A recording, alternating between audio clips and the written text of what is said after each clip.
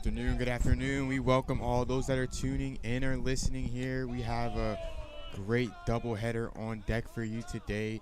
In one corner, we have Cecil Community College. In the other, we have your CCBC Dundalk Lions. On the mound for your Lions is Antonio Gifro. Stepping in to face Gifro to start off this afternoon is number 35, Sael Flete. At least that's what the guys in the dugout told me. Flete. Okay.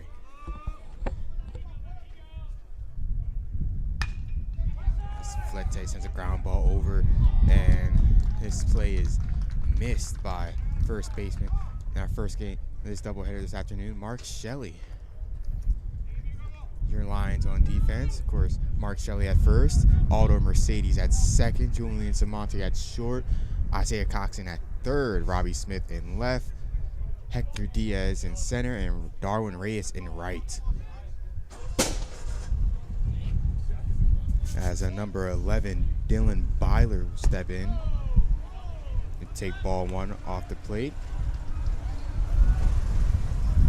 And folks, this is essentially what could be Lions are fighting for their season here. The playoff implications for those who do not know: if the Lions win 2 today, they will be guaranteed a seed and will be playing next week in the Region 20 tournament. If they split these 2 games of this doubleheader, I believe they're left waiting for the weekend for other games to be played. Because that one's in there for a strike. More importantly, their destiny comes out of their out of their own hands, and if they drop 2, the unfortunate worst-case scenario outcome today, they will not be playing next week in the Region 20 tournament. So it all comes down to these 2 games, folks. Cecil's in somewhat of the same boat. If not exactly sure their situation, but I know they're also fighting. So 2 teams fighting for their playoff spots here. No one's exactly out in the bottom half of Region 20. But nonetheless, the count goes full. Wins in these doubleheader games could mean the world for both of these teams as far as the season goes. As Byler works a full count here against Gifro.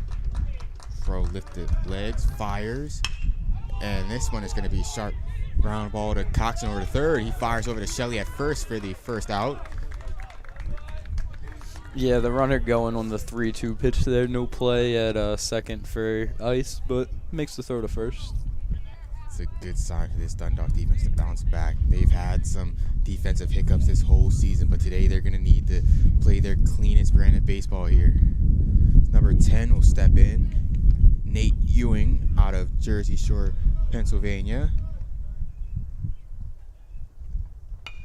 As this one is a foul ball. How often do you see that? The ball was curved over Ewing's head at the plate. He forgot to drop the bat down, and the ball ended up hitting the bat, so that'll be a strike in Gifro's favor there. Count will go to 0-1. I think that's the second time we've seen that here this season. Coaches always tell you that ball coming, just get that bat down. Worst case scenario, it doesn't hit anything, doesn't hit you, might hit you, but at least it won't be a strike. But there you go, Ewing there making that mistake. Gifro will fire, and this curveball will get Ewing, and Ewing will take first. Some early control issues for Gifro out there. Saw the curveball he got lucky with. Ewing ducked and hit the bat for a foul ball there. Ewing learning his lesson, not going to get fooled twice there. It takes the hit by pitching. He'll take first base. As number 8 will step in, Garrett Worthington out of New Providence, Pennsylvania. Gifro will fire. Miss high for ball 1.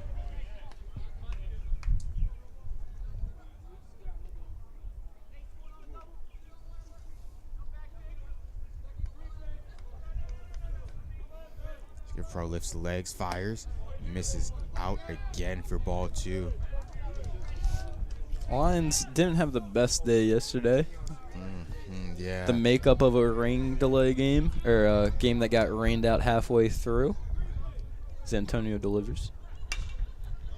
Yeah, I wasn't there to witness it myself, but I heard it was bad. A game that when it got suspended for play due to that rain, the Lions were up. It's just that I guess the momentum died on that day, and it was just at that point basically not a new game, but just whole new momentum created. Essex came out, hit early, got the lead, and just didn't give it up. Lions couldn't muster anything. A tough break there for the Lions, but we're on to play these two today as Worthington has another foul ball back. The count will even out to 2-2. Yeah, the Lions came into it up 5-4 and gave up a leadoff home run to the first batter on the first pitch, and it was all Essex the rest of the day. I could confirm any rumors about the Lions locker room not being pleased, that they were not pleased about how yesterday's events went. As Worthington lifts a high pop-up in the infield, Mercedes is tracking it. He's calling, and he will make the catch to retire Worthington for the second out. It's great to see that the sun is having no effect on the fielders. A very decisive call off there by Mercedes. Can of corn. As number 22, Davis Jenkins, a sophomore out of Atlanta, Georgia, will step in, see if he could put Cecil up on the board early in game one of this doubleheader.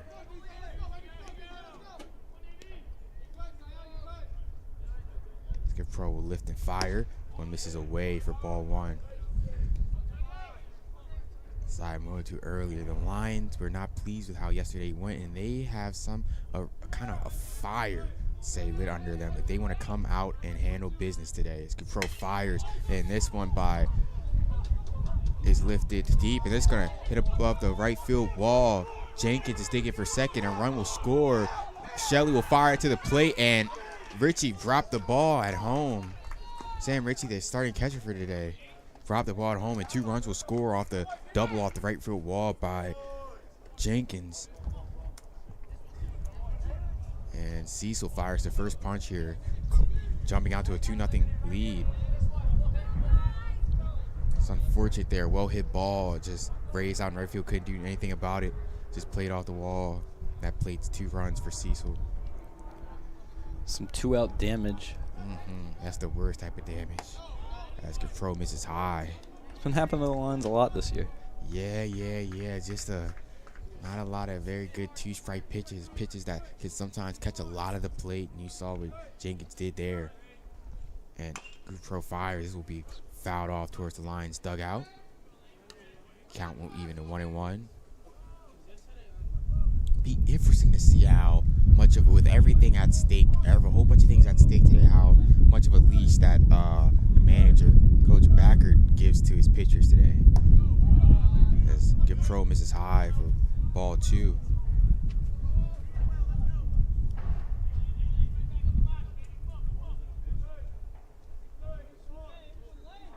Pro will lift the leg and fire. Snags it. Strike 2. Getting that low outside corner, it seemed like. The count will even up at 2-2 here with 2 outs at the top of the first inning. Pro fire. And there's a ground ball through the hole, through the right side. Jenkins is chugging home, raises up with there will be no throw.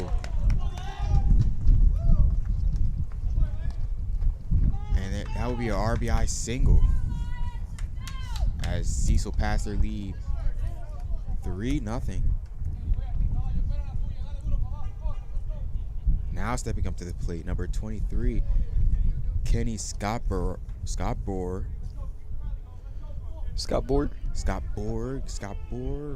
I like Scott Borg. Yeah, you're right. I like that. Scott Borg takes strike 1. 0-1 here. Yeah, as you alluded to, another 2-strike hit there for Cecil. So, yeah. It's been a problem for these Dundalk pitchers the whole year. It's coming back and showing its ugly head today. As Pro misses. It's for ball 1. Count will even to 1-1. Pro lift the leg and fire. Scott Borg will lift this one into the parking lot. It's be strike 2.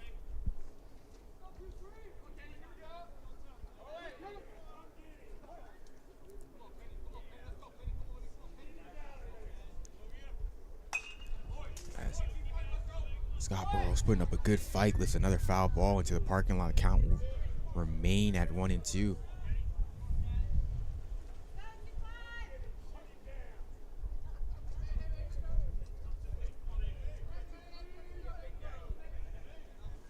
pitch. And another foul ball. The umpire will pause play to get some more baseballs. There's somebody in Dundalk dugout will be on that. Fro looking to put away Scottsboro.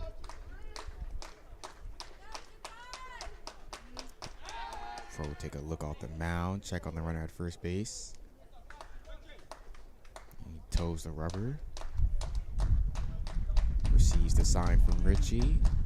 Lifts the leg. Here's the pitch. And he gets the K.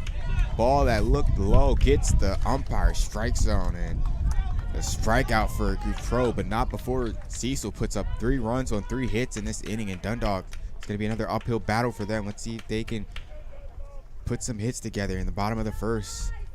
But as we go to bottom 1 here in the lines, then Cecil 3, Dundalk nothing. We'll be right back, folks.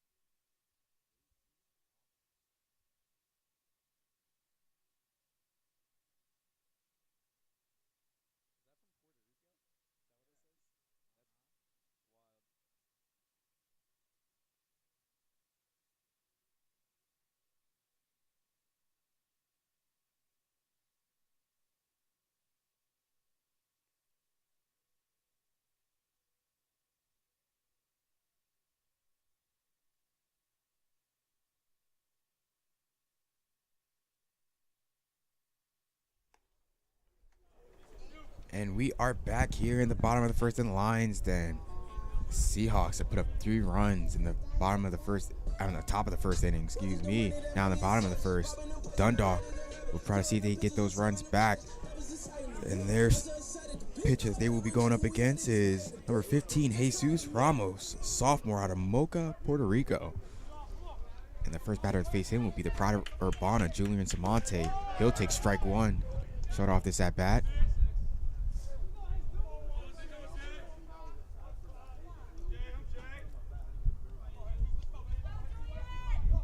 Ramos will reach back and fire here. As Samonte hits a fly ball, chasing left fielder back. It looks like he's under it though, and he will make the catch for the first out. So Samonte's retired on the fly out to left. Now bring up Robbie Smith, hitting in the 2 spot for today. It's a little bit of early contact there by Samonte. Usually tends to put up a little more patient at bats, but you know, in a game like this, they're already down 3 runs. Aggressiveness is a good sign from this lineup. Robbie Smith will step and take his cuts, squirt around and bunt, but Ramos missed the strike zone entirely, so we'll go to ball 1.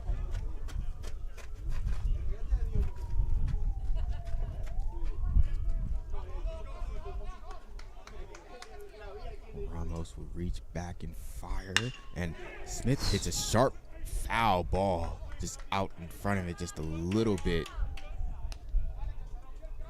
Nonetheless, the strike will go on the board. The count will even to 1-1.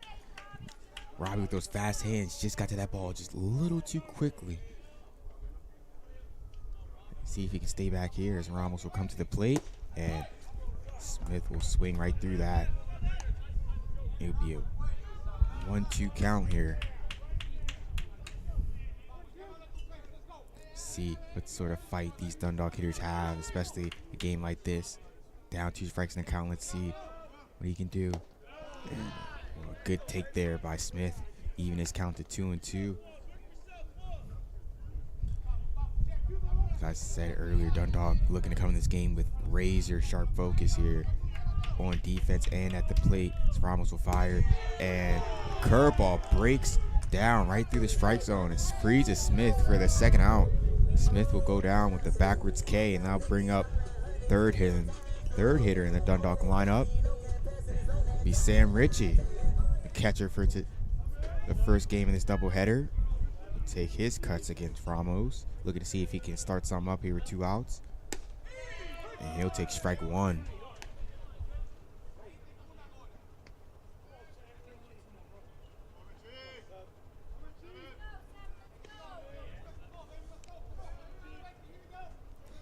Firing this pitch, and this is a curveball that's hit foul down the third base line. It's a good curveball there by Ramos. Richie got a good piece of it, but a little bit inside, a little out in front. Results in a foul ball. Count will move to 0-2.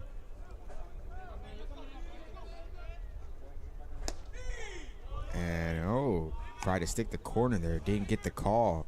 Count will move to 1-2.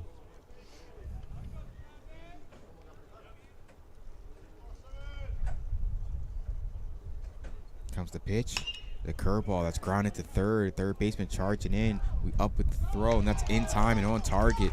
Richie is retired. Dundalk will go down 1-2-3 in this inning. No runs and no hits. Go to the top of the second here. Dundalk's gonna try to look to see if they can put a 0 up on the board here. Nonetheless, we'll go to the top of the second. Seahawks 3, Lions nothing. Be right back, folks.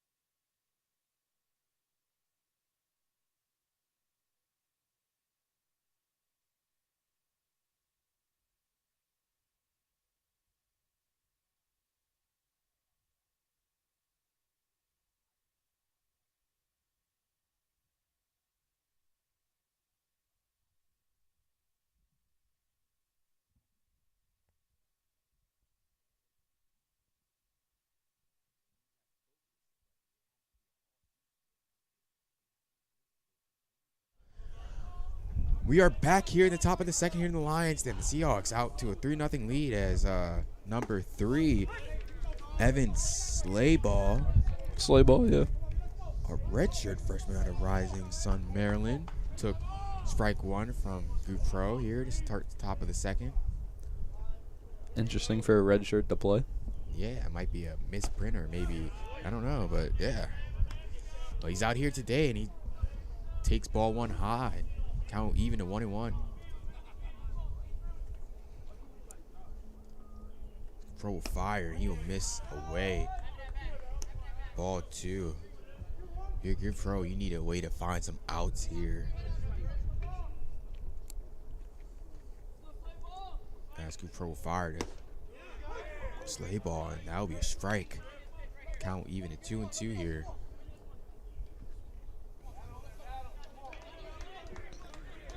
Yeah, really looking for Antonio to settle in here now. After getting 3 outs in the first inning. Works to count full. Yeah, he had the strikeout to end last inning. Hopefully he could build on that. Mm-hmm.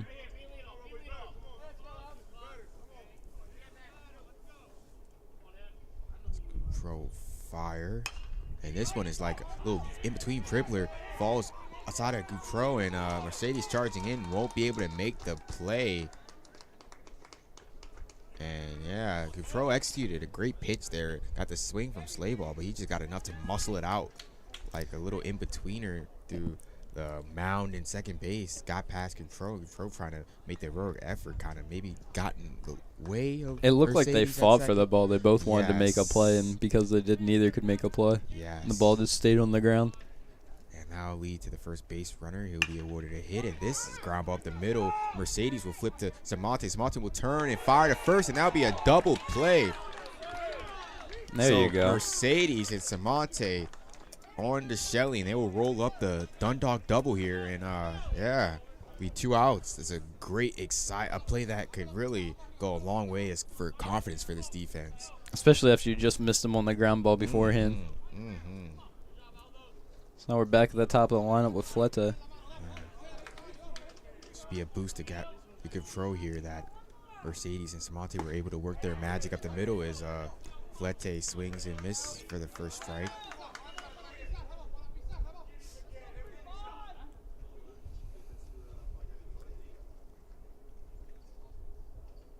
As control fire, and Flete hits a high loopy fly ball that is not going to be playable. That will escape the fence away from Shelley, who was charging in down the right field line to get that. It wasn't far over the fence either. It was right there. And off the bat, it kind of looked like, oh, the swing looked great, but just the contact result is like a loopy foul ball that's kind of hung up there a long time. So Flete obviously thrown off by good throw there. Nonetheless, throws a 0-2 count as he fires, and this one missed low for ball one.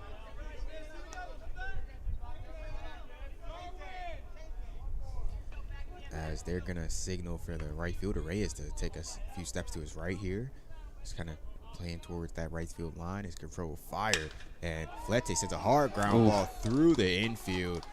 This will land in front of Reyes, and that'll be Cecil's 5th hit of the game so far. Just an absolute scorcher off the bat of Flete there. Yeah, Sheldon trying to make the diving play over at first, not able to grab it. Yeah, not the left-hander's batter's box. He was chugging there. It's going to be a tough play to make anyway. But with the double play here, that hit doesn't kill you. That's what good defense does. As number 11 will step up, Dylan Byler for his second at-bat here. As control fire, he misses away for ball one. As I said, with the double play turn earlier, that example, good defense, that hit does not really kill you. You're still 2 outs on the board and a runner on first. You need to have a sense of urgency, but not the worst case scenario. This control will fire and miss again away.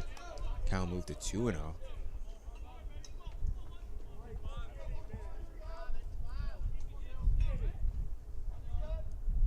It's a pitch from Goupro.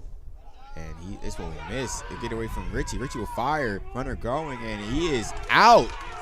A wonderful play by Sam Ritchie. They tested him, and Sam Ritchie answered the test and aced the test there.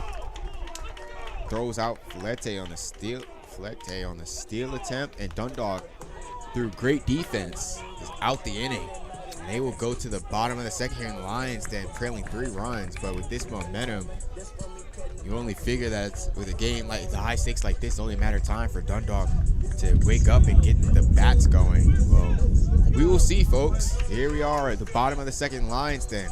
Seahawks 3, Lions nothing. Be right back.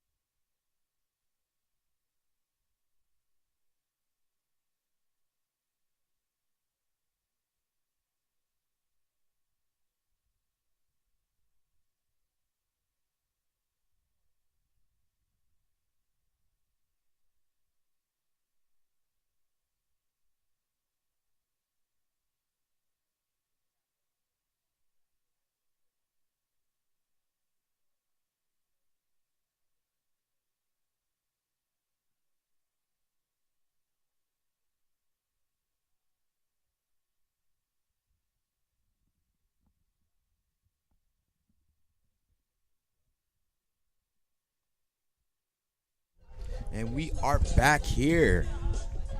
Bottom of the second inning. Stepping in to start off Dundalk's half inning will be Isaiah Coxon. Standing in from left side will face Ramos for his second inning of work. Dundalk trailing 3-0 here. As Ramos will fire, and this is going to be a base hit up the middle by Coxon, and he reaches base. Ice wasted no time there. Jumps with the first pitch he sees. Deposits up the middle for a base hit. Dundalk's first hit of the game. Way to wake up. Hopefully this could spark sort of a rally here. Dundalk, we know their bats could be electric at any given moment. Speaking of electricity, here you have Hector the handyman. Steps in, and this curveball is nowhere close, and Coxon will move to second. And so far during the break, I gave Ramos credit that his curveball was just in the zone. He put it in good spots there. It just looks like an uncharacteristic miss there by Ramos.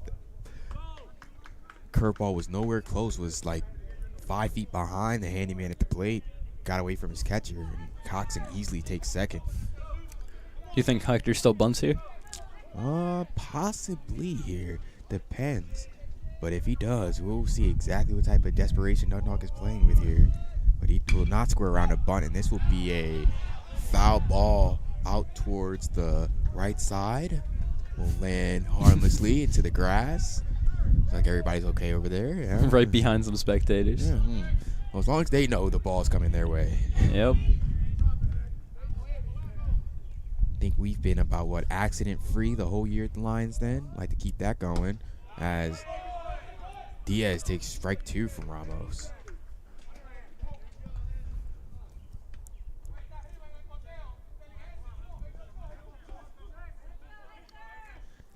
Ramos will come set, lift the leg up and fire. It's a curveball that breaks high for ball 2. Count even at 2-2. Dundalk staying disciplined in their approach. Like to see that, a team that's been struggling with the bats lately, staying disciplined, trying to find pitches in their zone.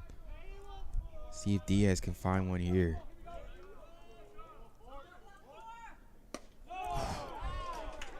This one will miss away, and Ramos let the handyman work the count full here. 3-2.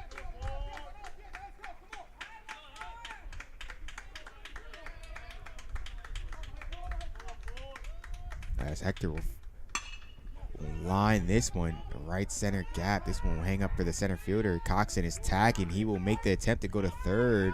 The throw is too late, and he'll be in there safe. And the handyman doing the job there is moving the ice over to third base. Good fundamental baseball there. On the fly ball out to center. Unless Diaz is going to be retired, Coxon moves to third, and up to the plate will step the freshman out of New York, New York. Playing right field today, number 34, Darwin Reyes. Looking to put a run on the board for Dundalk here in the second inning. Has the prime opportunity, I'd say. Infield playing back a ball here. As he squares around a bunt, Reyes with lots of speed will go to first, and he is out. Wow, that is the Lions gamble that they lost there. And that was a great play by Ramos there, because Reyes, as I said, Reyes is one of the fastest Lions on the team, and he's chucking out the left-hander's batter's box. And that was a good bunt. Made Reyes have to go down and get it, but Reyes fired a strike over to first in time to retire. Ramos retired Reyes. Matter of fact, as Mark Shelley, freshman out of Sparrows Point, Maryland, will step up to the plate. Ramos greets Shelley with a strike. Count move to 0-1. But yeah, that was just an impressive play by Ramos there to get the second out. Now Shelley's going to need a base hit to get the run in, as he will take strike 2.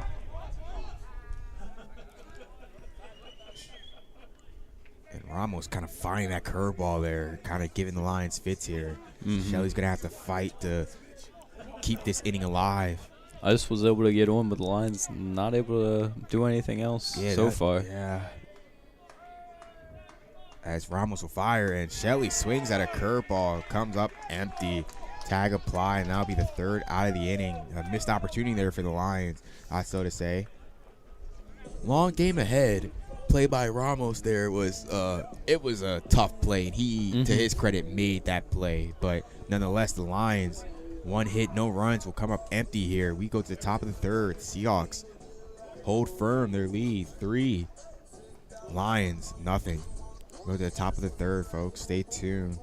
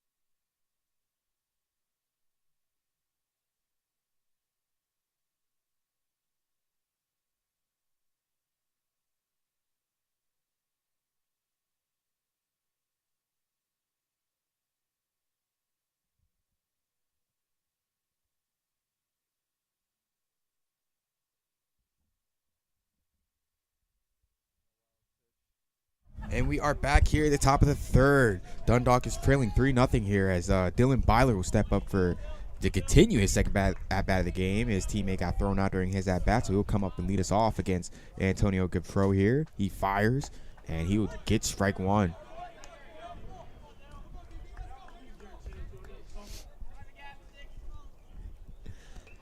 Byler getting the lucky chance to restart his at-bat.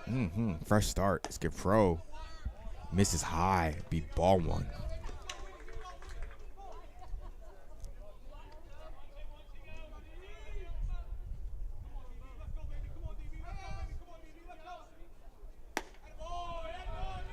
As Gipro will miss again. Be ball 2. Count move to 2-1 here.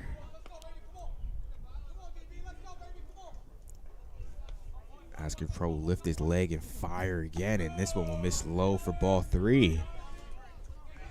Pro not finding success in those last 3 pitches there. Kind of competitive, but not competitive enough here. Entice a swing, and he misses that one, and that one is a tough squeeze there by Gipro, but nonetheless he surrenders the walk, and Backert is out, and it is going to be a coin flip, folks, whether Gipro stays in this game.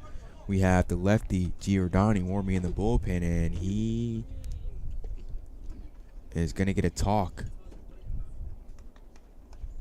Like, Backert is adamant about something going to the mound. Strong hand motions. Yeah. He's adamant. Backert knows, as well as everybody else dug outside, knows how important these 2 games are. It's coming out fiery attitude here, and he will let his starter go. Giordani is warming in the bullpen, but we will not see him right now as Gipro will continue to throw. Umpire motioning us that we indeed saw that Backert was out there for a mound visit, but nonetheless, stepping in will be number 10, Nate Ewing. Ewing will take ball 1 on a pitch that didn't miss much, to say the least, but nonetheless, Gipro down 1-0 here. He'll fire and get the swing and miss. Even the count at 1-1. That's what you like to see.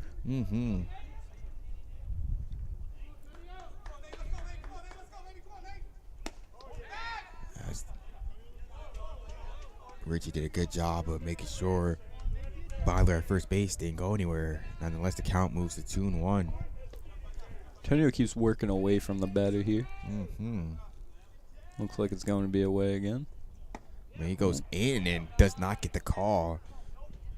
Antonio starting to get visibly frustrated here. Yeah, Richie set up away and it came in. Yeah. Let's let the count goes 3-1 to Ewing. Antonio will fire, and this one is a challenge pitch, but Ewing fouls it back towards the athletic center here at the Lions Den. The count will go full 3-2.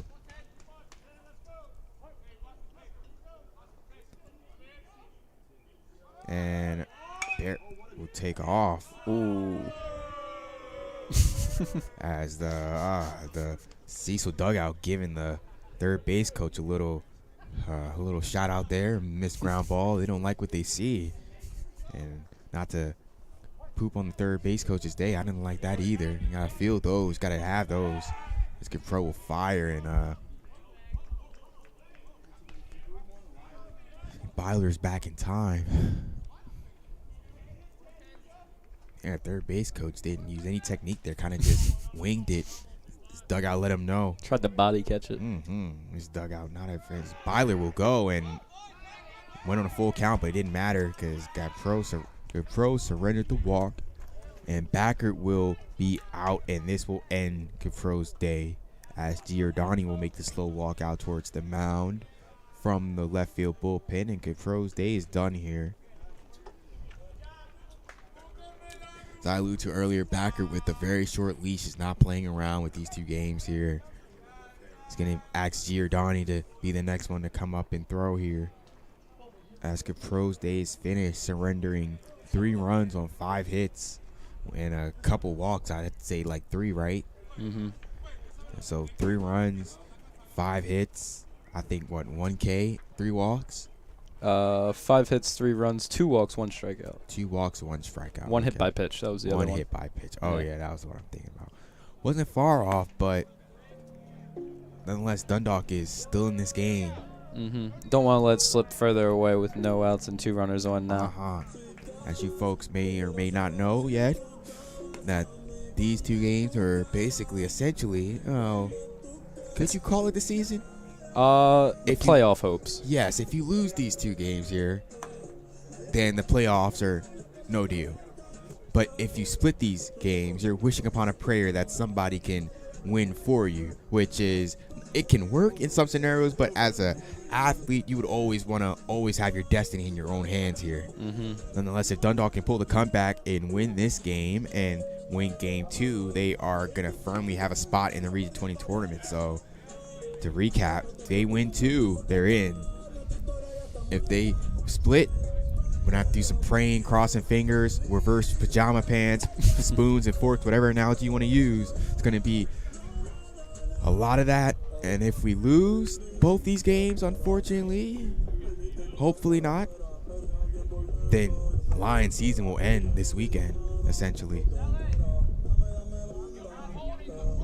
But here we are. Top 3rd inning, 2 runners on, no outs. Seahawks are up 3-0 against the Lions here, and still a lot of baseball left to play. So we'll see how it plays out as number 8, I believe. Okay, number 8, Garrett Worthington will step up for his second at-bat of the game. His first at-bat facing the new pitcher, Giordani. I was facing a lefty. Be interesting to see how Giordani comes in this game. High-pressure situation. He knows he has to throw strikes here, so let's see what he comes with here.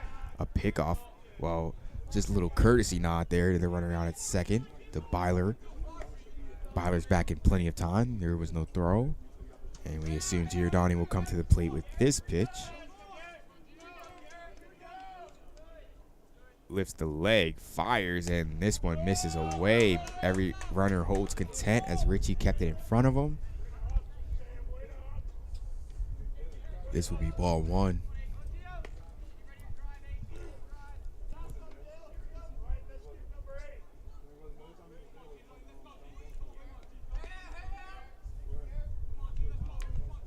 Comes the pitch from Giordani. This one is a high pop-up deep towards the... this one is caught. Great job by Sam Richie on a ball where me or my partner did not know where it went. Couldn't tell which side of the fence it was landing on, but it was right there at the backstop. Richie, to his credit, made the play, stayed with it, and Dundalk gets the all-important first out in this inning. Yeah, when the balls do go up, we have a roof over our head, so, kind of lose it. Worthington is retired, and stepping in for his place is Jenkins here. Jenkins had the big RBI double off the wall in right field, his first at-bat. And Jenkins sends a fly ball deep to left field, chasing Robbie Smith back to the fence, to the wall. He makes a jump, and this ball is gone. Jenkins with the 3-run home run. And Cecil will go to a 6-0 lead here, as that ball just did everything it could to sneak out. Yeah, it looks like Robbie, I don't know what happened. I thought he came down with the ball, but it looks like something, maybe a bracelet or something. I don't know. Did you see that as well? Yeah, but you know what I did see? It seems like Jenkins is hurt on the celebration, it seems like. Ooh.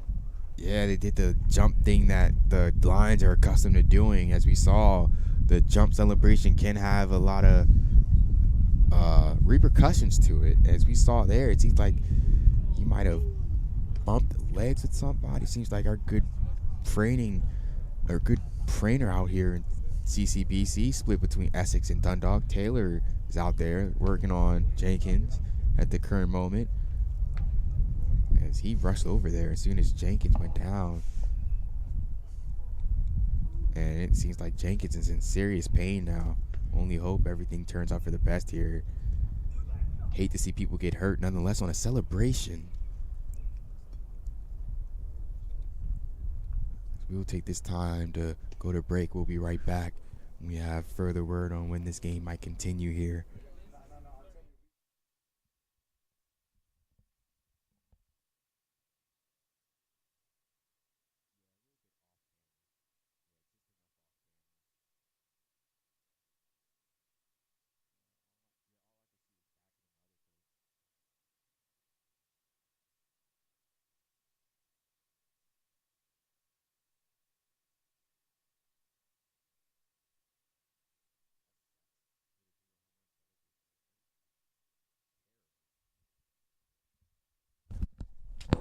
We are back here at the top of the third inning here. They have gotten Jenkins off the field and into the dugout. We only wish the best for him as he's battling what looks like a serious injury after hitting the 3-run home run, as Giordani will fire to the new batter, number 12, Lane Weissmiller, out of Rising Sun, Maryland. As Giordani will fire, and Weissmiller sends the ball. It's got by Samonte. The throw will be not in time. Weissmiller running it out. Tough play there by Samonte through the hole. Got the ball up with it quick. Weissmiller hustling down the line. Just not enough arm on that throw to get there in time. Yeah, hard play to make right at the edge of the infield there. And the runner will reach. That'll be Dundalk. I mean, not Dundalk's.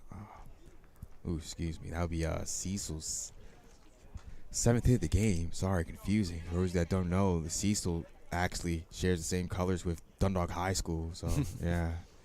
Yellow and green. Yeah. Nonetheless, Giordani will fire to new batter, number 23, Kenny Scottborg. He sends a foul ball over to Shelley, first base, for the first strike. Yeah, that 3-run home run could have massive implications as far as this game could go. Like a big backbreaker there.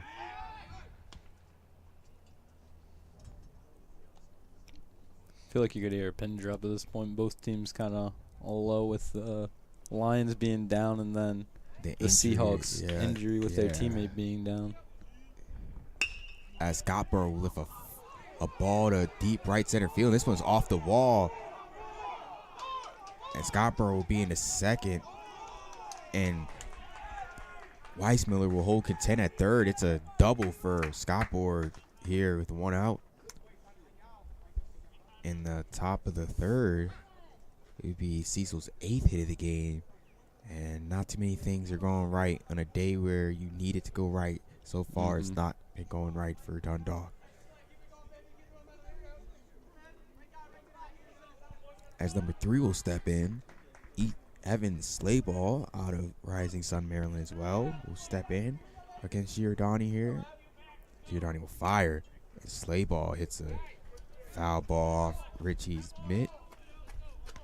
Number 3 Evan versus number 3 Evan. Yeah, Evan versus Evan action here.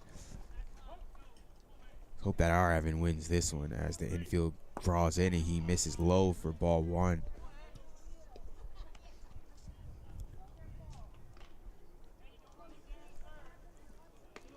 as Giordani will raise and fire. This one misses low again for ball 2.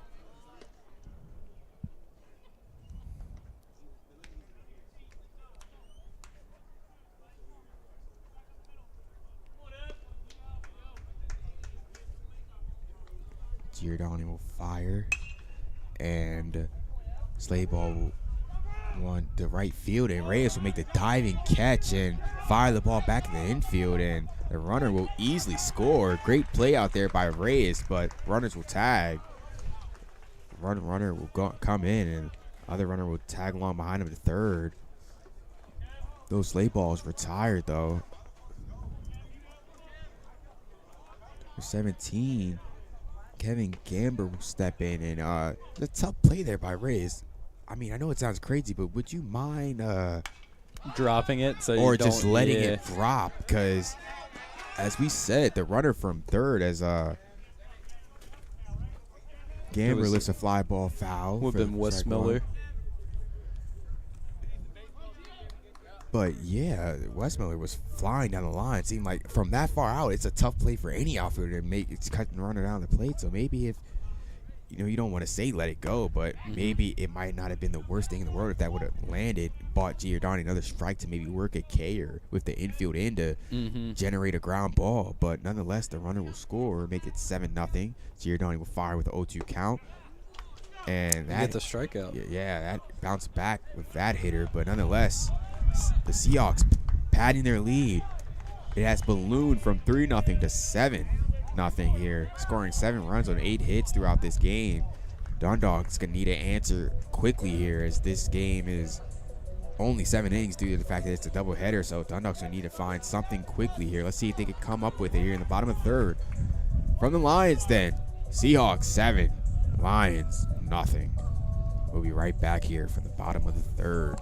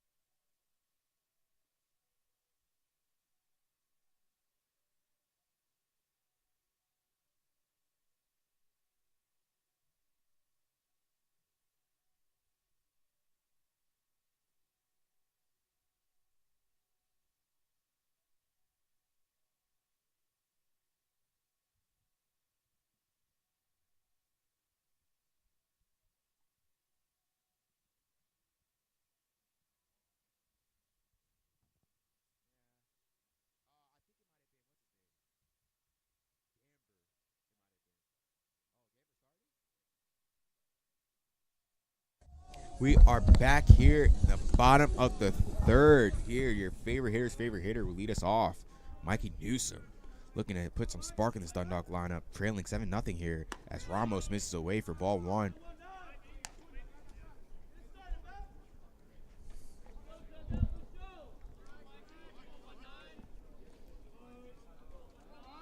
As Ramos will fire, Mikey Newsom gets a ball the left side. This one is through the legs of the second baseman. Mikey Newsom working some magic, get on base there to lead us off.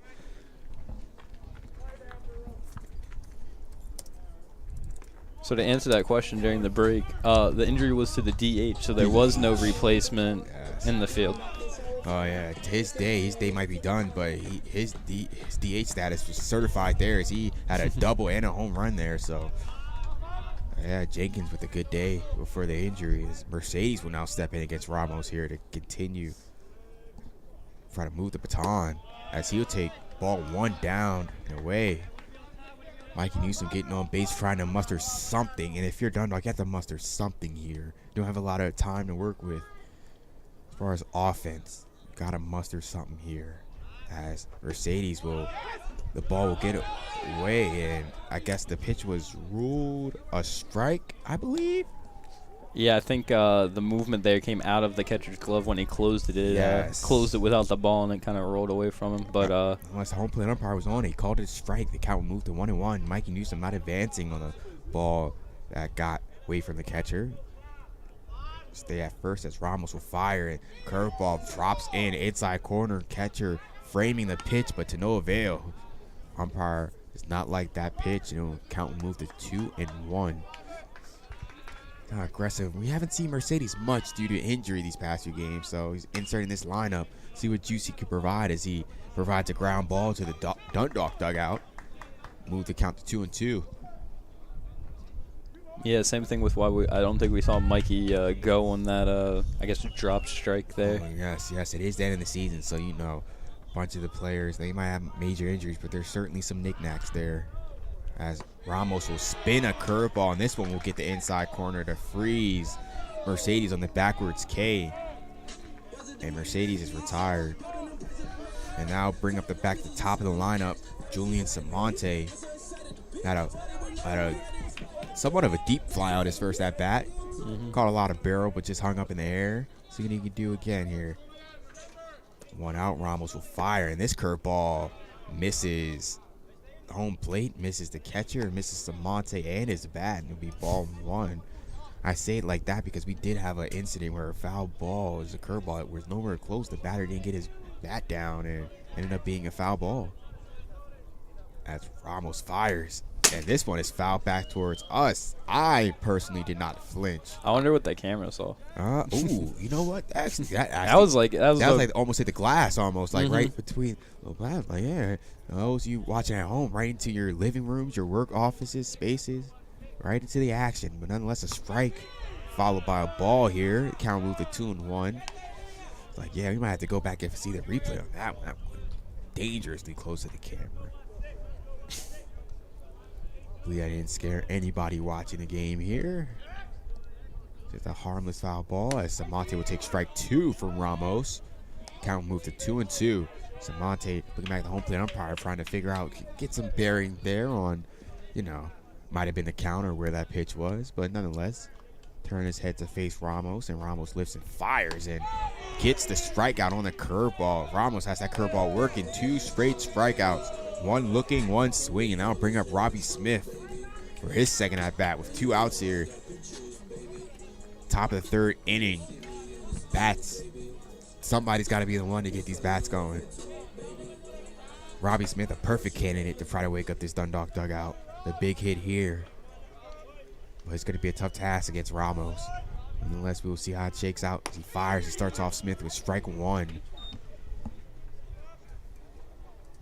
Believe Robbie struck out his first time up. Hopefully he had a little bit of a learning curve there and adjusted his approach here for some better success as he swings right through the curveball. Ramos has that curveball working. It is slow and it has movement to it. It like breaks right across the plate here. Dundalk will need to keep their front foot planted, keep their heads in, and grind and battle to get barrels on that curveball this afternoon. As Ramos will fire. This will be a fastball right there for strike 3. Ramos strikes out the side, and Dundalk will come up empty yet again here as we move to the top of the 4th. And I'm not going to say it's getting desperate, but we're starting to get a little bit close. Too close for my comfort personally, but nonetheless, we've seen crazier things happen. But going to the top of the 4th here in the Lions, then Seahawks 7, your Lions nothing. We'll be right back here from the top of the 4th inning.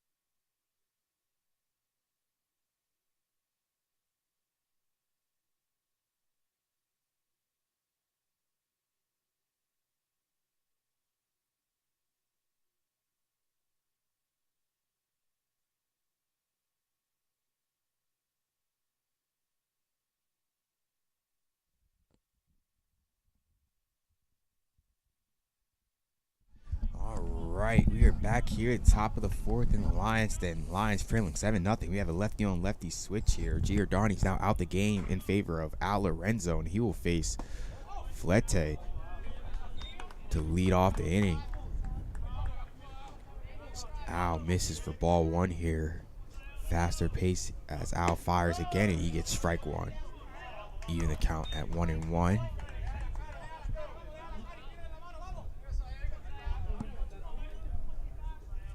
As here comes the pitch from Lorenzo. Flete hits a ground ball to Mercedes. Up easy. Throwing a Shelly. Can of corn for the out number one. Flete's retired on the 4-3 put out.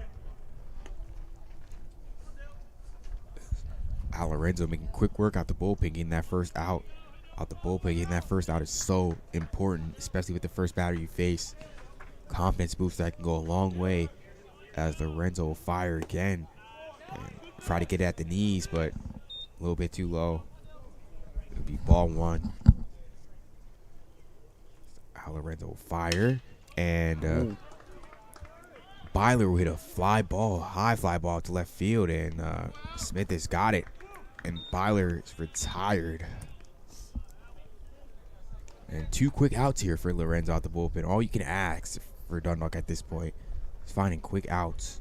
I was wasting no time out there. He One gets the ball and he's ready to deliver. One of our faster paced pitchers, especially kind of out the bullpen, is always, you can get in that rhythm, and he's firing again, and this is ball one. His curveball didn't break enough down into the zone. Ball one against Nate Ewing, stepping up for his third at bat of the game. Lorenzo fires, misses out. Count moves to 2-0. You have to be careful, especially with a fast-paced pitch. You don't want to lose control of a given at-bat. You sometimes slow yourself down and throw a strike. Lorenzo misses there, 3-0.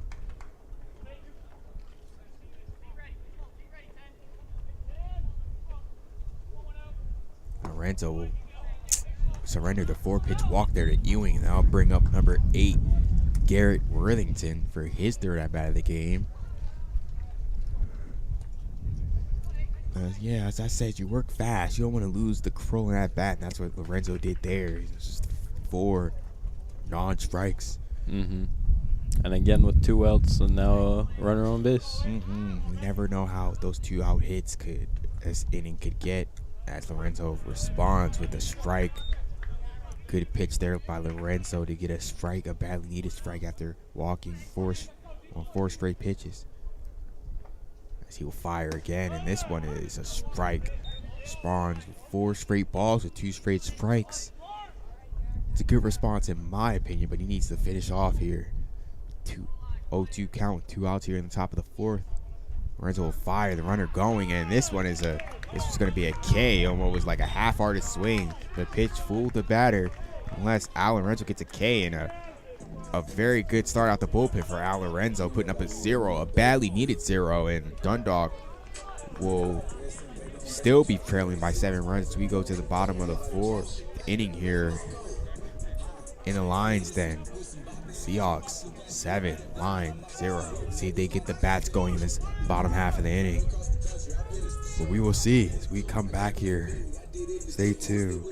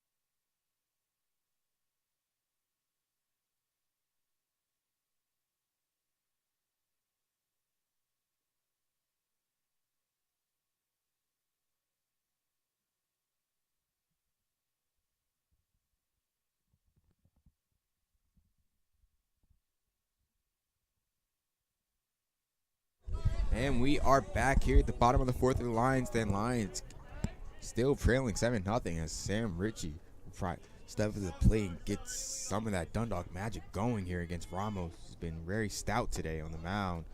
He misses there. 1-0. Yeah, I believe he's given up 2 hits and no walks so far. Ramos will fire. Get the foul ball there. Count even to 1-1. Yep, 11 batters faced, 5 strikeouts, 2 hits. Ramos been effective today as a starter. Looking to continue his dominance. Dundalk looking to break his rhythm as Richie will swing and come up empty there. For strike 2. Ramos working from a 1-2 count will fire. And this one is hit high, but this one's going to hang up for the center fielder, and he will run in and make the catch.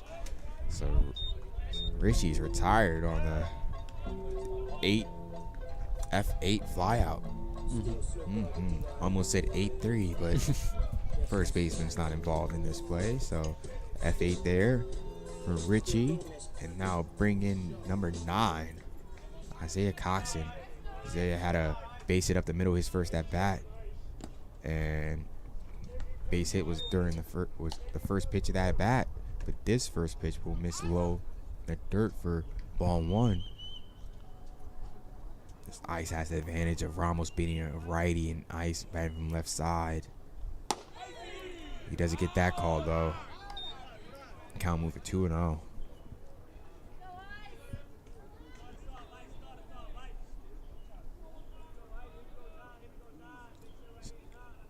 Ramos will fire a breaking ball in for strike 1. How aggressive Ice is in a hitter's count here. Assuming we'll see he'll take a big hack here. Ball's a strike. This one is not a strike. The count moved to 3-1.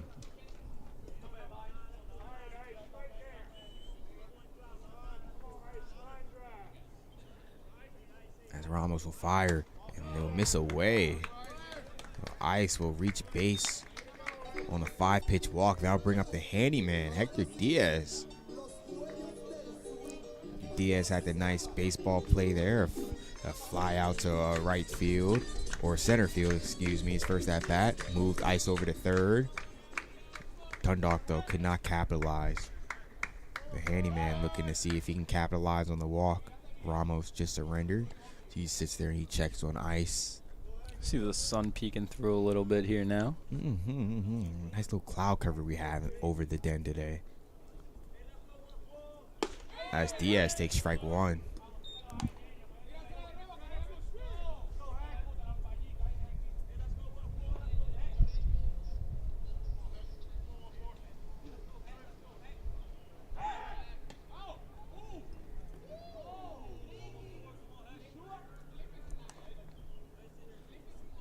Another throw over to first.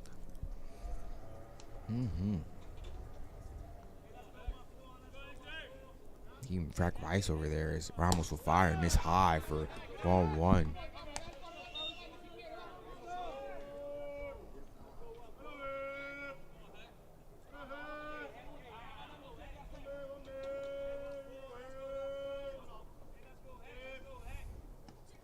As this curveball will hit the handyman. The handyman will take his jog down to first base, and Dundalk has runners on first and second here with 1 out.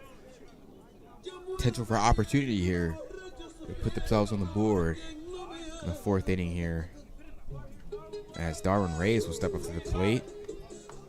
Darwin had that extremely tough play where he laid down a perfect bunt. Ramos made the perfect throw to get him out at first. No bunt this time though. And that'll be a strike. It's Reyes. Reyes not liking the call there. Unless the count will go to 0-1.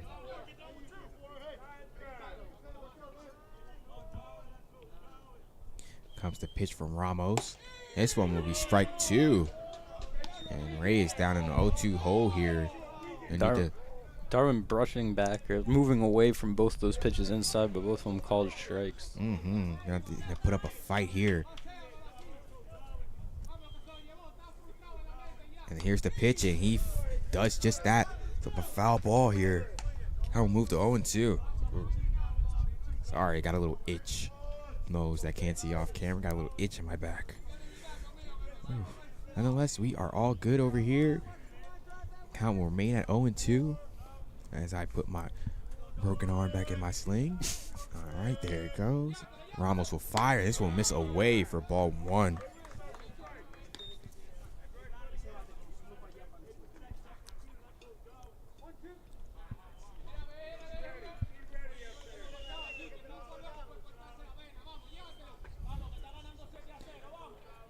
A 1-2 count. Ramos will fire, and Reyes just gets enough of that one to foul it back, punch it towards the backstop. Stay alive here.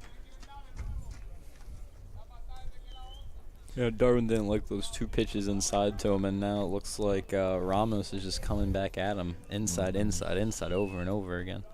The one ball he tried to have outside in, Darwin laid off it. And not that time, though. The outside pitch gets Reyes to swing right through that. And he'll be the second out.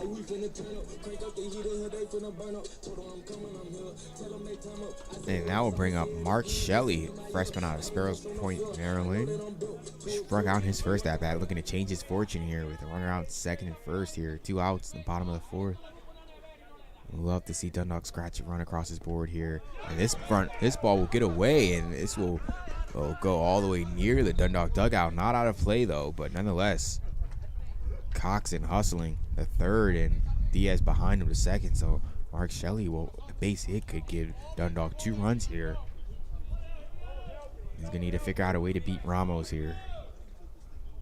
Or at the very least, work a walk to pass the baton to Mikey Newsom on deck. Ramos looking to keep his shutout going here, only giving up 2 hits thus far, no runs. As Ramos will fire, strike 1. The count will move to 1-1.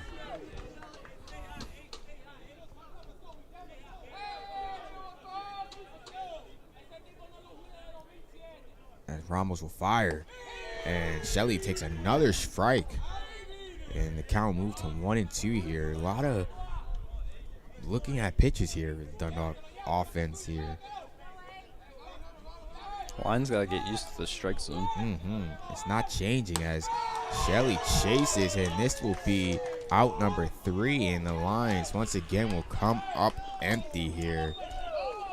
And we will move to the top of the 5th inning. Lions got some pressure on the Seahawks, but Ramos prevailing again, striking out Shelley to end the inning. And Seahawks go into the top of the 5th inning, up 7-0. Yep. And we'll be right back, folks.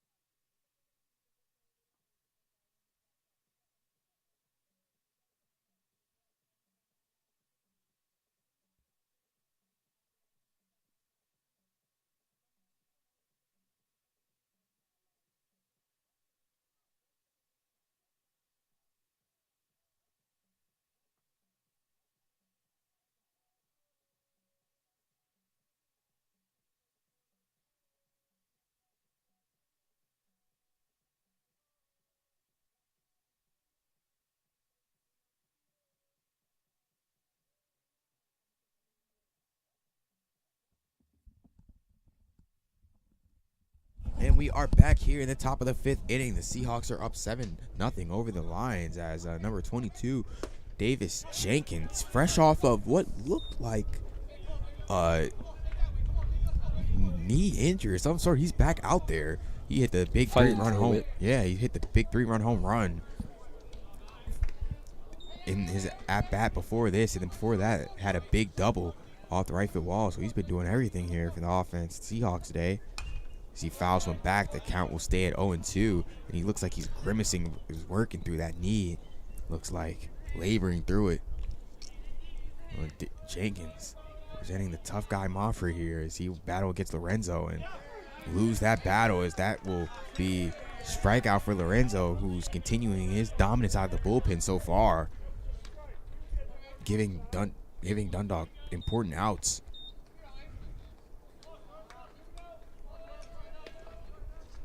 Now bring up number 12, Lane Weissmiller, to face in against Lorenzo.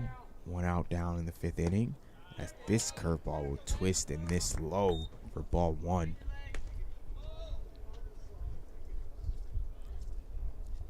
Lorenzo will lift his leg and fire. And this one is hit out to left field, excuse me. Robbie Smith easily puts this one away. Retires Weissmiller for the 2nd out of the inning on the F7. And now step in Kenny Scottborg.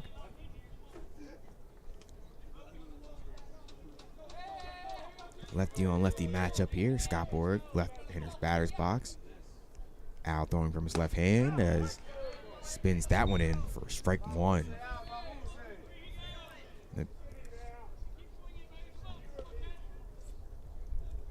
This one will make Scottborg twist and shakes his head. Made the right decision there as umpire called ball 1. The count even to 1-1. Lorenzo will fire again, and this one will hit Scottborg, and he'll end up on first base. The hit by pitch. I mean, it doesn't kill you, but you love to have that clean inning there. Don't give the Seahawks any hope to pad their lead here, especially top of the 5th inning here. Only playing 7 in this game 1 of this doubleheader.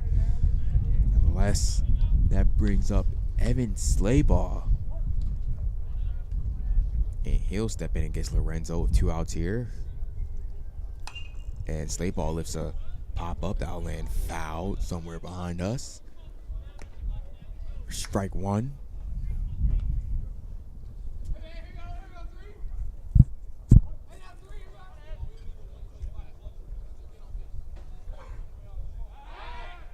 And this one, the pickoff attempt for Scottborg will get away, and Scottborg races across second. He'll go to 3, and he'll be up easy as they just get the ball into the infield. Scottborg easily end up at 3, and as I said earlier, hit by pitch. It's no pressure now, but you don't want to give Seahawks a chance to score this run, and now it gets even easier now with Scottborg advancing to 3rd on the error. The pickoff attempt. Lorenzo will work here. Scottborg on 3rd. And Slaybaugh will lift the foul ball down the line toward the athletic building. This one will definitely be foul, and count will go to 0-2. Lorenzo will stretch and fire.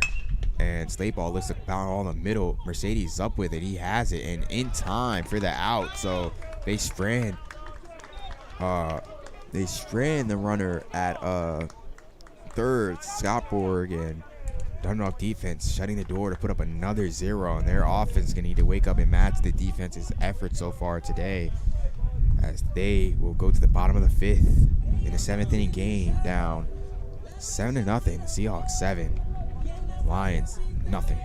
We'll be right back here, folks. Lions then, bottom of the 5th coming up.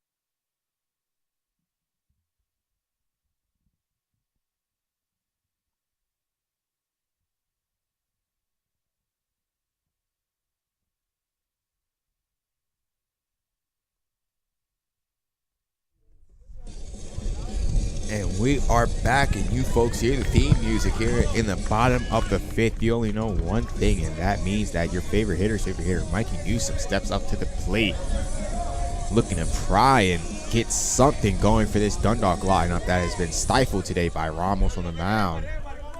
No runs on 2 hits. Ramos will fire, and it'll be strike 1.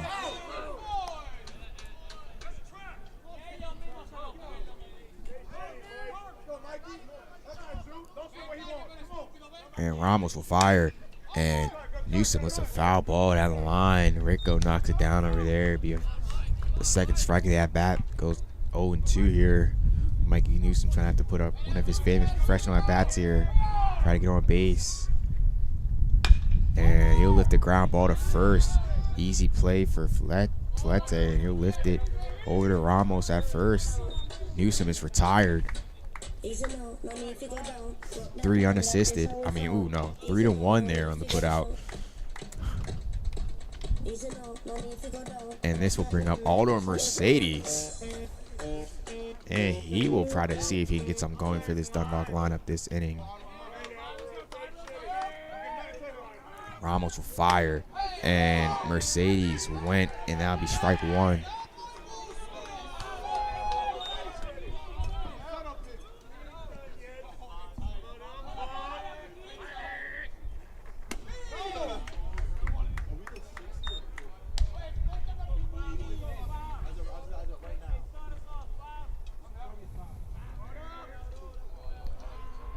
Ramos will fire, and this one misses low for ball 2.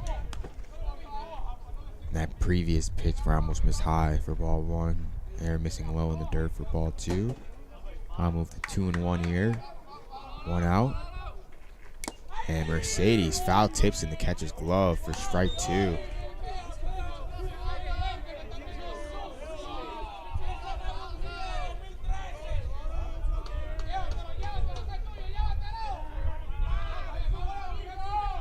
The pitch from Ramos, and this one is close but no cigar there for Ramos. This one misses in.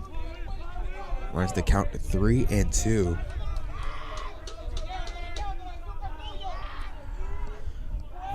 Ramos will toe the rubber, reach back and fire, and this one is ball 4.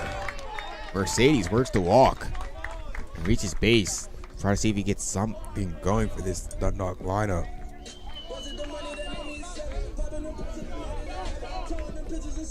Now 3 walks surrendered for Ramos on the deck.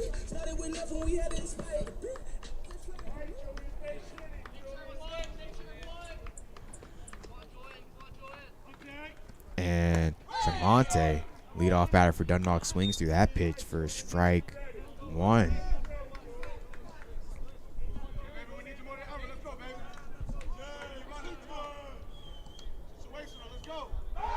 Ramos with a pickoff attempt. The Mercedes back.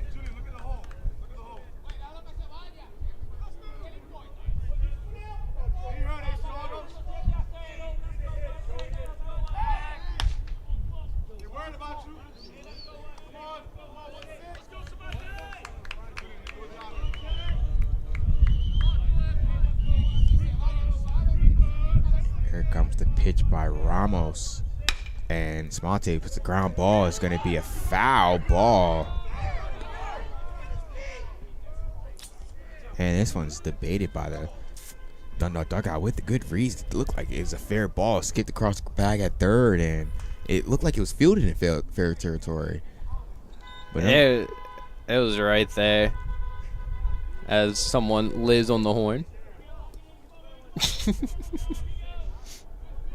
As Monte will now retreat back to the batter's box. It'll be an 0-2 count here.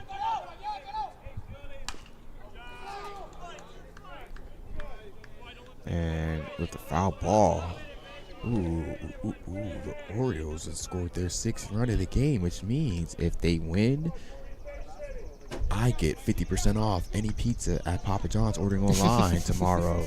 So go O's, but as of right now, it's go Lions as Samonte lifts a ground ball foul. So he's putting up a great fight here against Ramos. Down 0-2 here, 1 out, looking for something positive here for the Dundalk offense. It's been struggling, to say the least, here this afternoon. As Ramos will fire 0-2, and this one is ball one. Yeah, that was right on the edge. The Cecil dugout not happy with the call.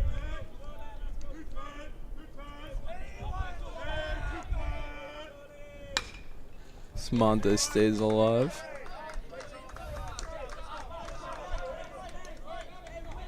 Fouling another pitch off. Great battle there by Samonte, who's really been clawing teeth and nail to try to get something going here. Ramos will fire, and another ground ball played by Backer, can't make it. That would be a coach, a EC right there, E on coach. Can't make the play there. Backer's been giving some work down the third base line this at bat. Can't come up with the play there. Ramos will fire again. Miss outside. Back pick to first, and he's in there. Safe on the back pick.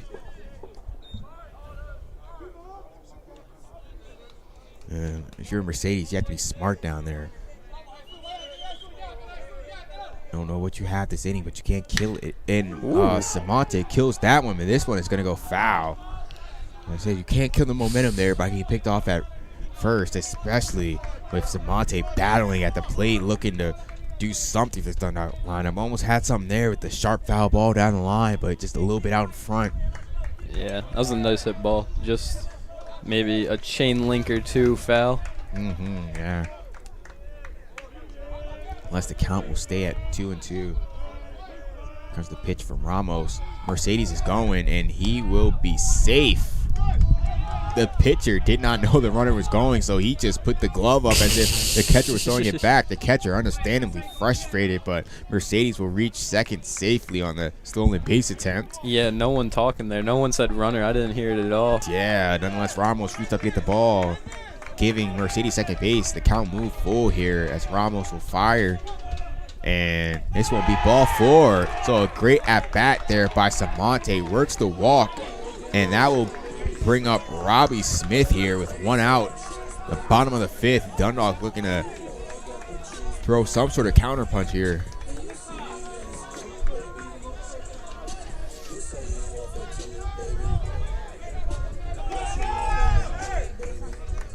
We're seeing a little bit of a momentum shift here, just a tad bit. Or at least the Dundalk's dugout waking up and getting into this game.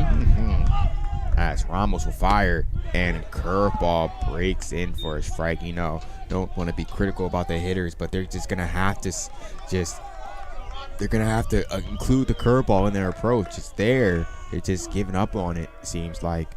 Ramos will fire again. The curveball, strike two again, as I said. Can't look at the curveball. The pitcher has shown that he can throw that for a strike, so you have to respect it and at least offer at it if it's there. Unless Robbie will try to do his best two-strike impression here. Two-strike count, try to fight, and he swings right through the curveball. Strike three, going down on 3 pitches there for the second out of the inning. As you just say, Ramos just overpowered Smith with the curveball there. Looked at the first two and just couldn't find the barrel for the last one. Now bring up Sam Ritchie here. 2 outs, looking to break up the shutout here. It puts something, letting Dundalk's offense, at least in the scorebook, exist somewhat. I mean, it's been non-existent today as Ramos is high. Yeah, we're at the point where the walks are being more prevalent than the hits, and Lions just can't capitalize on anything. Lions getting 2 walks this inning, just let alone against the 2 hits they have this entire game, as Ramos is in danger of earning another walk, going up 2-0 here. There's no one warming in the Cecil bullpen, but Ramos has shown that he's been dominant today, so no cause for concern over in the Seahawks dugout so far. So here comes the 2-0 from Ramos. Drops in a curveball for a strike.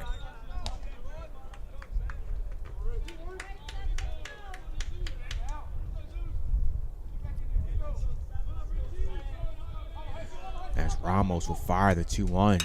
And this one is a high fly ball.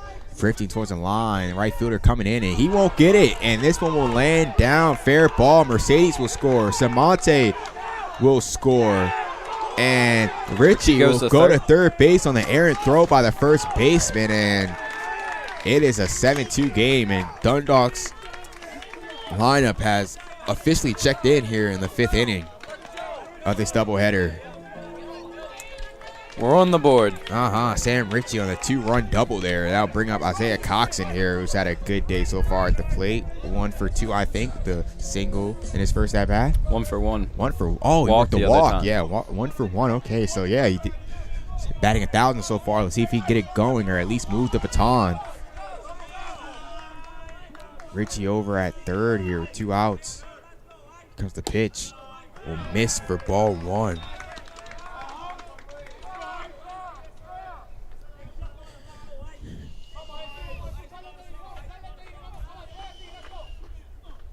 Here comes the pitch from Ramos.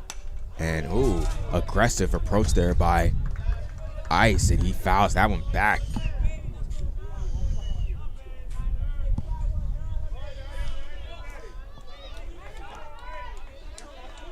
And here comes the pitch from Ramos, 1-1.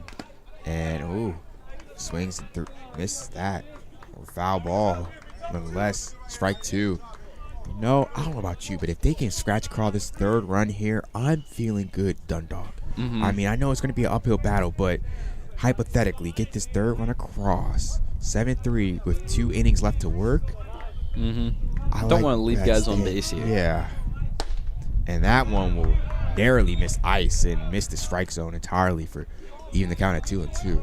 2 runs or down 4 with 2 innings to go. Hypothetically, have to score 2 runs, 2 innings. I think that's a doable job for Dundalk. But nonetheless, you have to do this now. And kind of like almost like a pitch out sort of pitch, but Richie was not going anywhere, and the catcher kind of jumped up like he was going to throw, but Richie was just standing at the bag. So nonetheless, it's ball 3, and here's a full count here, 2 outs. Richie's on third. Dundalk trailing 7-2 here in the bottom of the 5th. And here is a base hit by Ice here. He finds the hole, jumps on that curveball by Ramos, and like I said, it's a 7-3 game, folks. Dundalk is slowly finding a way to creep back into this game. I said it before, I didn't want to jinx, but I just felt good. Like, if they could get this 3rd run across, 7-3 with 2 innings to go is a very doable job for this lineup. Of course, considering that you have to put up zeros if you're on defense. But nonetheless, there is light at the end of the tunnel. In my mind, I theorize that there is indeed light at the end of this tunnel. But Dundalk's going to have to navigate their way through this. Not the biggest, it wouldn't be the largest comeback we've seen this season, but with the stakes given, it'd probably be the biggest. All the chips are on the table here. Dundalk and Cecil are fighting for their playoff lives here. And up to see if he can continue the inning is the handyman Hector, as the Cecil coach had to talk to Ramos after that one, trying to maybe get his mind right so he can get back in the dugout. Had 2 outs, giving up 3 runs. Not ideal though, but nonetheless, the handyman will step in against Ramos. Nope, the line's able to do damage with 2 outs this time. As this one will miss low for ball 1. So I think the key is that they have to stay with that curveball. The curveball's been there, and you saw Ice put a barrel on that curveball, line into center field. Or right center to be specific, as Hector Diaz will jump on the ball. This one is deep out to left field, and this one bangs on top of the wall. Ice is hustling around first. He will score, and Hector Diaz inches away from a 2-run home run, but will settle with the 1-run double, and it is 7-4, folks, here in the bottom of the 3rd. Wow, Dylan, you and me both witnessed that. It might not be clear on the camera, but that it seems like it hit the yellow line above the fence and between the padding on the left center field wall, which means it only missed by inches, a mere inches. Yeah, the top of the fence has like a cover on it, painted yellow, and then there's the gap in between the pads and that top cover. I think it landed in between there. Of course, the yellow being what it takes to get a home run. So, and we have seems like a pinch hitter here. Devin Hollingsworth will step in his first at bat of the game here, sensing the momentum here. Hector Handyman doing a job there out at second base. And he watches a curveball from Ramos in there. If he throws that curveball again, if you're a Dundalk batter, you have to be all over it because you know he's coming back with it. He likes that pitch, and it's going to be there. So let's see what he does here. There it goes again, and yeah,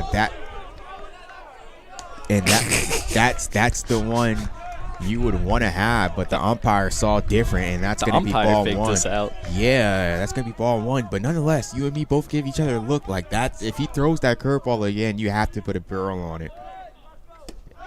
And you know, he loves that curveball. And like I said, maybe it's been the backwards approach as he misses the fastball low for ball two. As I say, maybe it's the backwards approach. They're so fastball oriented that maybe his curveball might be his best pitch and the one that you know is going to be across the plate.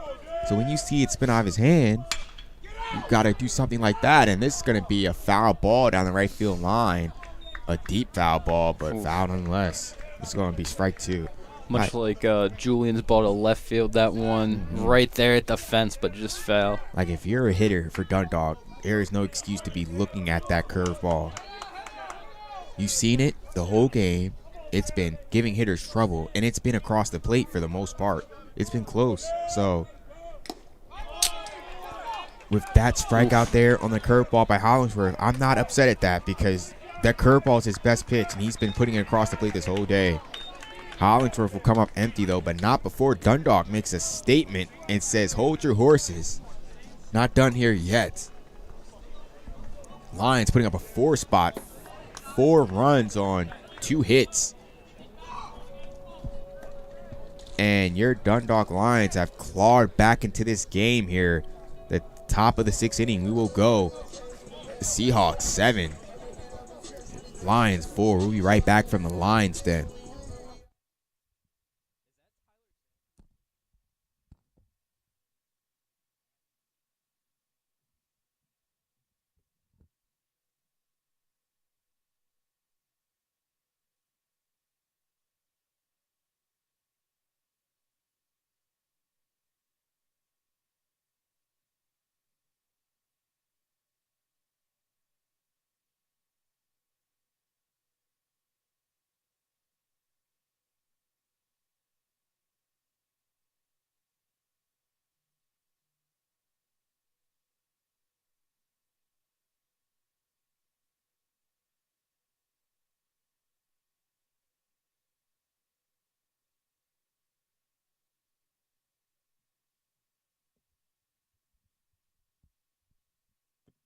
And we are back here at the top of the 6th inning. Dundalk has put up a statement. It is now 7-4 Seahawks over the Lions. As number 17 will take ball 1. Gavin Gamber will take ball 1 against Al Lorenzo. We have a substitution in for Darwin Reyes. In right field is Tyler Sampson.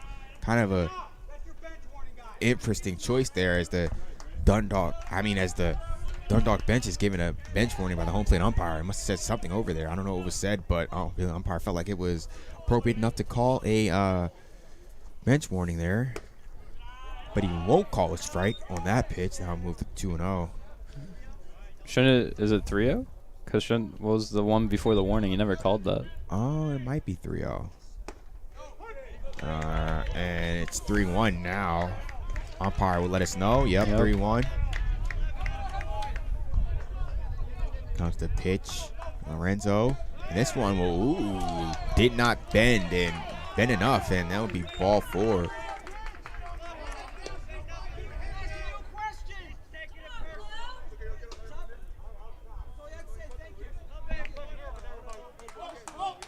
And the backer trying to figure out where that one was. Home plate umpire answered outside. We don't have the Zabruder film over here, but it's up for debate. Oh, that one will be a fair ball. That bunt will be a fair ball. It was called fair. And Backert's going to have a word with the home plate umpire right here. And it's going to be a tough call because the home plate umpire was right there and the field umpire was not over there. And it's going to be a fair ball, folks.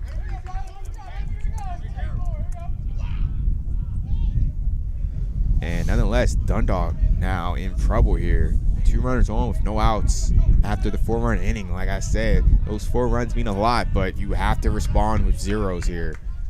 And so far right now, that plan is being threatened. Standing at the plate now is Dylan Byler with 2 outs. He will bunt. Maybe not. Pulled it back. Squared around a bunt. Did not. Kind of playing tricks on us there in the booth. Nonetheless, the count will move to 0-1 on the strike thrown by Lorenzo. He will fire again. Squaring around a bunt is Byler again. He will take it. And they tried to get Gamber slipping off of second base, and the throw from Richie was a little bit outside. If that was a strike thrown, that would have been out number 1. Nonetheless, though, the count will move to 1-1 with no outs here. Gamber looking to get some more insurance up there as he will lay down a bunt maybe, and this bunt is going foul. I don't know. That one might be fair. Yeah, you have to wait for the home plate umpire to say it, because the umpire makes the final call. Not throwing any shade to the home plate umpire, because it is hard to make judgment calls like that, but it's a foul ball. Just making sure it's a foul ball. Nonetheless, Lorenzo here firing from a 1-2 count here, looking for a big K. Won't get it on that pitch. 2-2. I said, just gotta make sure. You never know with the umpire. Just gotta make sure. You gotta see them call the call.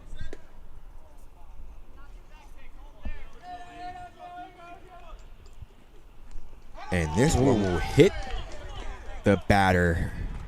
Did he catch his foot or something low down there? Oh, no, it hit the batter. And the bases are now loaded here. Lorenzo with a fine bullpen job. Now his day could be threatened here by this rally put together by the Seahawks after that 4-run inning by Dundalk. The infield will be in here, so assuming they get a ground ball, probably going to throw it home here. Lorenzo misses high for ball 1. Throwing to number 10, Nate Ewing, for his 4th at-bat of the game, I believe. See what Lorenzo can do here. Fires.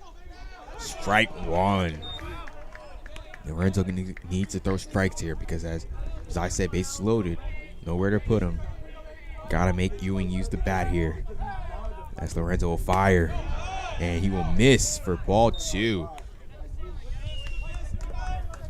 Home plate umpire has been consistent about those calls at home plate with the strike zone. A lot of close pitches that weren't called strikes for both sides today, I might add. And this one will get away from Richie. Seahawks score their 8th run of the game. And that's just an unforced error there by the Dundalk defense. Can't have those. Nonetheless,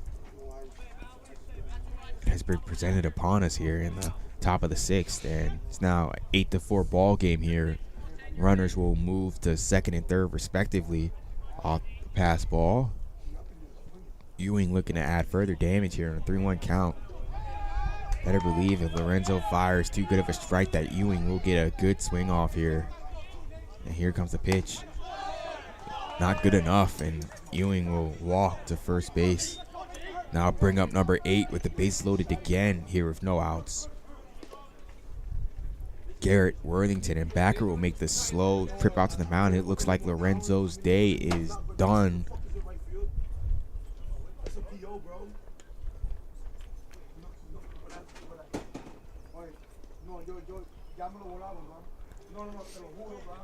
And Lorenzo's day is done, so he'll leave Gavin Chatton to come into a jam here.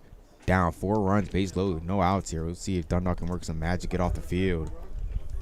We'll give Gavin some time here. We'll step away from the booth, give Gavin some time to warm up. We'll catch some sunshine. We'll catch you back on the flip side of this pitching change, folks. Stay tuned. Seahawks 8, Lions 4 here in Lions, then top of the 6th inning.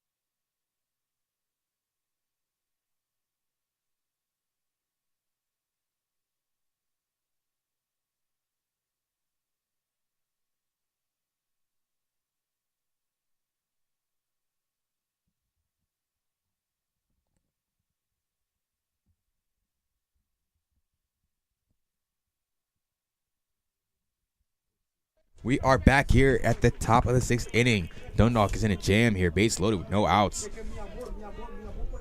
Worthington stepping up to the plate. Gavin Chadden facing him at the bullpen. This one's a fly ball into center field. Hector's tracking it. He's got it, and he will make the throw home. And this throw is and they're begging Shelley to throw third, and he is safe.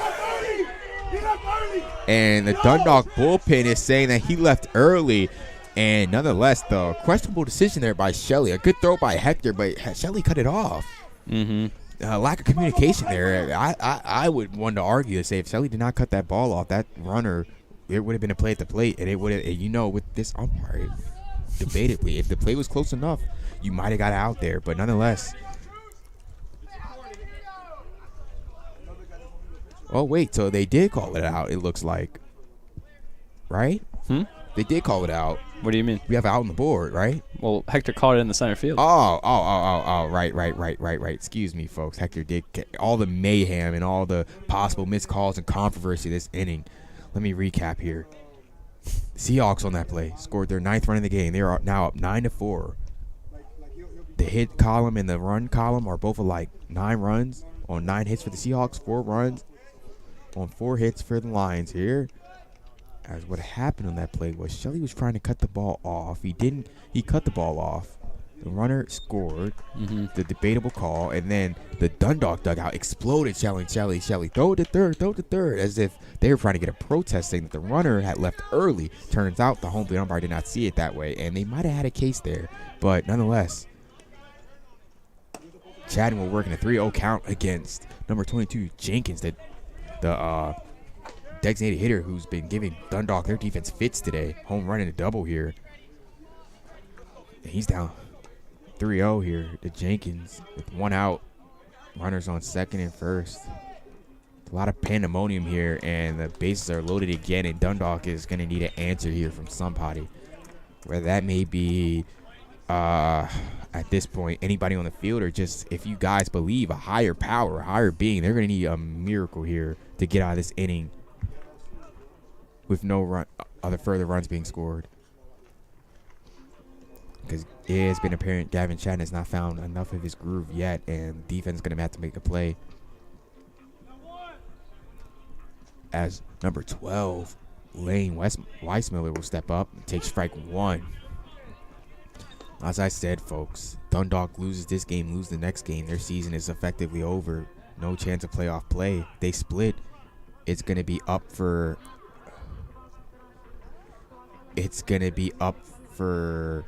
other teams or other miracles to happen for them to be in the Region 20 tournament, as we get a pinch runner here on first base.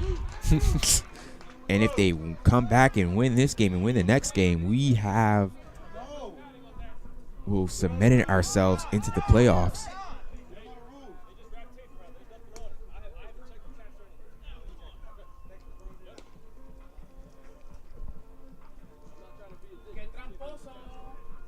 And it seems like, because you have a cast on, there have to be some sort of medical precaution beforehand check before he's allowed to play. Yeah, and with that being said, I'm in here with the sling. We're not making up rules here, folks. That makes sense, logical. I mean, the guy's out there with a cast, and trainer Taylor probably has to check him out and make sure he's clear to play, because, you know, he's wearing a cast, so it's obviously something's wrong, right? Unless that's one of those newfangled sliding mitts I'm not occurred with. No, he can't pinch run. He has a cast on, so Cecil will send in another pinch runner here. Number 1, Gio Malatesta, freshman out of Lancaster, PA.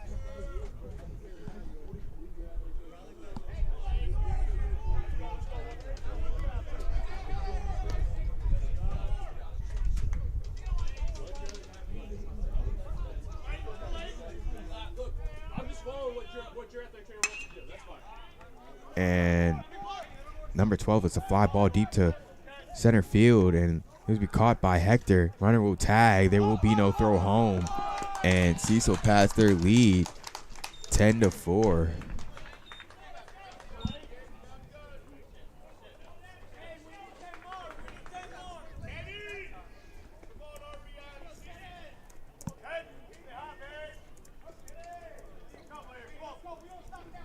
And this will bring up Kenny Scottborg here.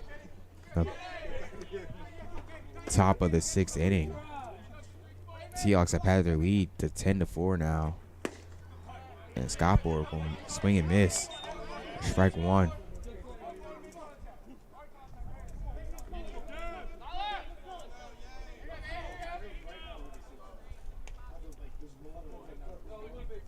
And Scottborg will lift a fly ball out to left field. Robbie Smith is charging in. He will not make the catch. 1 run will score. 2 runs will score. Scottborg is going to be at second on the unfortunate play there by Smith. Kind of was getting there to get that ball, and he just dropped it. And the lead will balloon to 12-4 now, and Dundalk is running out of answers here. The bottom in the top of the 6th inning here. All that damage coming all with 2 outs here. Yeah. Just not much you can say at this point. Game just kind of slipping away here in the top of the 6th. As there be another base hit out to left. Third baseman coach waving Scottborg around. A throw from Robbie Smith, and this one he's going to be out at home on the great throw by Robbie Smith. But nonetheless, the damage has been done here, folks. Seahawks strike for, was it 5 more runs here? And they pat their lead 12-4 here in the top of the 6th. Dundalk, no joke. It's not a joke. It's not any superficial thing I'm saying here. They're going to need a miracle to come back in this game. Wouldn't you say, Dylan? They're going to need something. They're going to need at least 8 runs. Yeah, it's going to be a miracle, folks, but we'll see. Miracles can happen. We'll see if it happens here. It appears that Ramos is coming out for his 6th inning of work, and we'll resume here, come back here in the bottom of the 6th when it starts. Dundalk is down big here. Seahawks 12, Lions 4. Be right back, folks.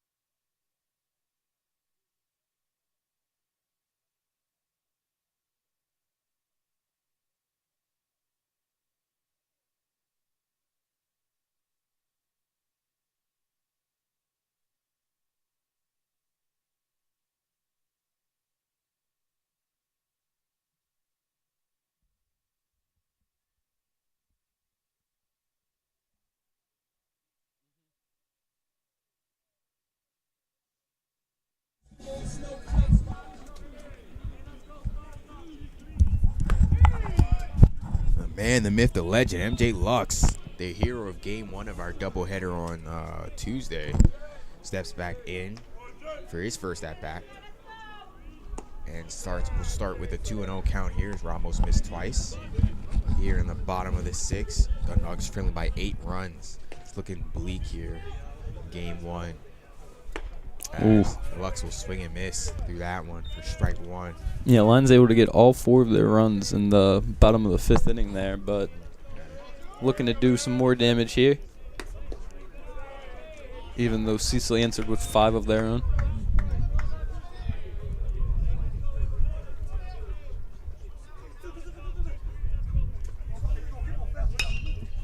As Lux will lift the fly ball, this one will go foul for strike 2.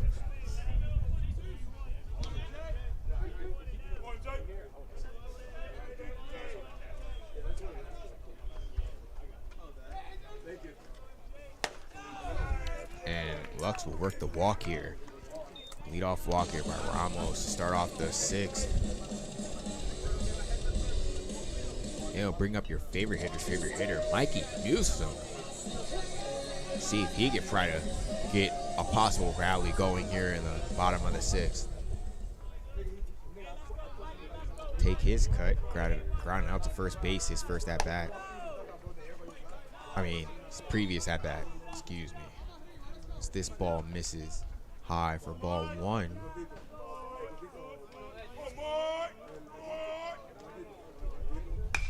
And this one's going to be a sky-high pop, but we'll see if anybody can crack this. The catcher looks like he has it, and he squeezed it, retires Newsom for the first out of the inning. This will bring up Aldo Mercedes.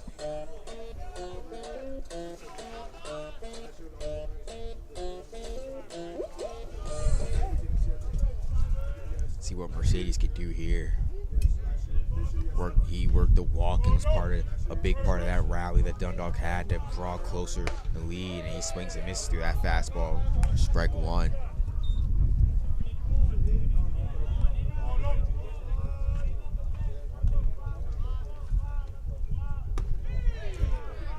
Ooh. I thought that was a strike. Yeah, but home plate umpire thought differently. Home plate umpire has been controversial for both of these sides today, to say the least. This one, no contest though. This one misses high for ball 2.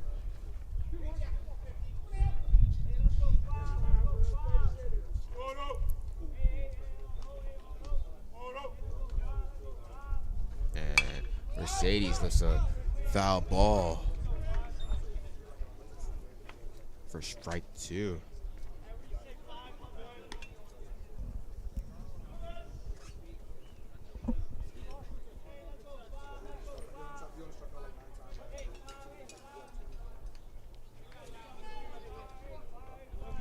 The pitch from Ramos. This one gets away. Lux is going to get a bag. He's looking for 2, and he's going to settle with 1 bag there.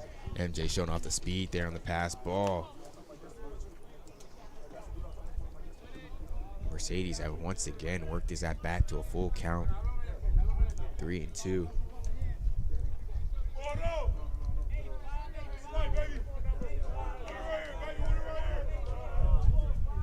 Comes the 3-2 pitch from Ramos. This one misses low for ball 4. Mercedes reaches, and this looks like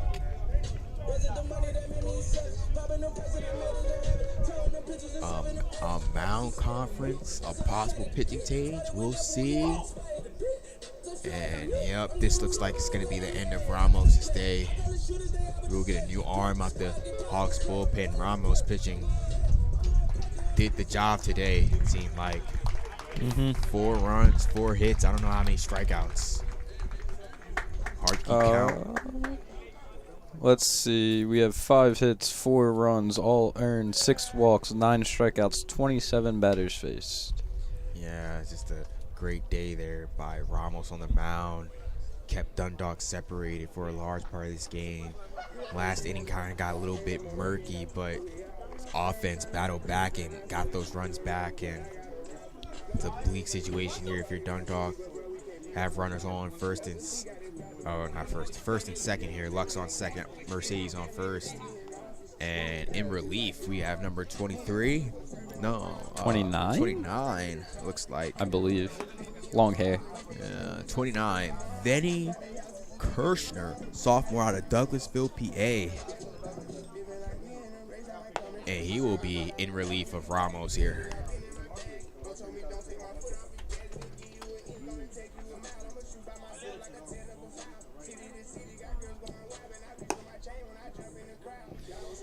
And yeah, not the game 1, especially in a high-stakes situation like this. Not the game 1 that Dundalk wanted to have by any means. Just not consistent on all, not firing on all cylinders. The defense was solid. The hitting was not flattering, to say the least, up until like these last couple innings. Then the pitching was just not good enough. So when you have a not good enough, a not flattering, and somewhat solid 3-cylinder day, it's not going to be a typical good day at the ballpark, and it has not been that so far.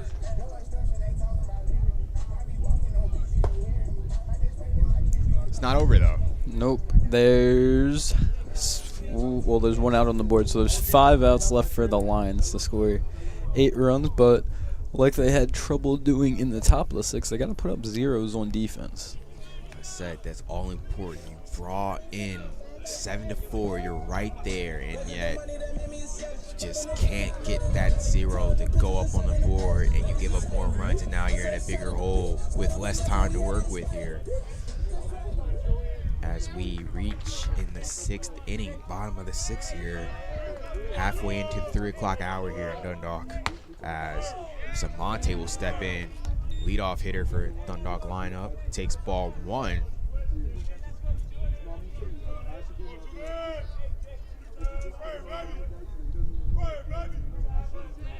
Here comes the pitch. Kirshner, and this one's a strike. Strike 1.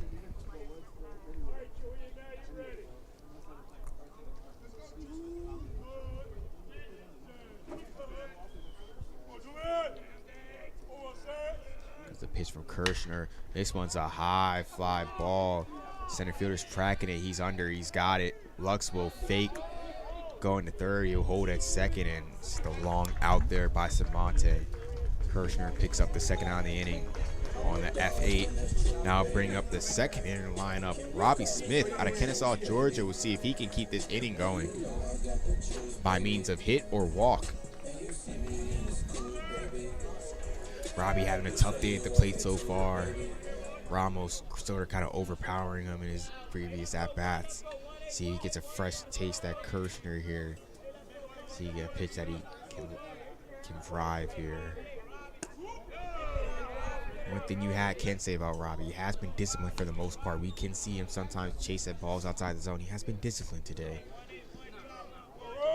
Give credit to him where it's due right there.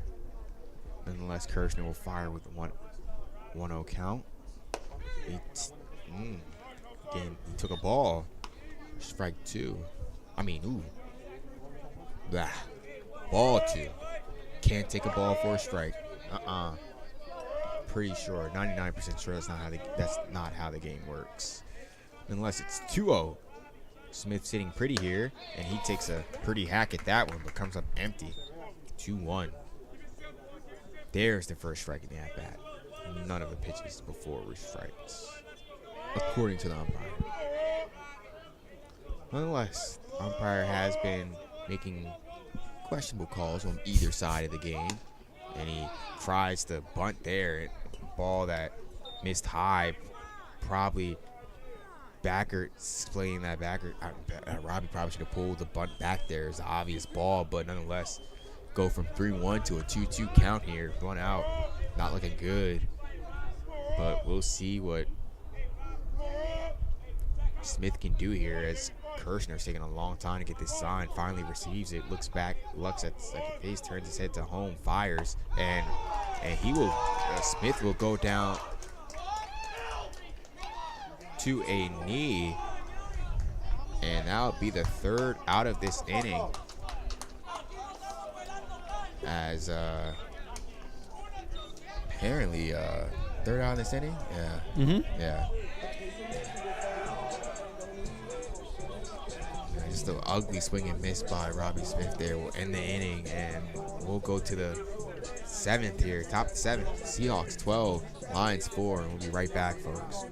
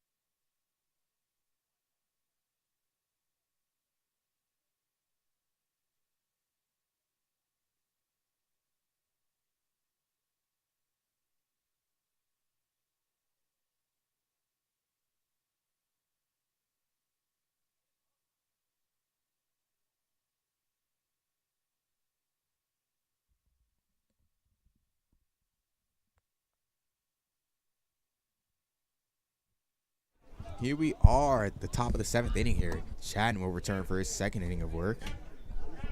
And you get the strike there. And I think we did notice that the pitcher after striking at Robbie Smith came towards the plate instead of to the dugout.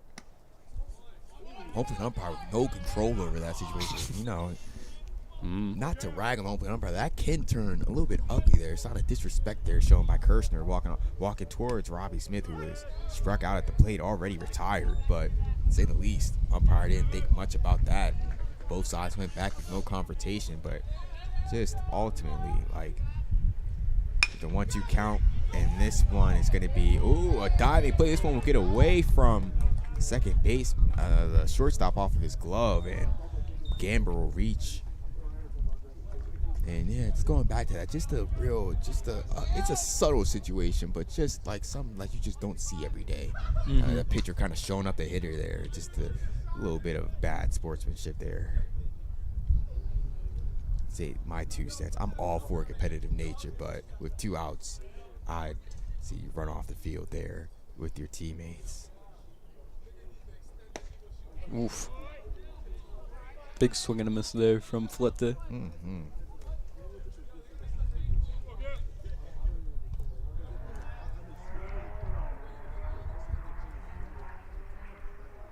There's still a game 2 after this. As much as the lifeless Dundalk Lions seem they want to go home. Can't, because with that attitude, your season will be over. But if we were to hypothetically lose this one, which if the Friends keep up, could happen, as Fleete missed this one 0-2. If we were to lose this one and win the next one, there is still hope. But you cannot let this game drag into the next game, and then you can have hope, but it's false hope, because if you lose the next game, it's over as far as playoff contingency. So Fleete will strike out there. Big swings there by Fleete, but it comes up empty. Gavin gets the first out there. As number 11, Dylan Byler will step up for his, I'm going to guess, his 5th at-bat today. Technically only his 2nd. A lot of walks. Yeah. But this is the 5th time through the lineup. Yeah. Probably got on a walk, and he will reach there on we might give him, we gave him a hit, so he'll reach there with the infield single. And we will have runners on 2nd and 1st. 1 out here, chatting. I do have a question, though, for our statistician. If they were hypothetically score 2 runs here, be a 10-run lead in the 7th inning, would the game drop dead here due to the mercy, or would they bat in the bottom of the 7th? I believe they have a chance to answer, but I could be wrong. It could be, or no, you do walk it off. Yeah, because, right? As Sampson is in right field, he will make the catch and throw the cutoff man. The 2nd out is recorded on the F9, but the runner inches closer to 3rd base, and the runner at first stays at first, and now bring up number 8, Garrett Worthington, out of New Providence, Pennsylvania. I said so. Yeah, folks, that runner scores around first, bring the score to 14-4. I think we drop dead there, and the game will be over due to the mercy rule. Score being 12-4 after 5, and the rule being 10 after 5. So the math there. But nonetheless, Gavin with 2 outs could put this away and give Dundalk a chance to bat in the bottom of the 7th here.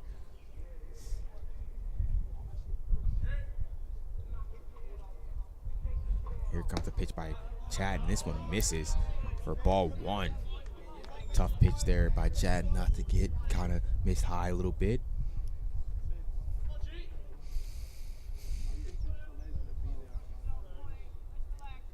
Chad will come set.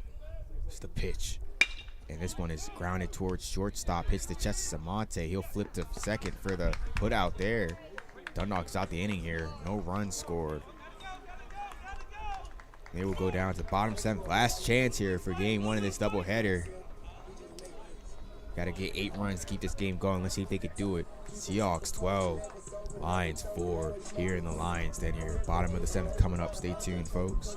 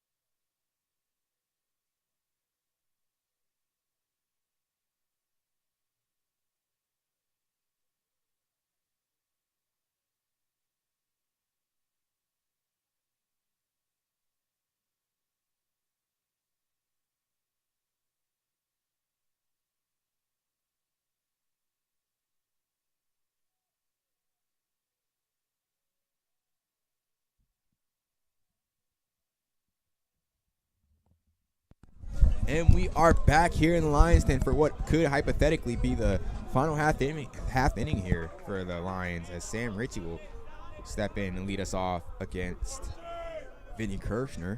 And Kirshner fires in a strike.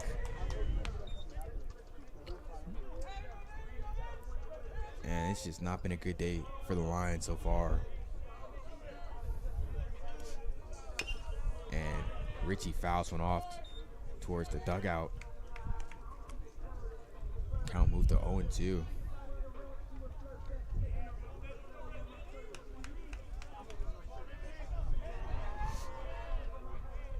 And here goes the pitch from Kirshner, and this one is a swing and miss by Ritchie. Ritchie's retired on the strikeout. It'll be the first out of here in the bottom of the 7th.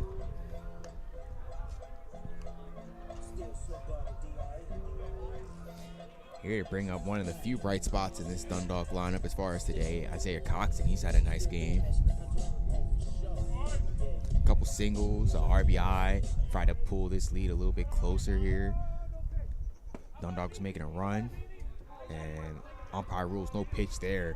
Seems like the umpire was not ready, or somebody, ice might have been ready in the box yet. Nonetheless, Kirshner will fire. Now that everybody's ready, it will be strike one. The big cut and miss there by Coxon.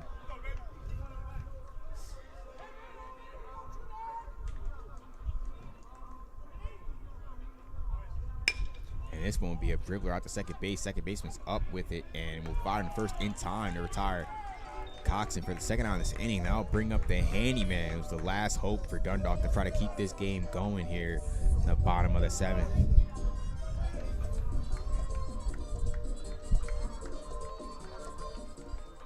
See what Diaz can do here.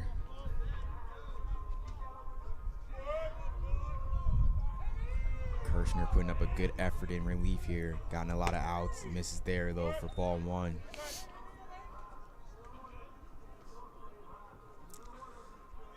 See what Kirshner can do here. And this one will miss for ball 2.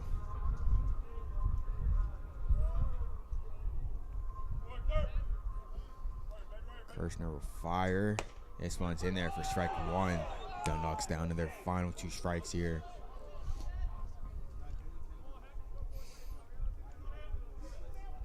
Pitch from Kirshner. This one will miss low for ball 3.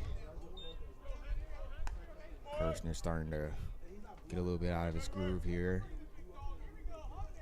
Danger of walking Diaz, keeping this game alive for the Lions. Kirshner will fire and miss. Diaz reaches on the walk. And now bring up our substitution here. GT Mackay will step up here with the chance to extend this game for Dundalk.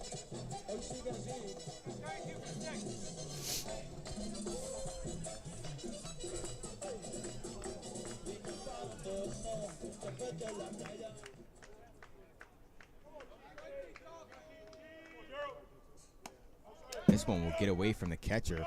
Ball fired high. Diaz will easily get to second. The pass ball there.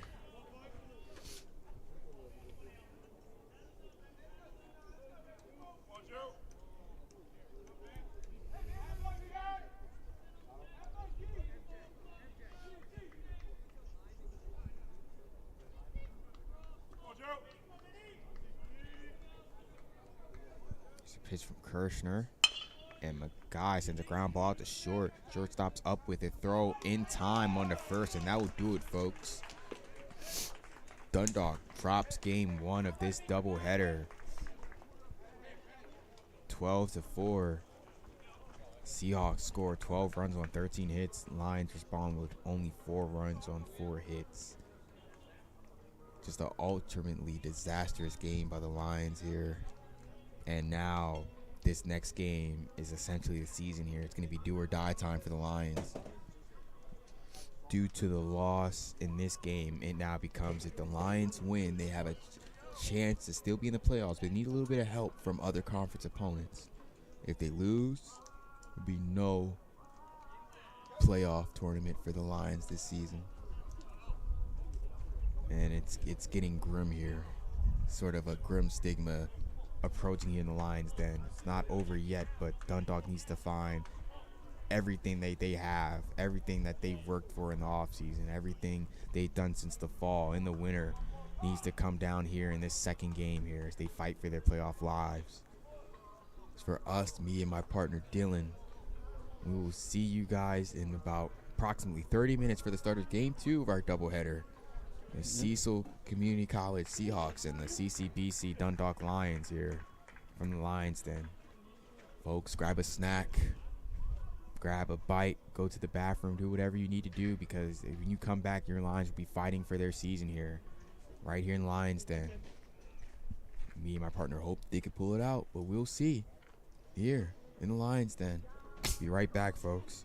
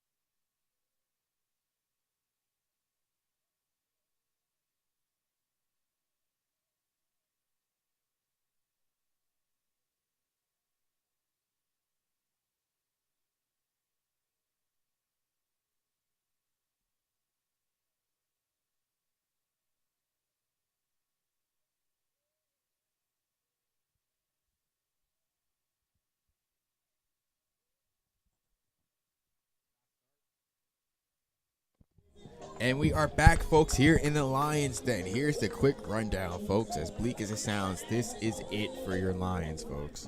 Due to their loss in the first game, we are now in a do-or-die situation. With a win, your Lions will be still in playoff contention. A number of events will have to happen in the conference play these past couple days to get the Lions into the playoffs, but they still have hope if they win. If they lose, it is the worst possible scenario. Your Lions will miss out on the Region 20 tournament for 2023. In this game, starting for the Lions, we have nobody else better but Ben Hall, as he will start the hitter Lete with a ball. And Lete fouls one off for strike one. Count will even to 1-1. Lions just coming up short on all cylinders for the first game of this doubleheader. And yeah, they're playing for their season, folks, as Ben misses for the second ball. As here comes a high fly ball into second base. Hollingsworth has it. He'll call it, and he squeezed it for the first out. Lions will be playing with all the urgency this game, as they know their work that they've put in over the winter, all the way back through the fall, all the way back to our first day on campus. It's all coming down in this game right here, as Ben Hall will fire and fires a strike to Dylan Byler. Dundalk Lions around the infield. Isaiah Coxon at third, Samonte at short. Ben Hall fires, misses high for ball. Oh, strike two. 0-2 is the call. Samonte at short, Hollingsworth at third, Lux at first. Hollingsworth at second. Hollingsworth at second, excuse me. So custom to seeing him at third. He's at second. Yep. As Ben Hall missed a pitch there, and left, and outfield, I might need some help here. We have in left, who do we have in left? Gavin. Chatton in left. Diaz in center, and looks like, who's in right? Looks like, I cannot make that out. Is that? You think it is? It is. It's Aldo. Oh, Aldo on right. Yeah. Okay, so we got a little hocus pocus here in the field so far, as Byler will get the first hit of the game for Cecil. So Aldo in right field, and there Backer is pulling all the strings he can here. Hollingsworth at second, Aldo at in right. A lot of things we haven't seen so far in the season, but they are desperate. Lion season is on life support here, and Ben Hall misses here to Nate Ewing. And yeah, season on life support. Backert is pulling out all the strings. Dundalk has got to have this win more than any other win this season. It's got to happen here. As Hall fires in a strike, he'll fire back to first. Lux drops the ball in the pickoff attempt, so it's back safely. Yeah.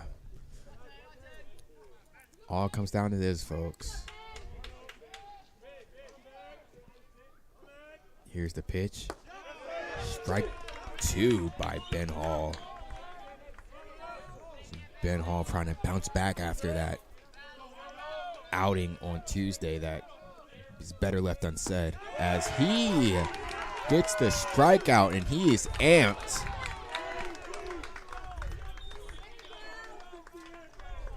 And the next batter will be Garrett Worthington.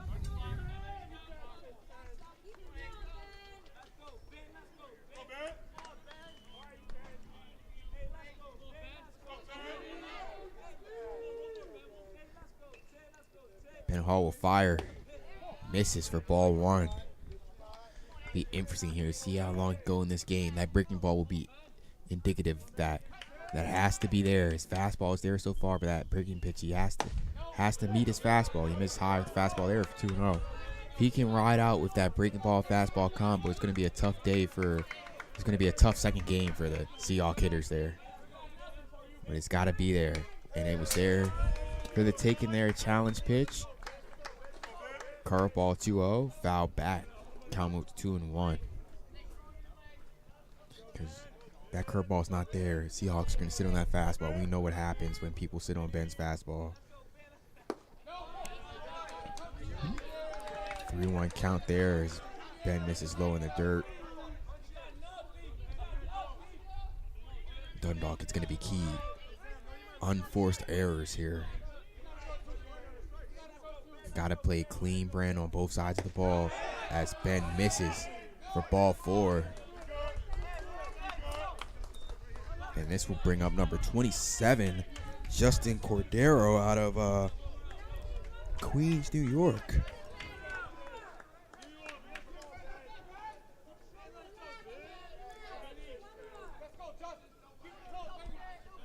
Cordero DHing in this one. Fires from Hall. Swing and a miss by Cordero, strike 1.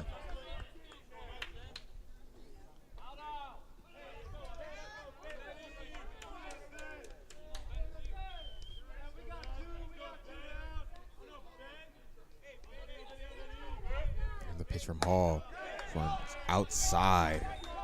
1-1.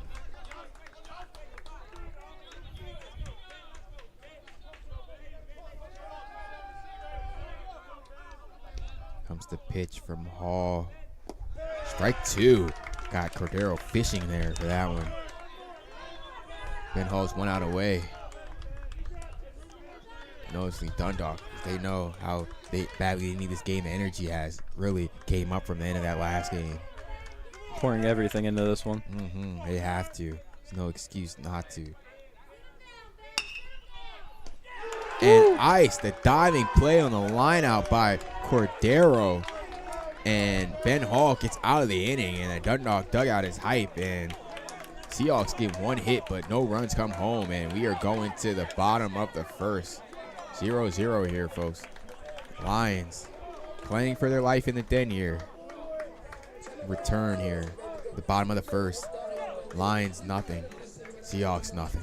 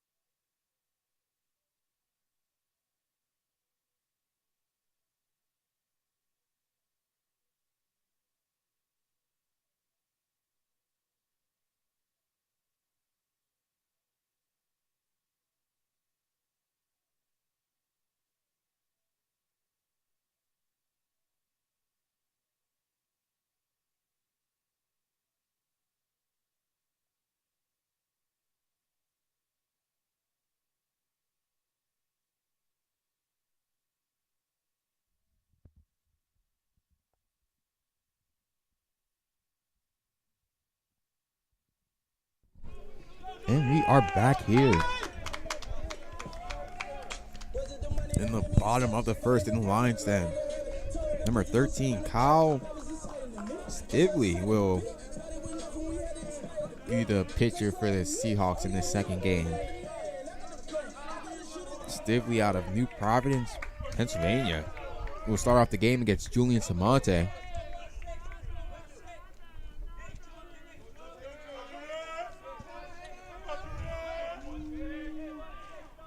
So umpire instructing Cecil to get back in. Samonte jumping all over that first pitch is going to go foul. We saw a similar foul ball in his in the first game by him. Although not getting the hits, he's been seeing the ball well today. Just can't find the holes. It's still early in this at bat though. Swinging out a first pitch strike there. Comes the 0-1 from Stively. This one is also foul. Maybe seeing the ball too well, ripping both of those foul, pulling them. A little early.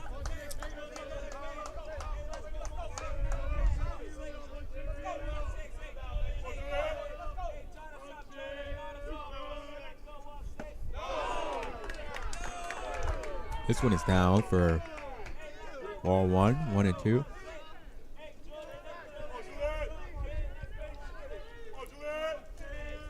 Samonte trying to lead the inning off for the Lions here. 1-2 from Slively, misses. Low. For ball 2, count even at 2 and 2.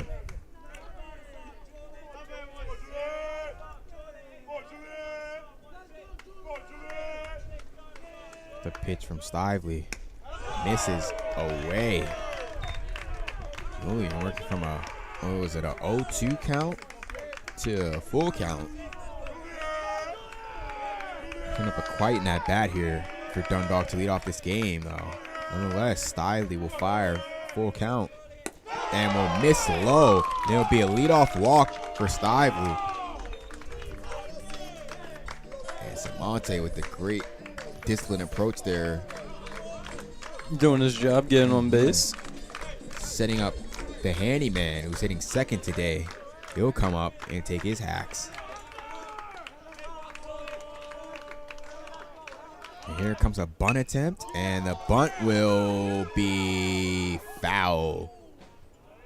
Kind of teetered on the right side of the right field foul line, but for a second there, I thought it might have a chance to roll back in, but it just rolled. stayed. Yeah, it just rolled right down the line and then broke foul. Yeah. Nonetheless, strike will be handed to Diaz, and it'll be 0-1 count when they get settled back in. Here we are. Stively receives the sign, takes a look at Samonte on first. Lifts the leg up. Here's the delivery. And this will be a foul ball. The athletic building. Harmless foul ball, but 1-2 count.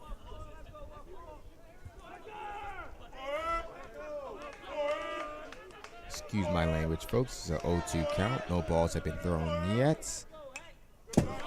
Now, trend will continue as Hector fouls off that 0-2 curveball there. You know, in a game like this where you're fighting for your season here, just locked in razor sharp, fighting on every pitch.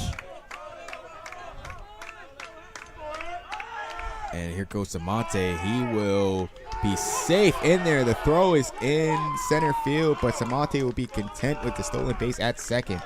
That'll be the first ball in this at-bat. To say, when you're playing in a game like this, if you're the Lions have a lot of heart. That's just who they are. They're brave animals. They have a lot of heart. They have a lot of fight in them. A game like this, if you're in that Dundalk dugout, you have to, if you're on the field, you have to give everything you can. The worst regret as an athlete is to look back on a game like this and hypothetically you lose and say, I could have done more. As it is a swinging strikeout that gets away from the catcher, and Hector is safe at first. And Samonte is safe at third, and it's that I just alluded to it. It's that energy where if you're on the field in a game like this, you're fighting for your season. As an athlete, one of the worst regrets I've had as an athlete is looking back on a game and saying I could have done more. Personally, I've lost championships in baseball. I've lost regional title games in baseball. I got no hit my final season, my final high school game in high school, and I still live with that bitterness and regret that I couldn't even get a hit in my final high school game. Getting K, but those 3 flyouts weren't doing any good that game. My point is, as an athlete playing this sport, especially for your sophomores here, as their time at Dundalk is running low, dangerously low now, you want to be able to look back with no regrets and know that you gave it your all. And right now, you're sort of kind of feeling that energy, especially on that swinging strikeout by Hector. He saw the ball got away and he hustled down the line. He's on base here. And Seahawks have no outs. Diaz is on first. Samonte at third. Richie at the plate with the 2-0 count. Diaz is going. He will not get a throw. He'll be safe at second. No runners at second and third. 3-0 count for Richie at the plate.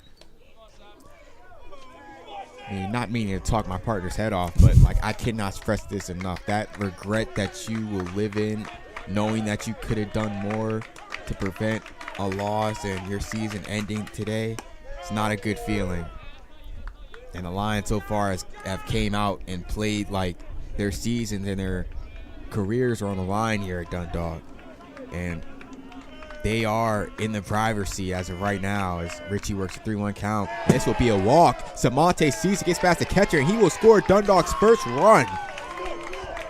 And they are hyping the Dundalk dugout as Richie will get the walk. Samonte scores on the pass pitch. Your Lions are on the board 1-0 in a game that they have to have. I cannot express to you those 4 letters enough. H-A-V-E. They have to have this one, folks, and they are coming out with the level of aggression that you would want to see. Right now the situation stands. Richie is at first, Diaz is at third, Coxon at the plate, no outs, and 1 ball and no strikes.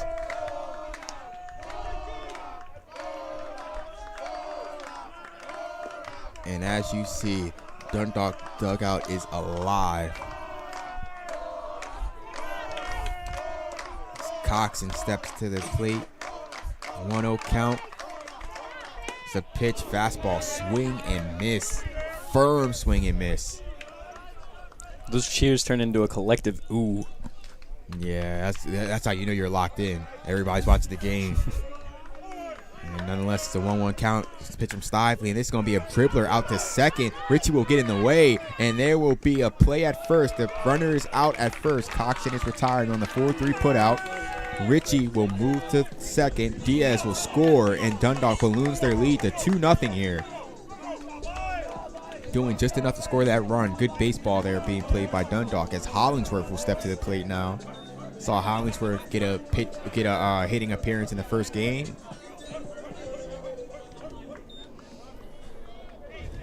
Dundalk has came out and laid a punch on the Seahawks.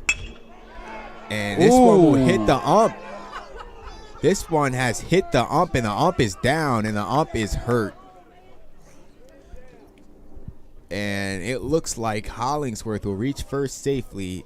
Whether Sam Ritchie will stay at third or go back to second remains in question. But our only question now is how okay is the field umpire, because we were witnesses, Dylan. That was a hard hit ball off of Hollingsworth, and the umpire is not, he's not our age. So he's an older gentleman. Yeah, he's an older gentleman. So that was a hard hit ball taken to the leg of an older gentleman. So he got down. He stayed down, to his credit. Probably the right move.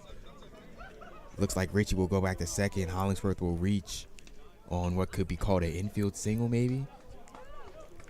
But it looks like the field umpire is okay. Just a little fall there. He made the right decision. You know, older gentleman getting hit by that hard of a line drive. You know, you get on the ground, you're just like, yeah, I'm just going to stay. Take a few seconds on the ground and recover. No shame in that, because once again, I reiterate, that was a hard ball off. Took it right to the thigh, it looked like. Yes. Field umpire, though, a soldier, is going to resume play here. Is the man that needs no introduction, the man, myth, the legend. MJ Lux will step in from the right side. MJ Lux had the big home run in the big game against, who was that? Oh, Anne Arundel, the first game in the doubleheader, but that wasn't filmed, though. Let's see what he does here. Strike 1 from Stively. So Dundalk getting a bit of a break there. The ball hitting the umpire. Devin reaches first safely. So runners on second and first here. Jay Lux will take ball 1 to even the count at 1-1.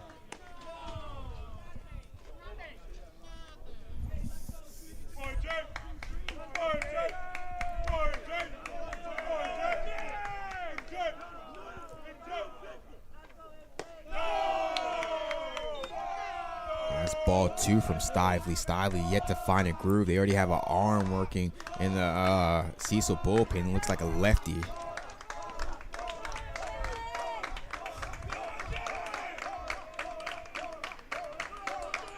Comes the pitch from Stively, and Lux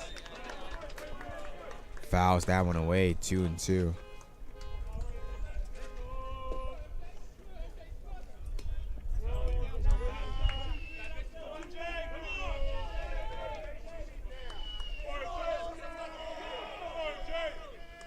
A 2-2 pitch from Stively on the way, and MJ Lux sends a fly ball with backspin to the gap. That's going to be caught by the center fielder. No runner will advance, and that will be the second out of the inning.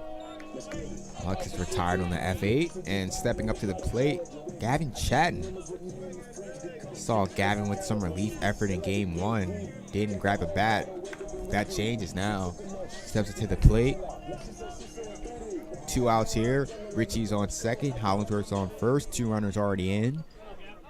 Here in the bottom of the first. Stively will lift the leg and fire. Strike 1.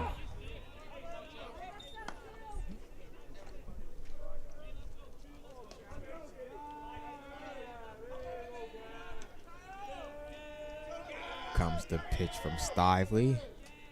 Strike 2. Chatting down in an 0-2 hole here. Chatton's gonna have to put up a little bit of a better fight here. Took 2 strikes in that bat here. Not ideal. Let's see what he does here. The pitch from Lively. So looks like it's gonna be a foul ball as it just escapes the catcher's grabs past the backstop into the little grass we have between the backstop and the shed.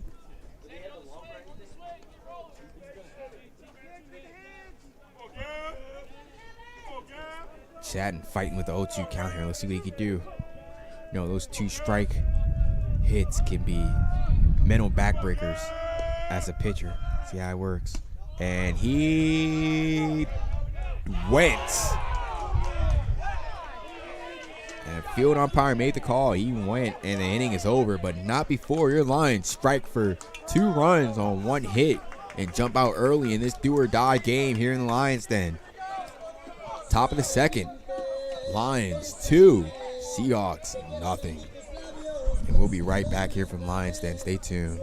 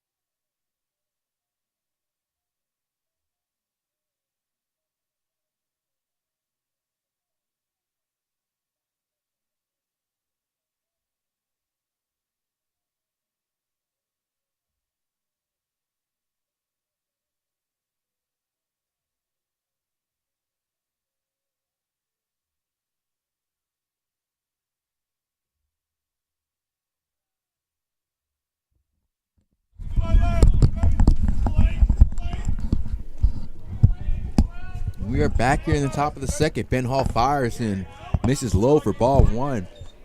Standing in Ben Hall's way is Lane Weissmiller.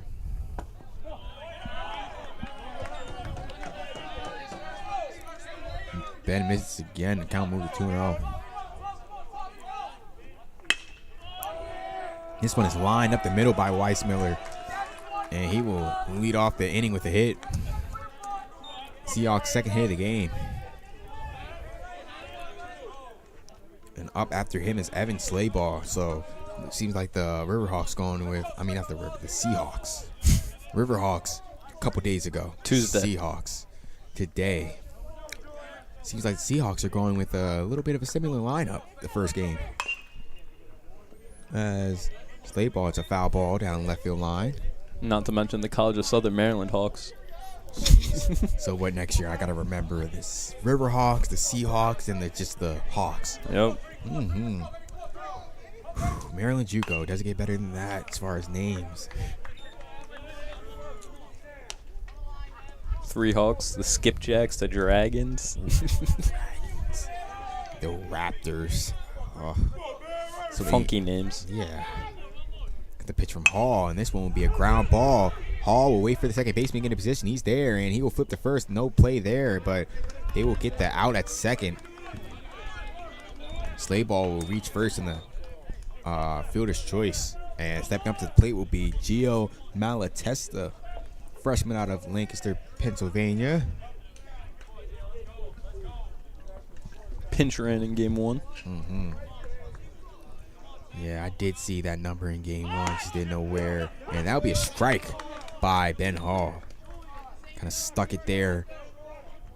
Showed bunt but pulled it back. Still a strike nonetheless. Yeah, Malatesta, pulled back with a bunt attempt. And swings through that curveball. It's down 0-2 here. See what Ben Hall can do here. Gotta watch the runner at first. Stays content, and he misses high for ball 1. You've seen that. And I didn't see that much of that Tuesday, but you see that infamous spin there by Ben after he twists and dips off the mound. Here comes the pitch, and this one's off the fist, just fouls away towards the Seahawk dugout. Count will remain at 1-2.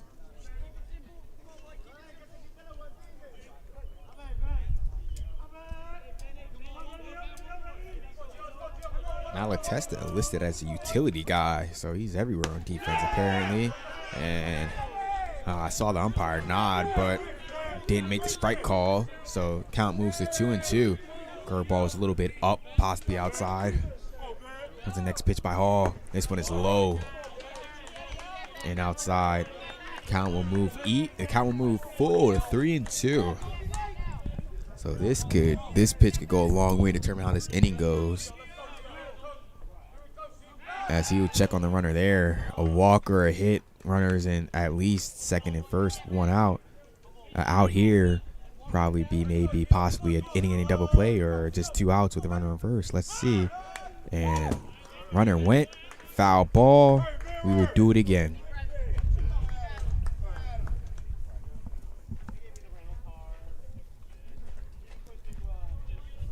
See if Ben can get out of this inning here. Put up a nice 0 after his offense went out and got him 2. Runner goes again, and little hidden run action going on. Except the hits are just foul, and the runner is just going back and forth between second and first. But if I were Dundalk, I'd see a pickoff attempt here. He already stole, and there it is. He's back in plenty of time, but you would have to keep him honest considering that he already was going on both those pitches would happen to hit foul, so he had to go back. So yeah, good job there with Dundalk defense, at least keeping him honest over at first. Comes the pitch, the runner is not going, and it's ball 4. A tough pitch, but to Malatesta's credit, he took it, and it's ball 4. He's rewarded with a walk. Now I'll bring up number 17, Kevin Gamber, out of Elizabethtown, Pennsylvania. He'll face off against Hall with 1 out. Have Slayball at second. Malatesta at first. Comes the pitch by Hall. Curveball misses high for ball 1. Curveball's kind of missing his spots in this inning. Not only that, but the fastball kind of running a little bit inconsistent too, to see if he can shore that up. Doesn't shore it up there, and it's ball 2.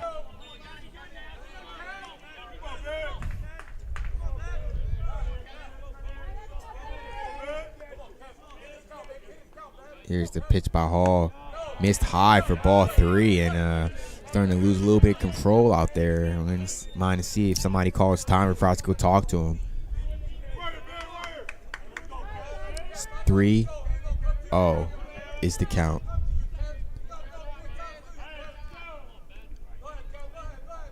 Starts with a strike here, 3-1.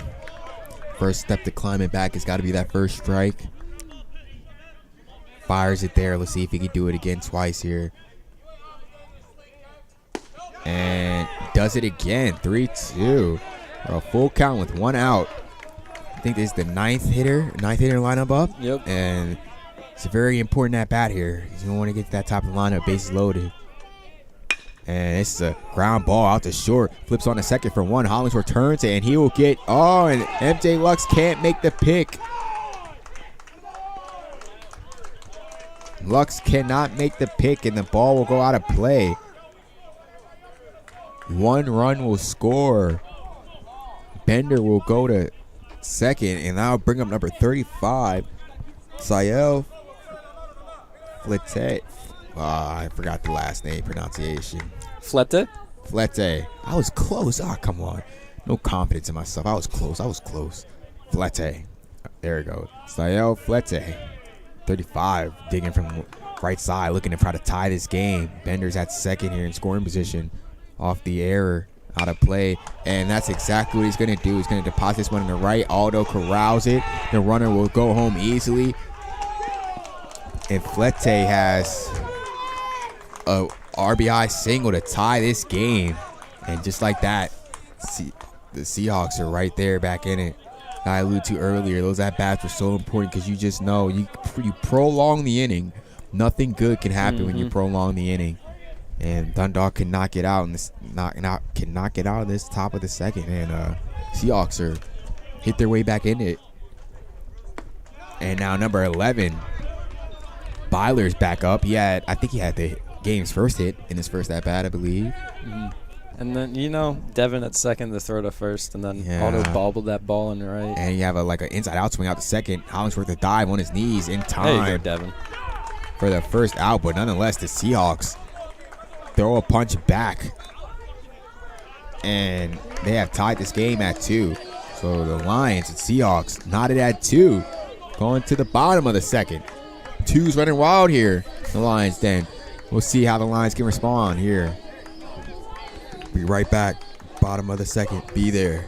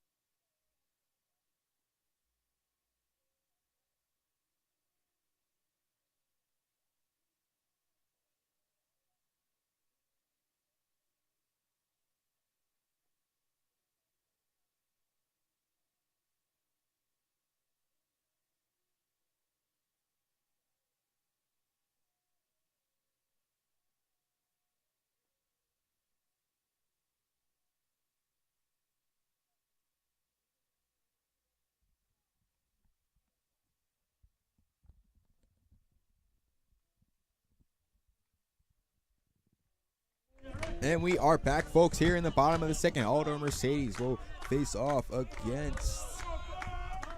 I lost the name on the paper. It's somewhere here. I just know it. And it's a foul ball on the... what was it? It wasn't a bunt attempt. It was. Oh. Must have hit the home plate. As there it goes. Kyle Stifley. Come on, number 13. It was right there. I just skimmed through it. Ugh.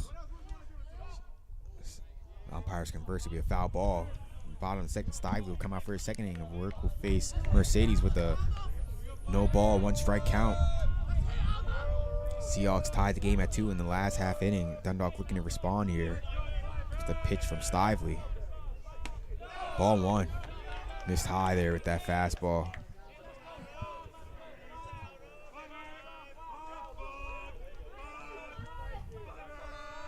Comes the pitch from Stifley. Swing and a miss. Big swing and a miss there by Mercedes. The count moved to 1-2. See what Mercedes can do. Down in a 1-2 hole. Pitch from Stifley. Ground ball out to second. Second baseman is Mystic. Doesn't have it cleanly. Mercedes running the whole way. Reaches on the error by Dylan Byler out in second, and that'll bring up your favorite hitter, Mikey Newsom, with the man on. So not the ideal situation if you're a Seahawk fan, but again, Lions are fighting for their season, playing with that urgency, running all the ground balls out, rewarded there. Stively will face in this righty-lefty matchup. Mikey Newsom takes strike one, Takes strike one. Outside corner, snagged enough of the outside corner to get the strike call. Stively will pitch. This one is outside for ball one. Catcher kind of hurrying up there to see what Mercedes was doing over at first, keeping tabs on him. Mercedes has speed on him, so him as a running threat would be a logical idea. He doesn't go here. Newsom slaps a foul ball foul. Narrowly misses a car in the parking lot. Will find its way near the classrooms for strike two. It's a 1-2 count here for Stively.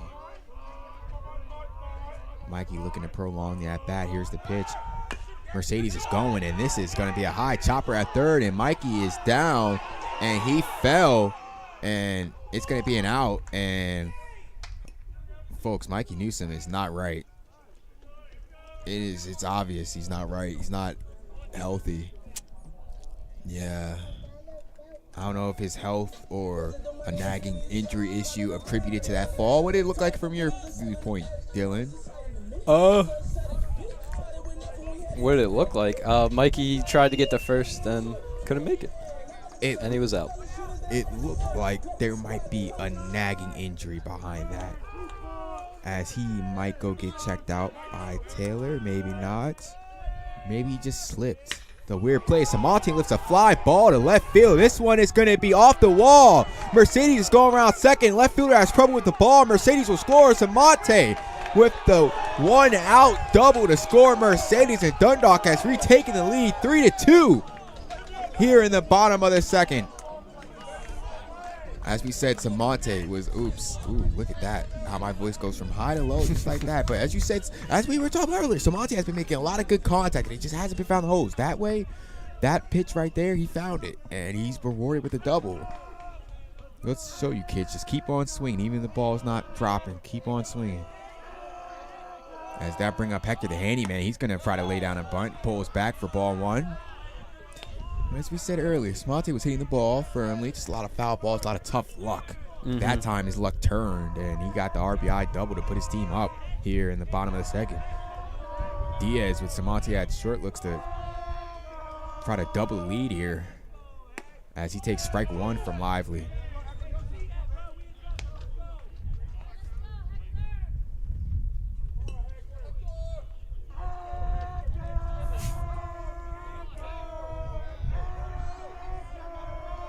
Here comes the pitch from Diaz, and this one's slammed out to left. This one's going to get over the left fielder's head, off to the wall. Samonte will score. Diaz will trade places with Samonte at second. Dundalk doubles the lead, and the handyman comes through and does the job for the Lions there. Back-to-back double, Samonte and Diaz trading places, and Dundalk has doubled their lead here to 4-2 in the bottom of the second. Yeah, both balls hit right there off the left field wall. Just almost identical. Yeah, absolute scorches off the bat. Nothing left fielder could do about that. There was a line drive to the wall. There's no stranger line drive. Steps up to the plate. Sam Ritchie looks to keep the party going. This one misses for ball one. Said earlier, this Dundalk team is playing for their season, essentially, coming off with that urgency. A lot of offense that has seemed to be escaping them these past few games. But they found it, apparently. When they need it the most, it's been here so far this game, and Sam Ritchie is sitting pretty here with the 2-0 count.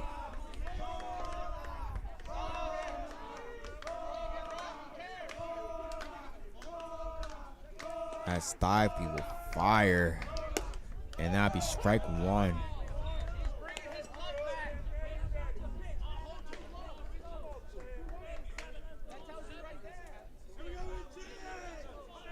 see what Stively could do here. He has gotten rocked a little bit this inning.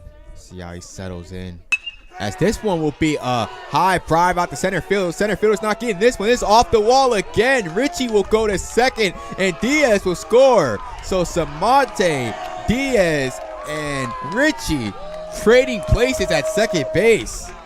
That'll lead to 3 Dundalk runs. Dundalk now leads 5-2, and it's raining doubles here in the Lions Den, huh? Wow. The Dundalk double has been prevalent today. Looks like Stively's day will come to an end. Yeah, he's been getting knocked around this inning, to say the least. Back-to-back doubles. It's not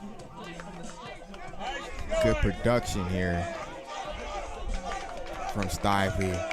Less than overwhelming day by him.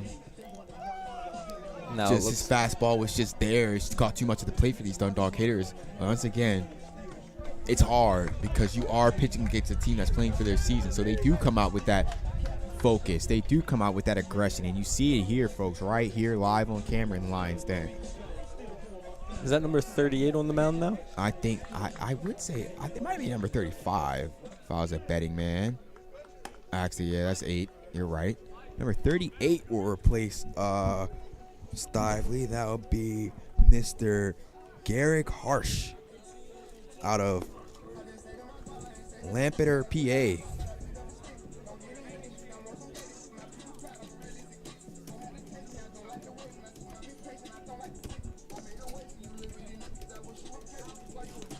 So there's still 1 out, 1 man, 1 second. The new pitcher comes in for the Lions, having a 5-2 lead here now in the bottom of the second. Yeah.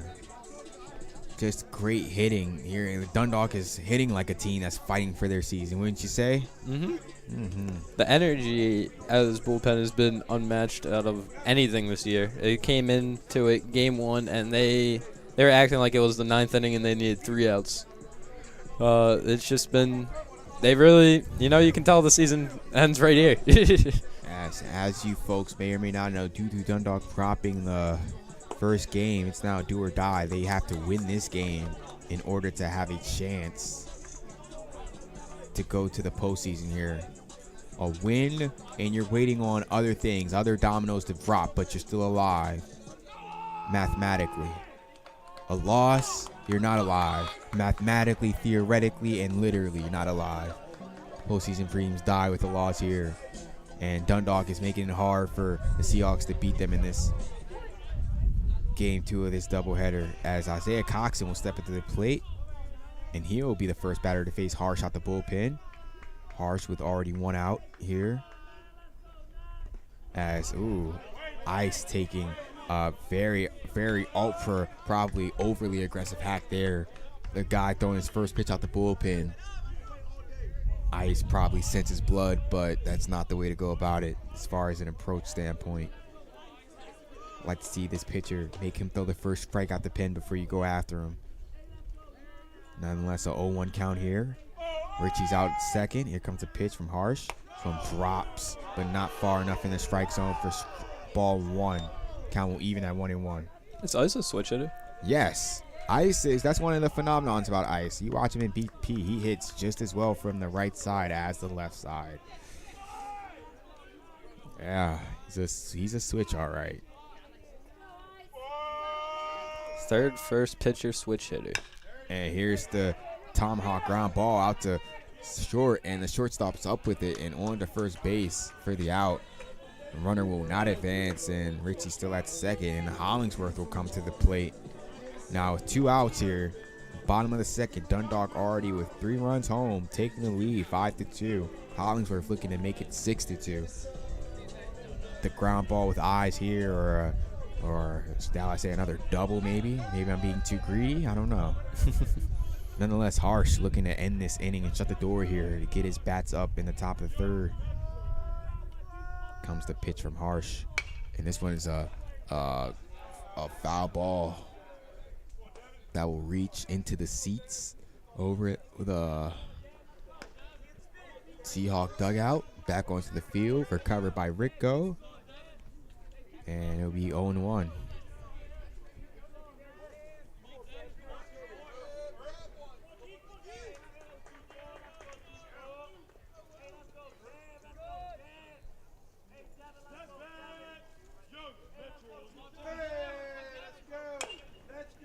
Hollingsworth fouls one over. 0-2.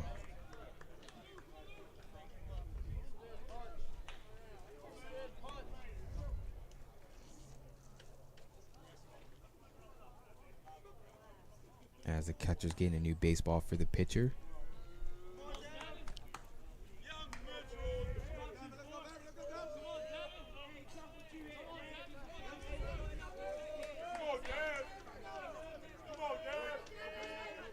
Comes the 0-2 from Harsh. And the swing and a miss from Hollingsworth. But nonetheless, Dundalk strikes for 3 runs, and they will go to the top of the 3rd with a lead. Dundalk 5, Cecil 2. We'll be right back from Lions Den here in the top of the 3rd inning. Stay tuned.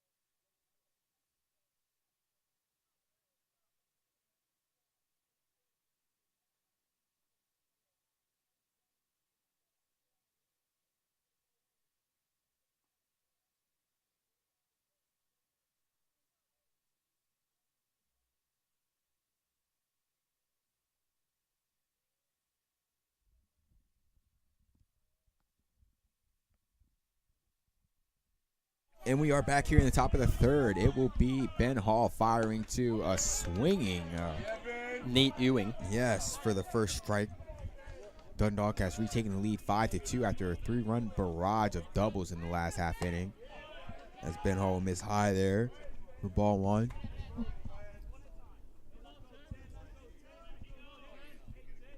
And Ewing's a high fly ball. Samonte's calling it, and he will get it for the first out of the inning. And now I'll bring up number 8, Garrett Worthington, sophomore out of New Providence, Pennsylvania. Catching here in game 2. Played the outfield in game 1. As Ben Hall is high. Long day. A little bit. I did have school today. Nice little group project. All right. 1-1 here. 1-1. Ben Hall with a 1-1 count. Strike 2.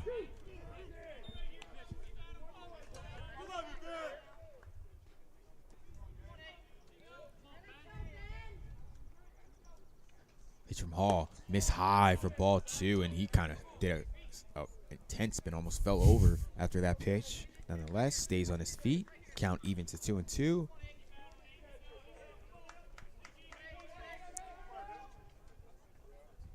And here's a little dribbler from the bat of Worthington, and Richie just couldn't get there. I'd say that held up in the air for half a second. We would have saw a spectacular dive-in play there by Richie.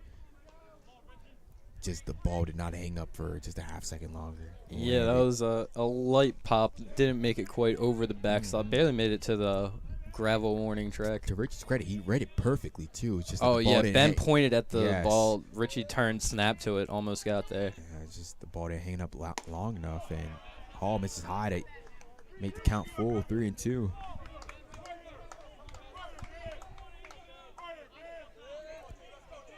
Ben looking for the magic stuff to put away Worthington. And it just missed off the outside part of the plate for ball 4. Worthington will take first base on the walk. Now bring up number 27, Justin Cordero. Worthington with 2 walks in the game now. Mm-hmm. Cordero, of course, had the line out, I believe, in his first at-bat over to third. Mm-hmm. And he takes strike one from Hall.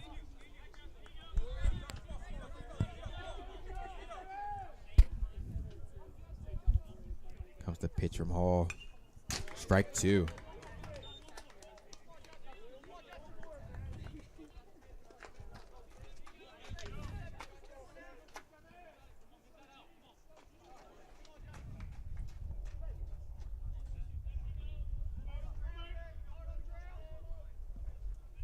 And this curveball snaps too much.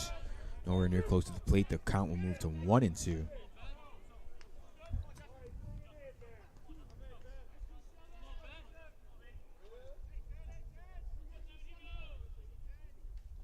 That's the pitch from Hall in the dirt. Good job by Richie to block that and smother it in front of him. Probably took a little lick there.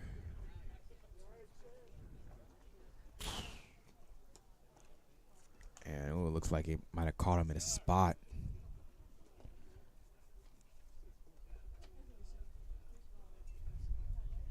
He did not want. Richie's down. Nonetheless, the count will. I think he's just got to readjust himself. I don't think he wants to come out of the game. Pitch was a ball. The count will move even to 2-2 when we get back into play. They're going to take a look at Richie to see what's the issue here.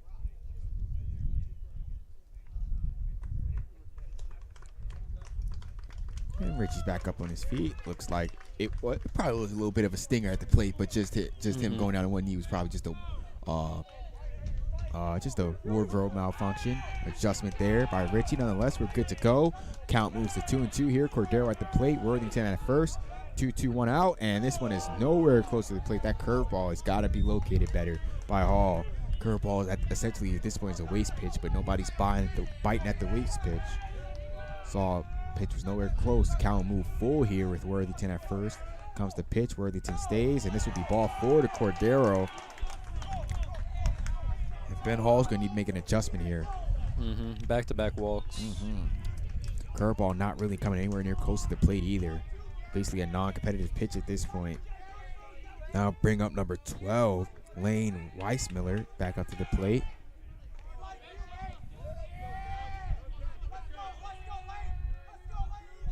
Comes pitch by Ben. 0-1 on the strike.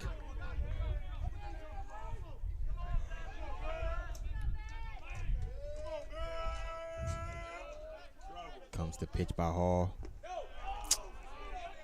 Ball 1 in the dirt. Gotta figure out that curveball. I said, Ben Hall getting into trouble when he doesn't figure out the curveball. When he has the curveball working with his fastball, he's hard to beat at the plate. When that curveball being non-competitive, it really puts him at a disadvantage against the hitter. But it sticks to fastball, though. 1-2.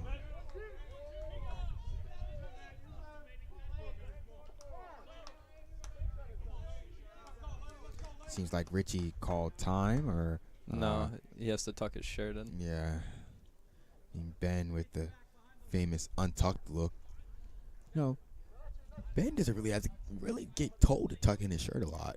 And now that I think about it, he kind of pitches that way all the time, shirt untucked. It's kind of the first time I'm seeing somebody tell him to tuck his shirt in, but nonetheless, does it. Play will resume with the 1-2 count.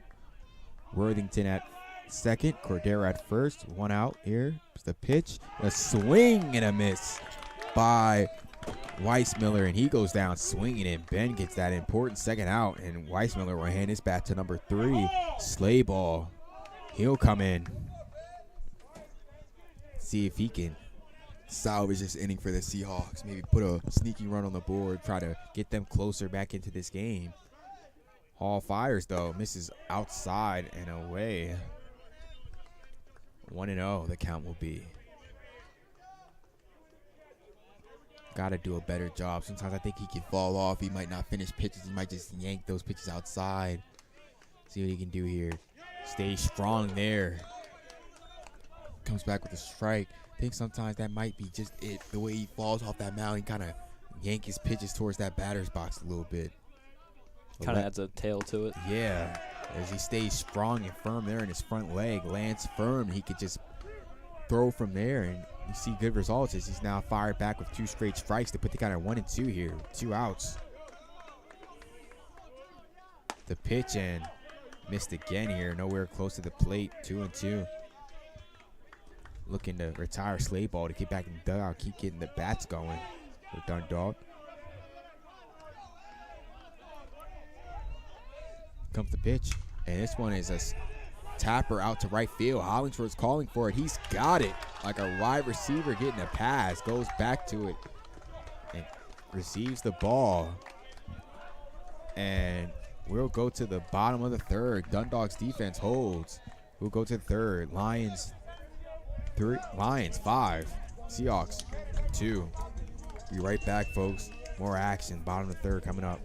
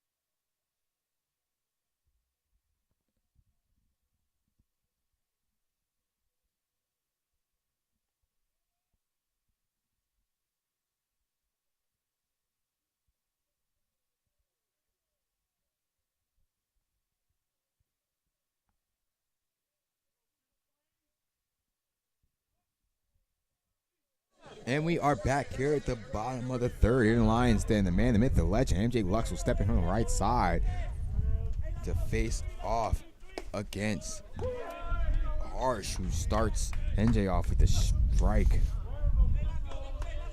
Lions, of course, batting here in bottom of the third with a 5-2 lead.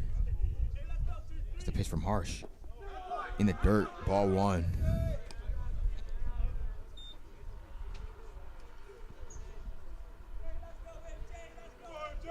Harsh will wind up. Here's the pitch. Strike 2. MJ with a more patient approach here. Down 2 strikes though.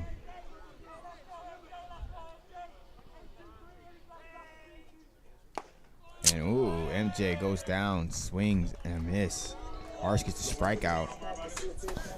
Harsh, it's not a guy that overpower you with velocity, but a guy that can have a lot of movement, deception to his pitches. He's gotten a couple Ks. Been throwing the Dundalk hitters off a little bit, throwing for a loop a little bit.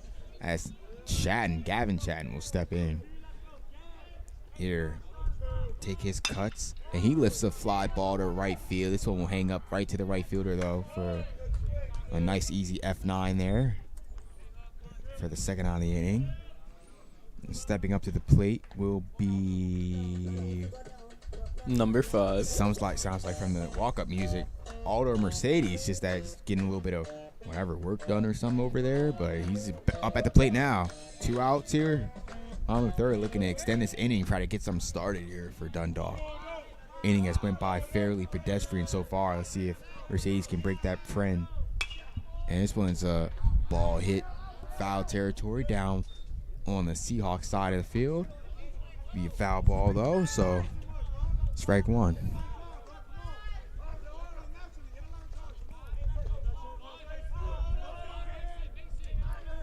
Comes the pitch by Harsh. Ball 1. Missed down and away.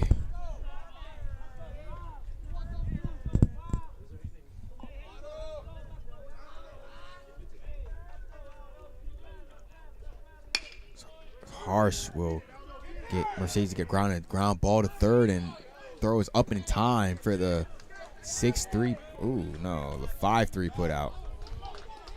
Mercedes retired on 5-3 put out. Dundalk, the pedestrian inning there. 1-2-3. Harsh gets him. And we're going to the top of the fourth. Score stays at 5-2. Dundalk leads as we go to the top of the fourth here in the Lions. Then we'll be right back.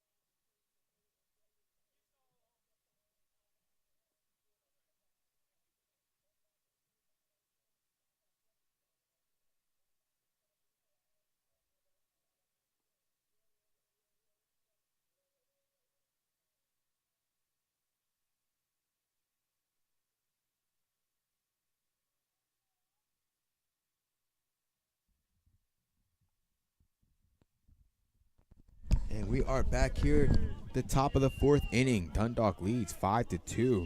Standing in, Gio Malatesta will square around a bunt, pulls back, and it's strike one anyway, delivered by Ben Hall.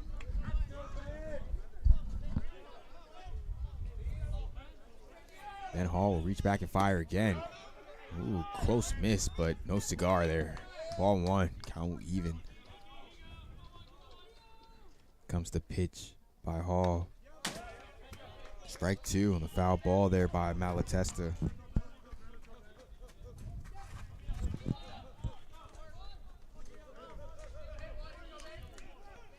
Here's the pitch by Hall. Another foul ball by Malatesta. Looked like a ball out the hand. Malatesta, two-strike swing mode. Fouls it back. Just makes contact, stay alive. Count will remain at 1-2. The pitch by Hall. Another foul ball by Malatesta. Yeah. Just like last at bat, Malatesta had ended up drawing a walk in the end. You know, feisty hitter Malatesta has been today in game two. Unless Ben Hall still has a 1-2 and another foul ball in the at-bat. See if Ben Hall can continue executing pitches to finish this. And he misses there. Count will even at 2-2.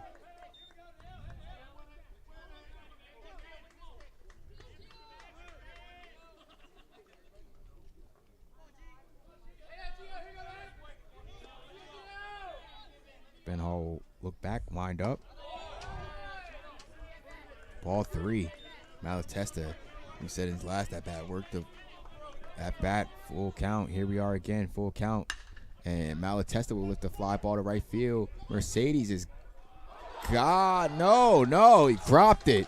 Mercedes dropped it and fired it back into the infield. And it's a tough play there by Mercedes. Mind you, folks, watching at home, Mercedes is not your everyday right fielder here at Dundalk. We've barely seen Mercedes in right field. Me personally, since the fall ever. This is the first time I'm seeing Mercedes in right field. And it looks like he just lost his footing and kind of fell and dropped the ball, it looks like. As Bender will now lay down a bunt. Richie's on, and he has the out at first. So Malatesta will move to second. Looks like Bender's out on the play.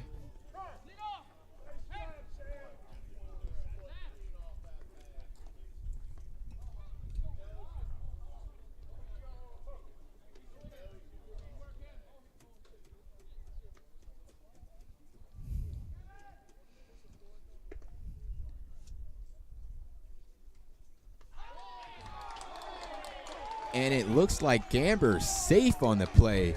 They say that MJ Lux was off the bag. And oh no, he's out. He's out. Okay, it's a little confusion there. He's out. The official call on the field, folks, is that the runner is out. Despite confusion from either dugout, the runner is out. Really unclear on what happened. Gamber laid down the bunt. Runner moves to second. Gamber is out. Now, I know it looked confusing because there was a big reaction to Seahawks dugout. Backer came out to argue. Call ended up being the same, out. So we have one out here. Top of the fourth inning. Malatesta's at second. Top of the lineup. Top of the lineup here. Flete at bat. Yeah. Still a 5-2 game. One strike on for Flete. And Flete lifts a fly ball to right field. This one's going to get down. Aldo's going to get the ball into the infield, hit the cutoff, and this is only going to be a measly single. No RBI will come home to score, and the score will stay at 5-2. Well, Flete has had a game today so far. RBI single in his first at-bat, and then a single in the next at-bat. Now that'll bring up number 11, Dylan Byler. Had a couple hits in game one, I believe. With one out, man on corner. Malatesta at third. Flete at first. Ben Hall fires. Starts off with strike one to Byler.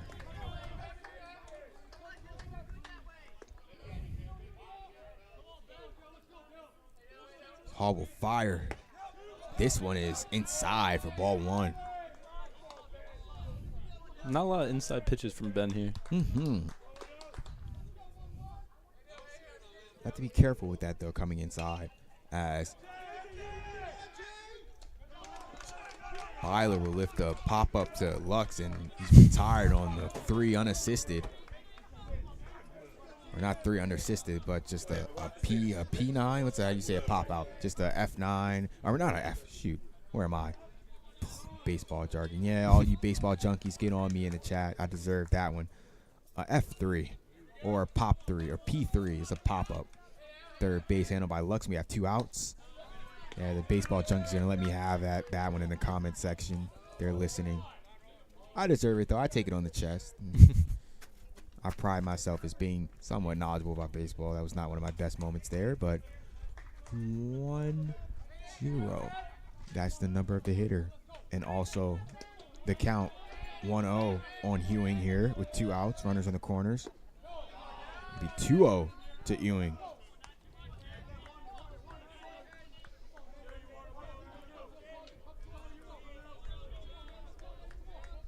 And Hall sets and fires. Strike one. Count moved to 2-1 here. How much of an energy booster would it be if Dundalk get out of this inning without giving up any runs? Be big here as Ewing lifts a fly ball to right field. Aldo's charging in, and this one will go foul down the right field line. Be strike 2. Count will even at 2-2 here with 2 outs.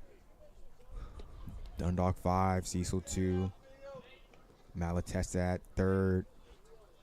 Flete at the corner first.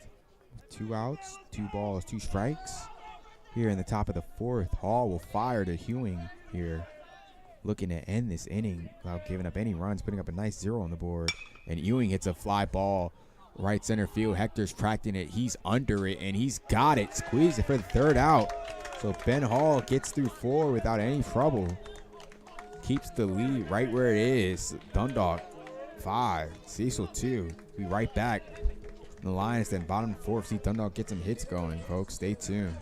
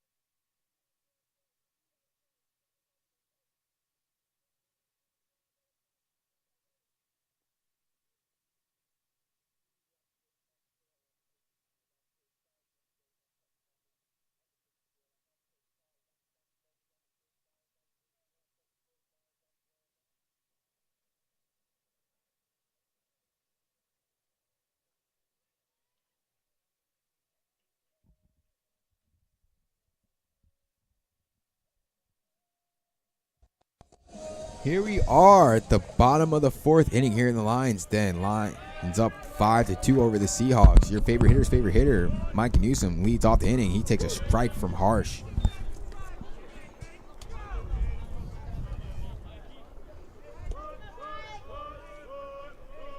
Harsh will fire. Mikey Newsom lifts a pop up to third base, handled easily by the third baseman. Newsom retired for the first out. And that will flip the lineup to the top of the order where the pride of Urbana, Julian Samonte, will step up to the plate, looking to get this inning started for Dundalk.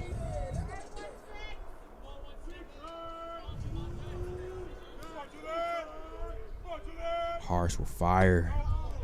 Fastball that didn't miss much. Harsh had a bit of a disagreement there with the umpire. Nonetheless, it's a 1-0 count. Get the umpire a little look there. Interesting, keep tabs on that. And this one is hit out to center field. This one will hang up for the center fielder.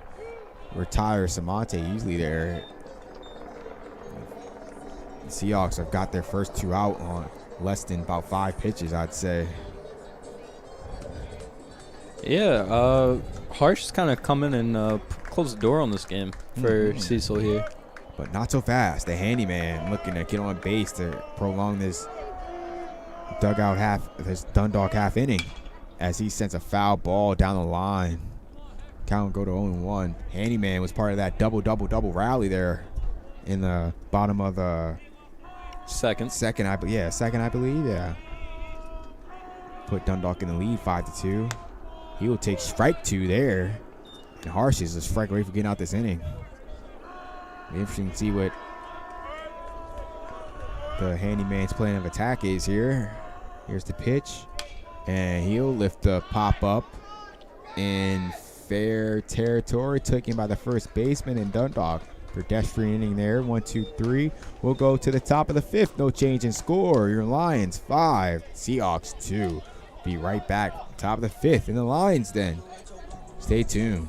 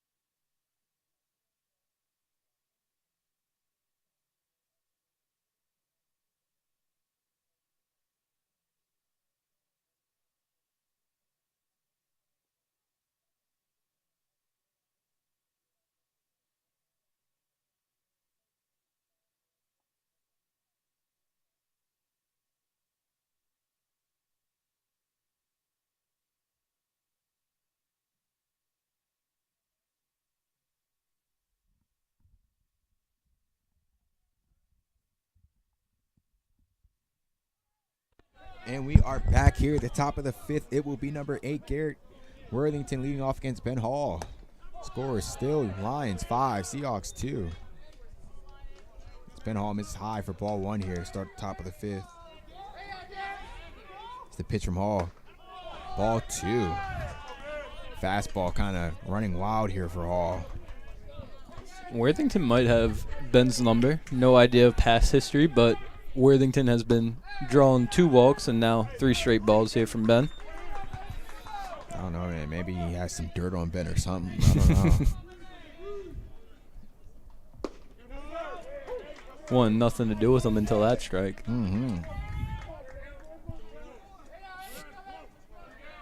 See if Ben can fight here again with another strike. Nope. Missed high, and that will be ball 4. Worthington reaching again. 3rd walk today? 3rd walk in this game. So against Ben. So he played game 1. But you're keeping score at home. He doesn't have any at bats so far. 0-for-0. 3 walks. This will bring in Justin Cordero, outfielder out of Queens, New York, up to the plate. And he'll lift the ground ball to 3rd. Stay up for ice. 1 on the second, and Hollingsworth makes the smart play and only gets one the second. We saw earlier, Dundalk got in a little trouble when MJ missed the ball over that first base. Scored an unearned run there, trying to turn two. Hollingsworth keeps the ball in his pocket, though, gets the one out. So Worthington is retired on the fielder's choice. Cordero reaches first. And that will bring up number 12, Lane Weissmiller, who lifts a foul ball. The start is at bat, the 0-1 count.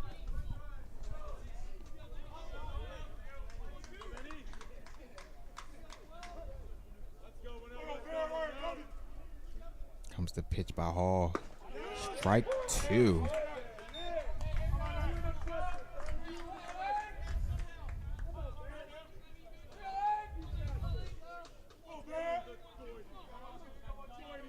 Here's the pitch by Hall. In the dirt for ball one. Count will move to 1-2.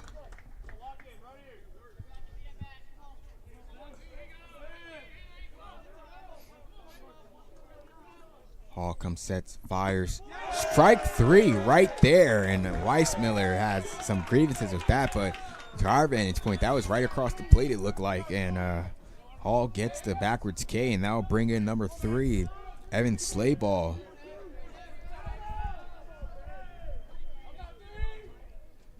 Two outs in his pocket. Ben Hall is looking to put up another 0. On a good track there, starting off Slayball with strike one.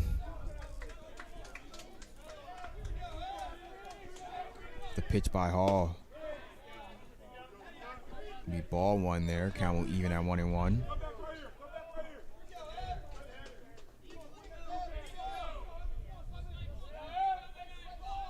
Comes the pitch for Hall. That one missed. 2-1.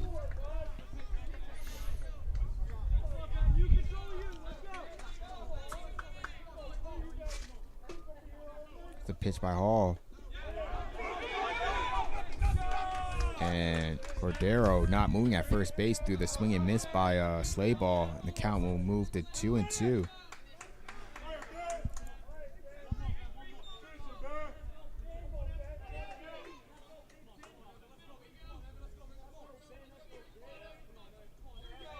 Hall comes, sets, fires, misses.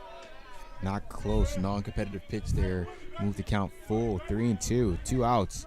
The runner Cordero will be in motion when Hall lines up.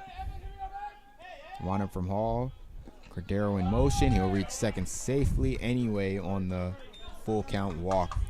Surrender to Slayball. Now bring up number 1, Gio Malatesta, who's no stranger to walks or tough at bats, to be honest. He's been grinding it out this whole second game here.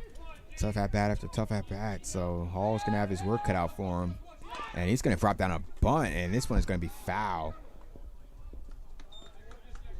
Recovered by Richie there down the left field foul line.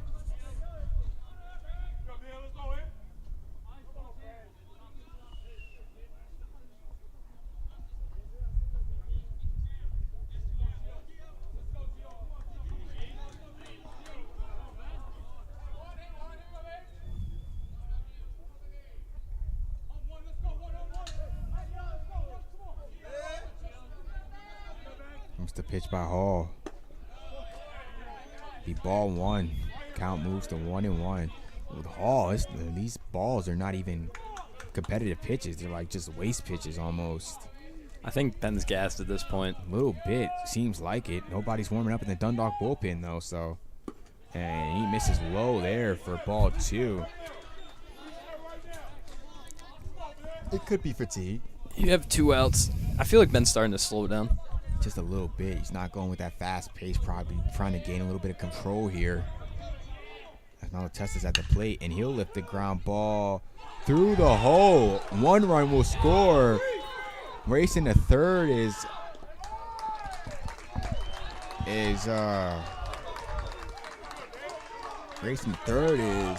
Slayball. Yeah.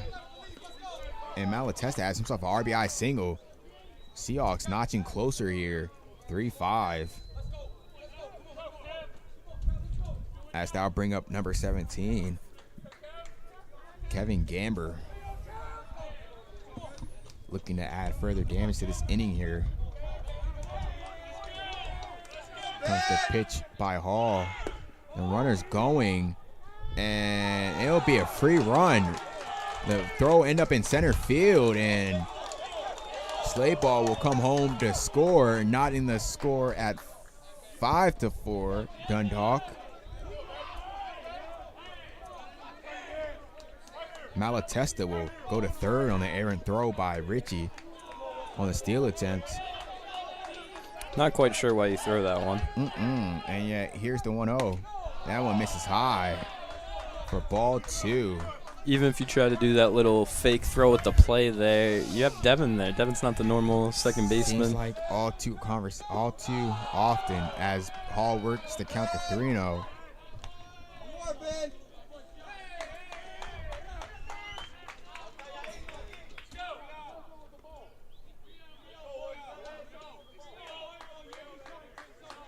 The 3-0 count here, just confirming. Seems like Dundalk's mistakes in this inning been just on them, just unforced errors. And he fires him with a strike. Like it was a 5-2 game with 2 outs, and now here he is, 4-5, 5-4 game with 2 outs. So it's kind of tricky there. Once again, folks, Dundalk is playing for their season. Their loss would effectively end all playoff hopes for this young and exciting Lions team, but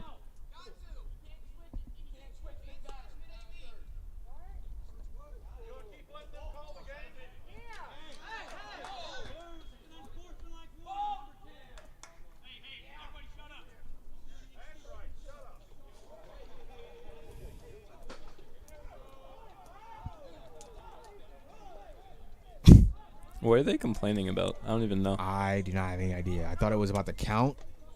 They said something about third. That's all I heard from the dugout. I was able to hear was them say third.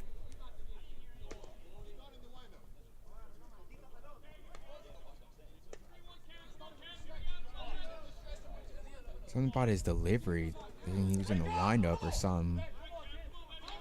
Not that I don't think it mattered what delivery he's in. I mean, we're on third with 2 outs, so.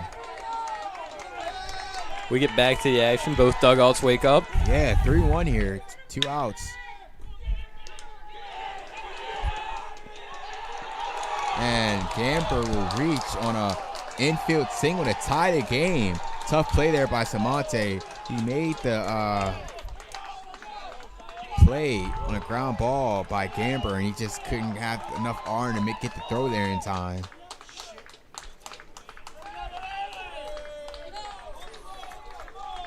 Unfortunate for Ben there. He couldn't get the third out there, and now it's a tie game.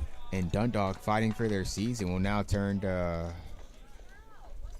Mark Shelley coming out the pen. The freshman will be asked to get Dundalk out of this inning to get the bats going here.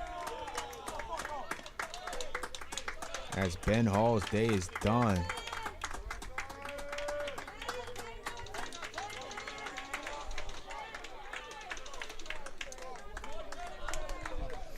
So Ben Hall, which could be, don't want to sound like a downer, but is a real, very real possibility that could be the last time we watch him pitch here in the Lions then. If this game goes A-Rod and Mark Shelley cannot secure this last out here. It's only the 5th inning. There's still a lot of baseball left to play. Just putting it in perspective there, though. I have to think, because I believe it was sophomore day yesterday. I missed those ceremonies. My fault, folks. I was a little under the weather. Didn't feel like spreading any illnesses, especially in this day of age we live in. Yeah, it was sophomore day. Every sophomore got their well-deserved flowers. But, you know, even with this high-intense game, you can't forget about that. Some of these sophomores we're seeing in the Lions then. Actually, I don't think there's any more home games left, are there? Possibly one this weekend. Possibly one, okay.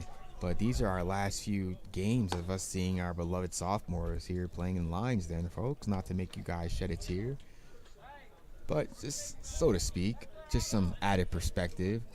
No, just to dial back and maybe have some reflective moment in this high-stake games right here. Yeah, man, being a freshmen in this program, watching all the sophomores, how their leadership impacted all the younger ones on this team, leading the way, all having their key moments throughout the season, all the work that they put in this program to make CCBC Dundalk, their baseball program, a reputable program. We thank those sophomores. A lot of thanks to them. They've laid the groundwork for what should be an exciting program at Dundalk these next few years. But as of right now, we need some leadership to get out of this inning. 2 outs here in the top of the 5th. Seahawks have knotted the game at 5. And up to the plate, Fleet, who has 2 singles here, so you got to be careful how you pitch to him, will hit against the incomer from the bullpen, Mark Shelley, as he fires. This one misses inside. I said before about Shelley, once he gets in a groove, he's a tough pitcher to face, but it's just about him finding that groove. It's going to be the real calling card here. Shelley will fire on the 1-0 count. And this one is a high drive, deep right field. And this one is gone. The Seahawks now take a 7-5 lead on the home run by Cecil Seahawks. And I said it before in that at bat. He was hitting the ball well this whole day. And he got all of that one.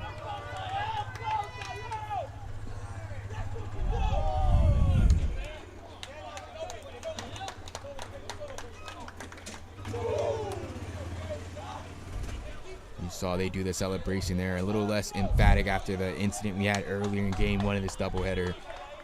Unless everybody's safe over there, and Seahawks have a 7-5 lead now. Shelley fires and he misses away. Ball 1.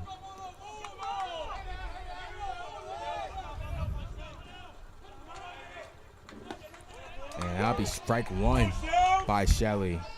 1-1. Comes the pitch. Strike 2 by Byler.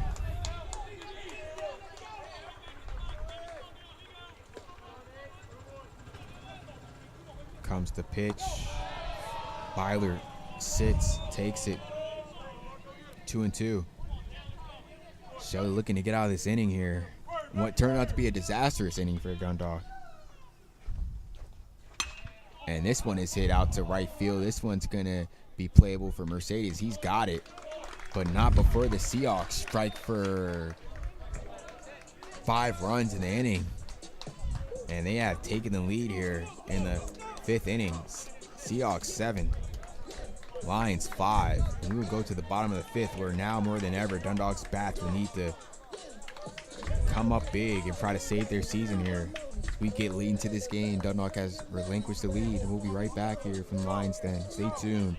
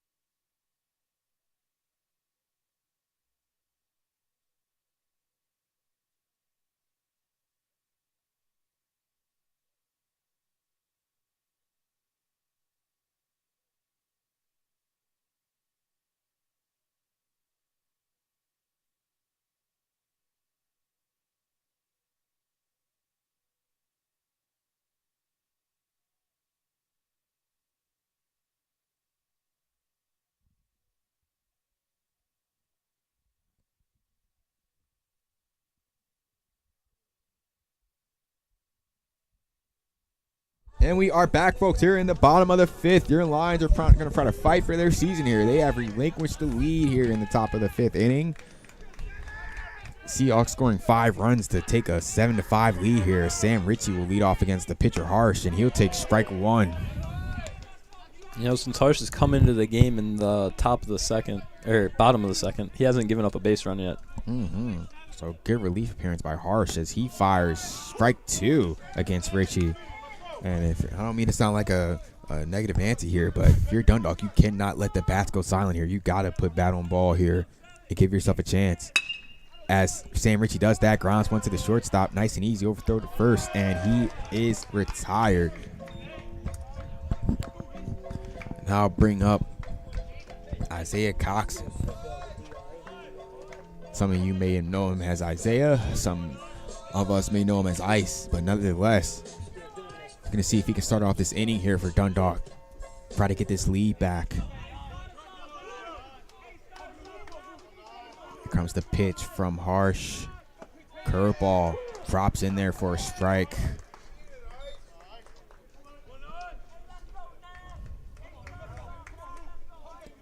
Comes the pitch by Harsh, and this one is hit out to right field. This one is going to be gone.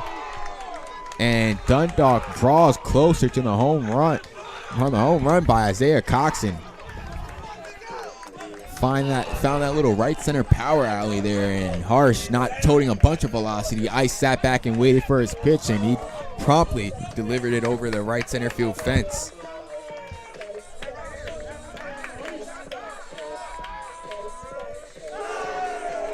You see Dundalk there does their little thing where they jump, and I think Ice might have got maybe like an inch and a half off the ground there, not taking any chances, but nope, everybody's safe. But to me, the Seahawks lead does not seem to be too much safe now that they still have the lead, though 7-6. It's now a 1-run game, and Hollingsworth promptly hits a single.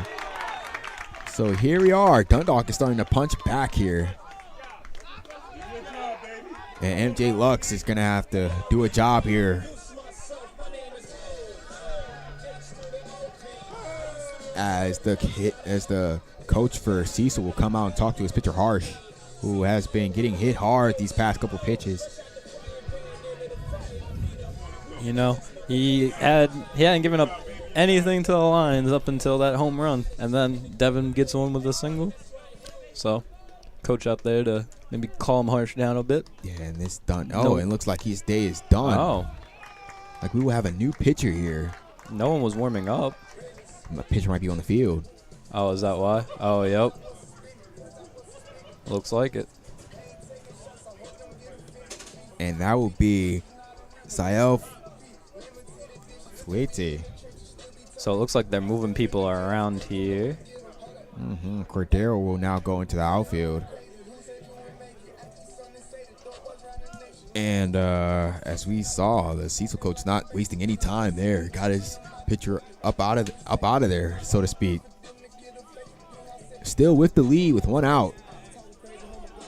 And it looks like it won't be Flete. It will be number Ewing, the shortstop. Yeah. Okay. A little different. We saw Flete with the pitcher's mitt. Maybe it was just Ewing's pitcher's mitt he was delivering to his pitcher. But nonetheless, Ewing will be the pitcher out of the bullpen here.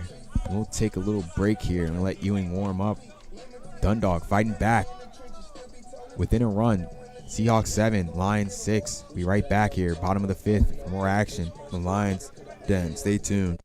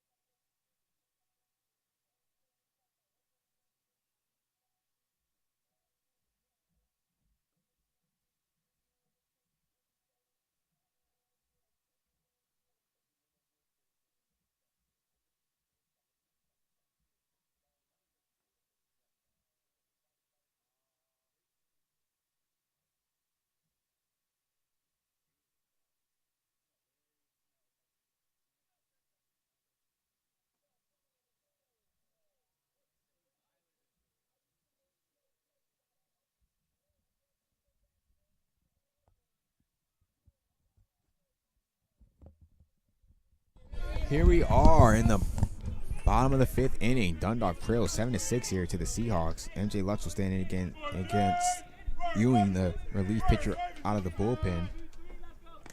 And he will miss slow, and it will get away, and Hollingsworth will scoot up to second into scoring position. Nate Ewing with the wild pitch. Yeah, funky one there. Their shortstop goes to pitch. Their DH goes into left field. Their left fielder goes to second. Their second goes to short because Ewing was at short before he came into pitch. Little puzzle action there playing by the Seahawks. They're trying to keep everyone in the game but move the pieces around. They're trying to firmly end Dundalk's season here. They're keeping all the cards out on the table. Nonetheless, Dundalk is fighting. Pitch to Lux. That one's low for ball 2. So Ewing having a little trouble here locating his pitches, it seems like.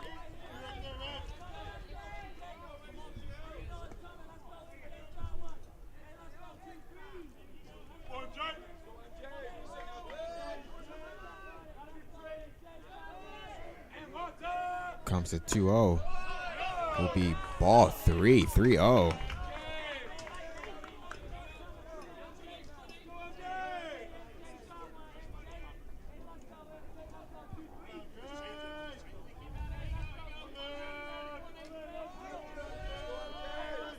Comes to 3-0 from Ewing. This one, strike 1. MJ Lux will be most likely sitting on his favorite pitch here. See if he can try to tie this game.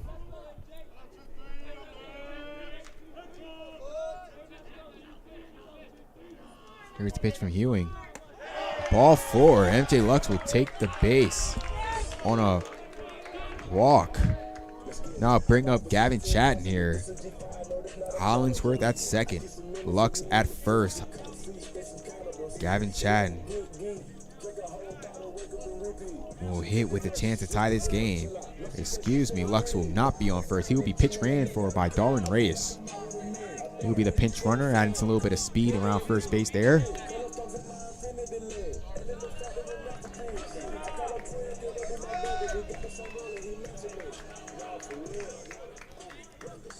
As Gavin Chatton will be asked to do the hitting for this Dundalk lineup at this point.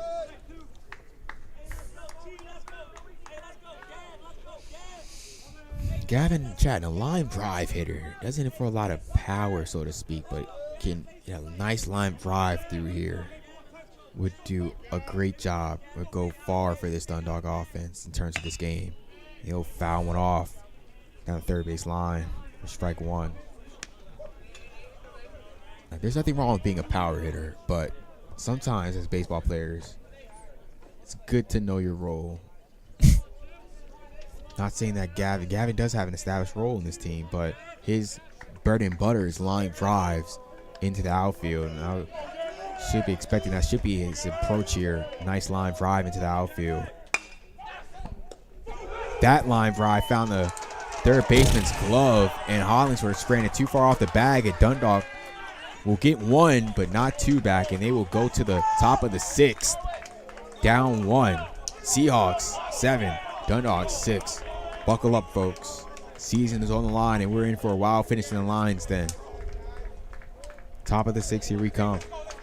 Stay right here, folks. Be right back.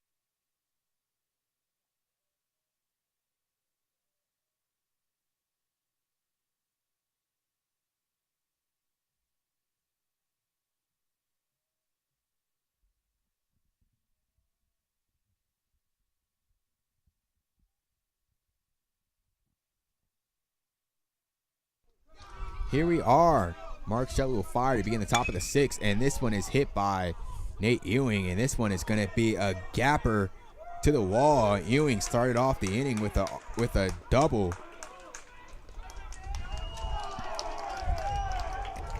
And Cecil looking up to put an important insurance run on the board. Ewing, the pitcher, in for the Seahawks.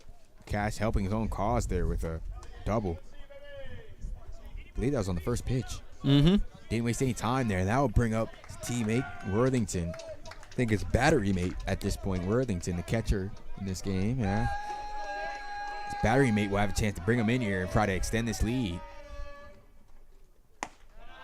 Here in the top of the 6th, Shelley misses 1-0.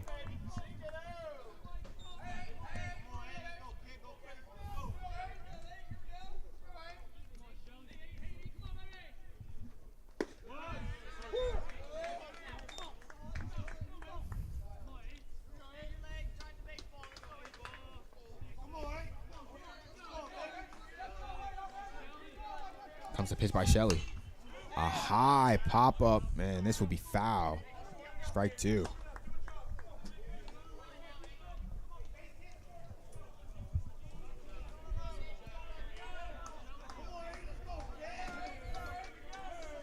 Shelley looking to get his first out here. Top of the 6th inning. Comes the pitch by Shelley. This one will be a playable pop-up for somebody in the infield. Hollingsworth is calling for it at third, and he will have it. And there's nobody at third, but Samonte races over there. Ewing stays at second, nonetheless. Tired on the pop-up. F5. Needed that one for a second because, you know, Devin moved from second to third. Yeah.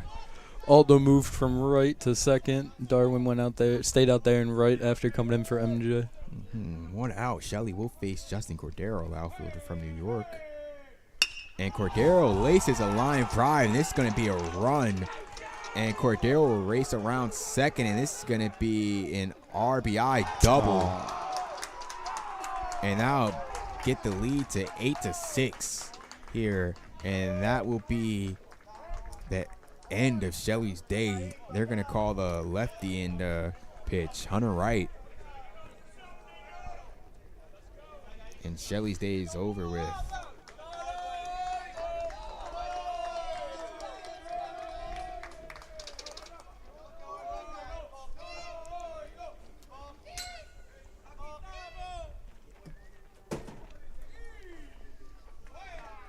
Hunter Wright will come in a pitch, and folks, we will take a break as we will let Hunter Wright have the floor all to himself to warm up here.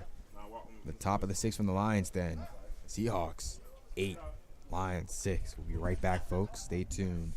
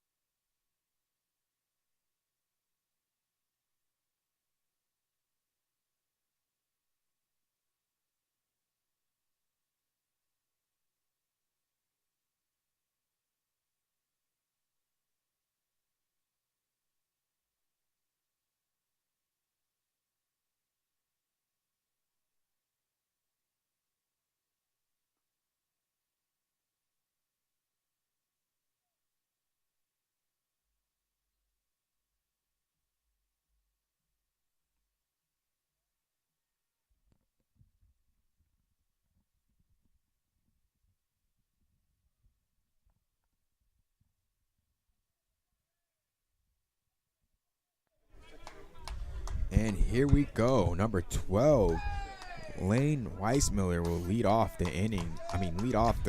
appearance of Hunter Wright out the bullpen. Hunter Wright already has it out on the board. Down 8-6, starts off with a ball. 1-0. Cordero out second. before Mark Shelley was taken out, he had promptly hit an RBI double to extend the lead to 2 for the Seahawks. So here we are. Weissmuller batting, Cordero at second, and Weissmuller sends a ball that's going to be lifted down the left field line, playable for third, and it's taken by Hollings for the foul territory for an ultra important out number 2 there. As they'll try to look to get out of this inning, but standing in their way will be number 3 for the Seahawks, Evan Slayball. Looking to extend the Seahawks lead even further, try to put the lines closer and closer to ultimately effectively ending their season.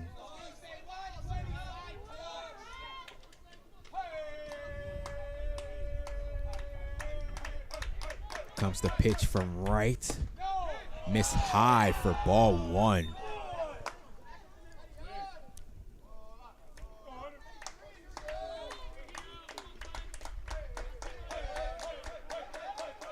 Comes the pitch by right. Ball 2, missed high. Wright's having trouble locating his pitches. I mean, he just did come out the bullpen, but kind of a tough spot. Can't let this inning go any longer. Wright will fire. Strike 1 on the foul tip.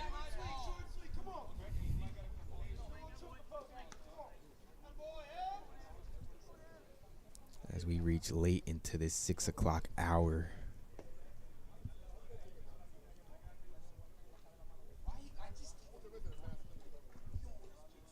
Umpire will ask for more balls.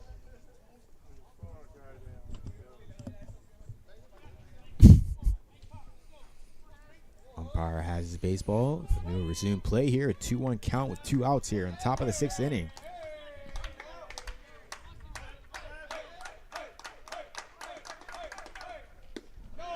And that'll be a strike to Slayball. And Hunter Wright's one more strike away from getting out this inning.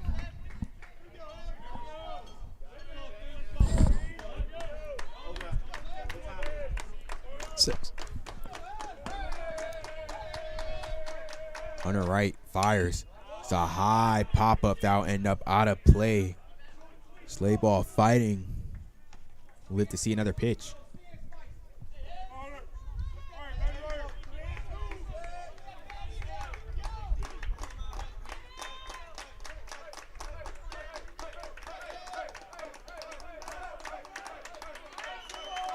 The pitch from Slayball.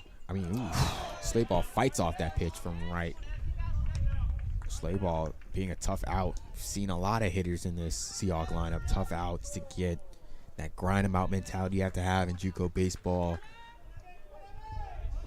It could be hard be taxing on the pitchers for these prolonged at bats, but Wright looks to get this out here, and Slayball says no. Fight on.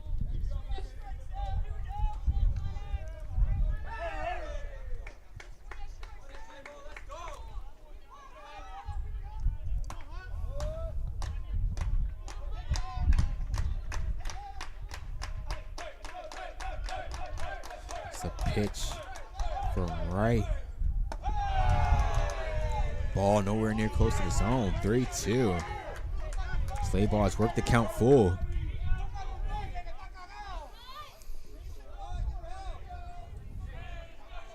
3-2 count with 2 outs and a runner on second. Wright looking to get out this inning. And another foul ball by Slayball.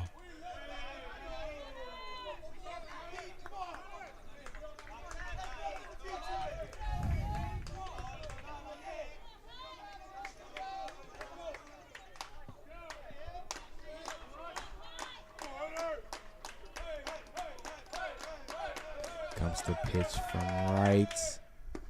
Strike 3 gets Slayball looking with the patented curveball he's so famous for. Wright spins the curveball and he gets out the inning. But not before the Seahawks put 1 on the board and extend their lead to 8-6. Lions coming in. The bottom of the 6th inning here in Lions. They're needing hits. Let's see if they'll get them. We'll be right back, folks.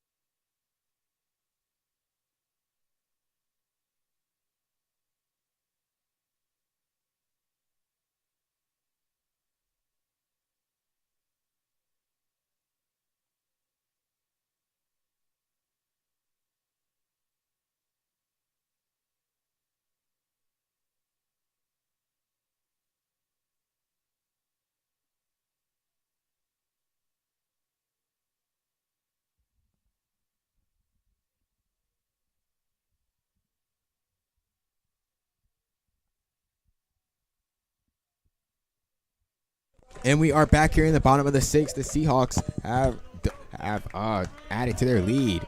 Seahawks 8, Lions 6. Here we are. Bottom of the 6th inning, Lions. Then Alderman Mercedes will stand in against Ewing, and Ewing will fire and miss low for ball 1.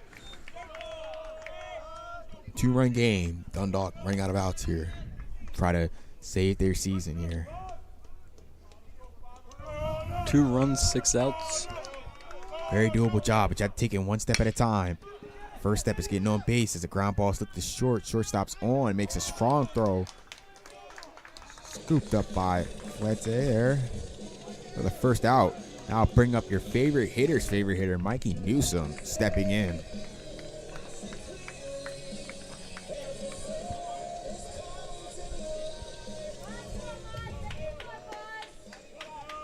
Mikey Newsom will step in here with 1 out here in the bottom of the 6th. The pitch from Ewing, it misses low for ball 1.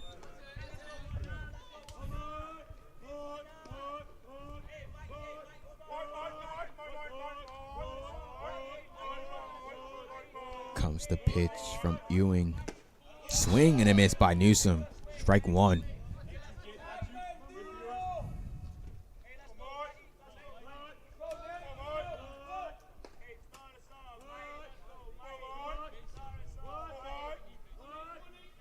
Ewing doing a little dance out there. Unless he toes the rubber, fires. Strike 2.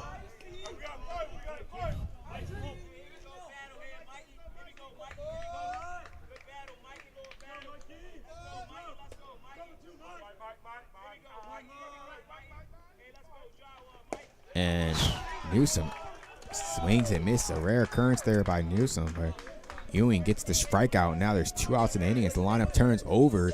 The pride of Urbana, Julian Samonte, will step up and try to extend the inning for Dundalk here, the bottom of the 6th. Had a nice hit to the wall. Let's see if he can do it again here. Pitch by Ewing. Ooh. Caught the strike zone for strike 1.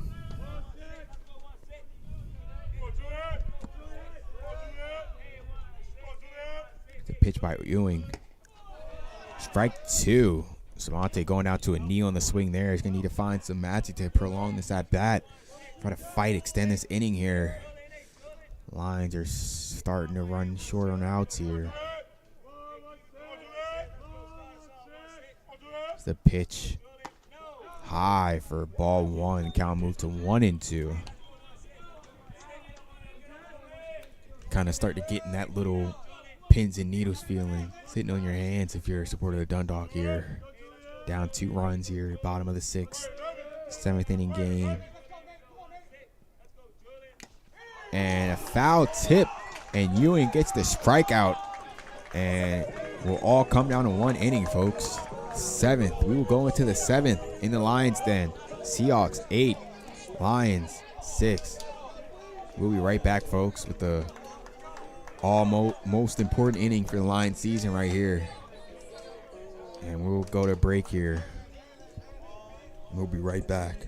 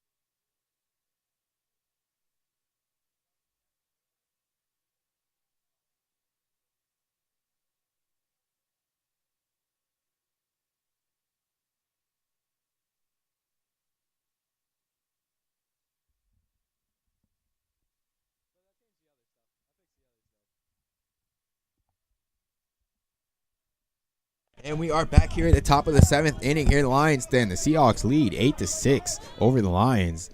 As Hunter Wright will step in and fire. Strike one to Gio Malatesta. Hunter looking to put up a 0 to make the season come down to the bats here. Malatesta sends a sharp foul ball down the right field line. Be 0-2.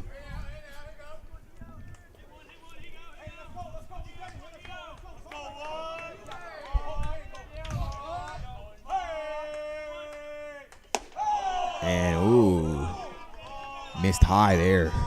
Ball 1. Count moved to 1-2.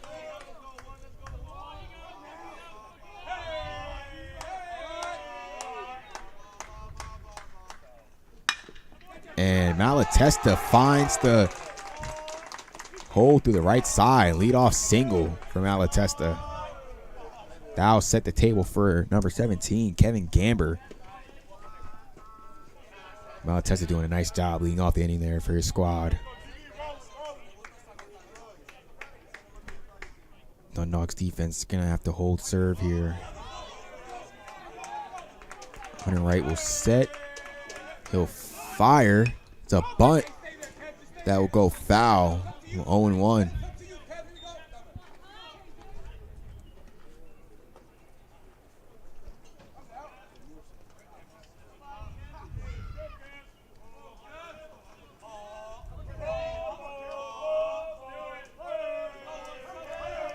Here's the pitch. Strike 2. Drops the curveball on him. Got down by the knees. So 0-2 count here.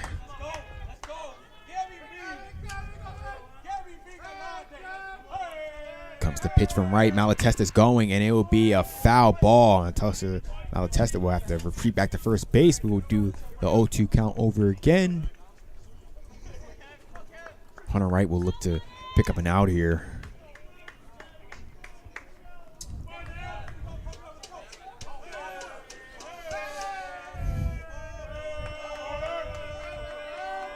And Hunter Wright fires and misses low for ball 1.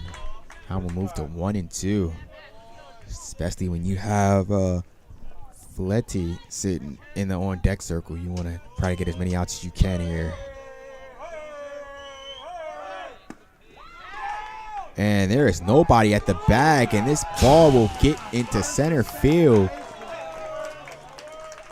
And a little bit of miscommunication there. Lions caught sleeping, and there is nobody at the bag to receive the throw when Malatesta was stealing. And we'll have a runner on third with 1 out with Cecil Fletty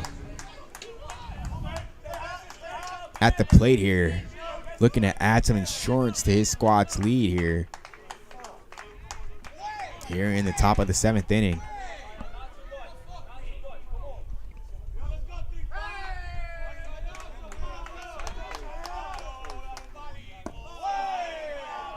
Fletty of the Bronx, New York.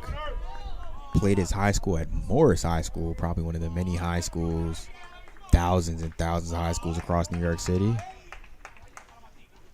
Takes strike 1 to even the count at 1-1. Fletty has a couple singles, and a very hard-hit home run that gave his squad the lead. And he went. They say he went. He went. Long they paused. They're trying to find confirmation. They say he went, and the count will go to 1-2 here. Fletty couldn't hold up his swing there, and Wright will be in a 1-2 count. Here's the pitch. And, oh, this ball gets away, and it will go out of play. Bounced up in a thing that you got. Inopportune time. The worst case possible scenario. Sam Ricci had no shot at that. That ball bounced and caromed off out of the plate and over the backstop here in the Lions Den and ended up by the shed. So, yeah, you don't see any wild pitches go that far. But, yeah, Dylan, not the terrible time for that bit of luck to strike as Seahawks pad their lead 9-6. And now Fletty has worked the full count against Wright.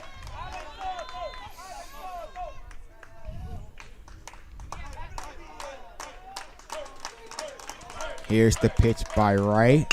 This one will be a ground ball to Samonte up the middle. Samonte's up with it in time. Nice and easy over to first. And Lete's retired for the second out of the inning.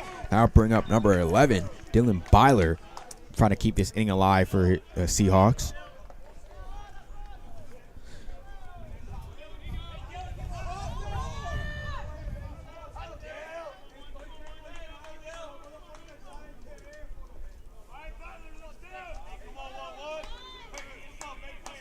Pitch by Wright. This one is a sharp ground ball up the middle, and that's going to get through past Samonte, and this inning will go on. Byler with the single up the middle. And now I'll bring up number 10, Nate Ewing, the pitcher in relief currently for the Seahawks. Try to keep this inning going. Seems like Backer will let Hunter Wright finish his inning here. Nobody really warming up in the bullpen. So it'll be up to Wright here to try to get off the field right here and get the bats in the dugout. And Ewing lifts a fly ball out to center field. Hector's tracking it. The handyman squeezes it. And your Dundalk Lions, folks, need 3 runs to tie, 4 runs to win. Or 3 runs or 4 runs before 3 outs to keep their season alive, folks. This is it. All the marbles here, all the work in the winter, fall, practices during the spring games. It comes down to this. Your Dundalk Lions can't come back. They will be eliminated from postseason play. With that being said, we'll go to the bottom of the 7th here in the Lions then. Seahawks 9, Lions 6. Be right back, folks.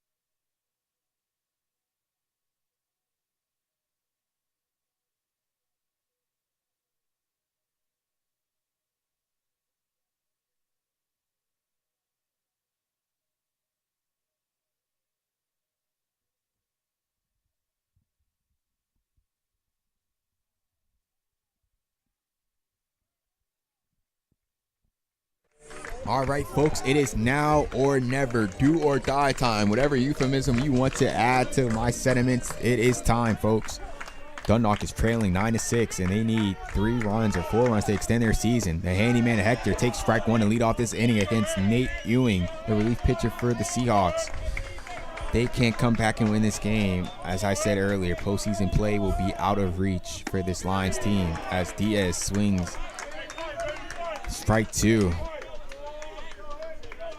And Diaz looking to try his best to keep this game going by any means necessary as he lifts a foul ball into the parking lot over by the Athletic Center. Count will stay 0-2.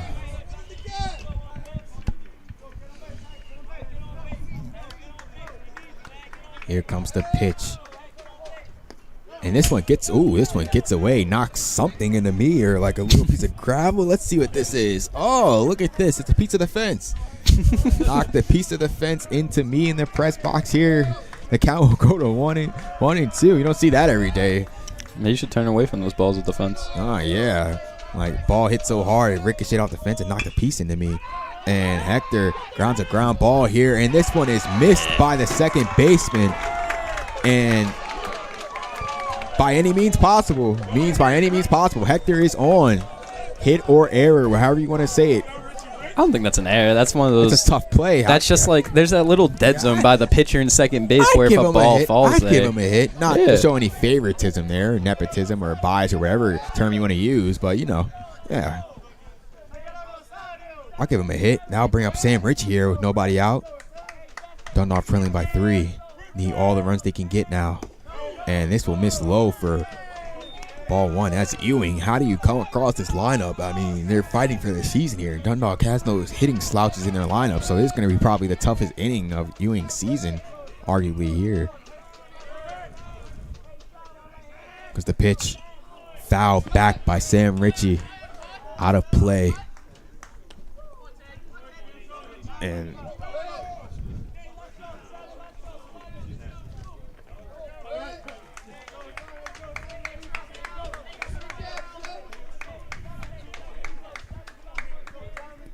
comes the 1-1.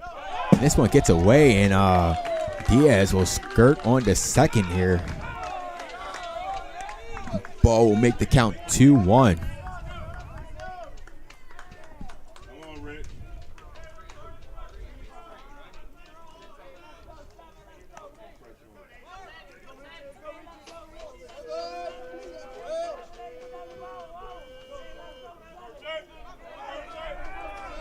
Sam Ritchie with a 2-1 count. Here's the pitch from Ewing. This one is hit high, deep out to left field, and it will not be caught. It's at the wall. Diaz will race around second, third. He's going in, and Ritchie with the RBI double with one out here. Or no outs, excuse me. No outs here in the bottom of the seventh. Excuse me while I find my bearings here. There's a lot going on, folks. As I said, this is do or die for the Lions here. If they lose this game, their season or postseason hopes are going to be dashed here. So they are fighting every way they can as the sun now comes out, whether that may be a positive omen or something. The sun is now coming out in the Lions' den as the Lions have inched closer into this game, now trailing only 9-7 as Ice steps up to the plate and he sends a foul ball towards the pitcher, hit the plate on the way out, so ruled foul. Count will go to 0-1. As I said, I don't know if the sun coming out is a positive omen or something, but we're just going to go with it, folks, as we're probably getting the most sun we've had all day here between these first two games. Especially with how low it is now, as we're at 6:30. Yeah, so here we are. It's the sunshine flowing. Lions trying to save their season, mounting a formidable comeback here. Let's see how it works out, folks. It's Ice. Has a cool heartbeat. Never lets the moment get too big. Doesn't go chasing there. Count moved to 1-1. Ice had the big home run here earlier in his at-bat before this that got the lead down to 1 for the Seahawks. See what he can do here. The 1-1 count. Ewing stretches, fires. This one's low.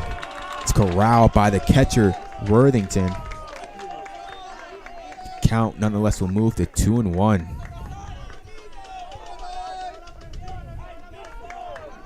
There's nobody warming in this Cecil bullpen, so it seems like they're letting their relief pitcher work here.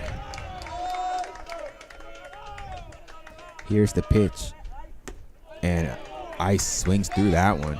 2-2. Looked like a breaking ball that didn't quite break over the plate there. Yeah. Ice just swung right through that. Oh, here's the pitch by Ewing.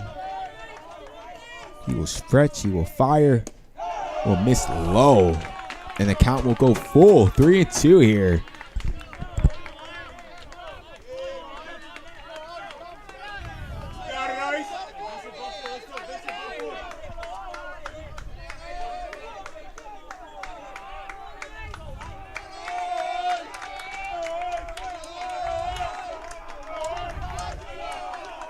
Here comes the pitch. And this one is grounded up the middle. This one's going to sneak through. Ritchie's going to round third. He's coming home, and the throw is on line, but it's cut off. And the Dundalk Lions have roared back, and it's now a one-run game, 9-8 here with no outs in the bottom of the seventh inning. As I said it, Dylan, this team is fighting for their season. This is the type of urgency you see from a team fighting for their season. all-out desperation. The bats have come alive this inning. But the job is not finished yet, as they say nowadays. The job is not finished. As Hollingsworth will step in. Dundalk trailing by 1. He'll take strike 1 there. Count will go to 0-1. You brought yourself back into this game. Now you have to play fundamental baseball and try to get ice over all the way home at the very least.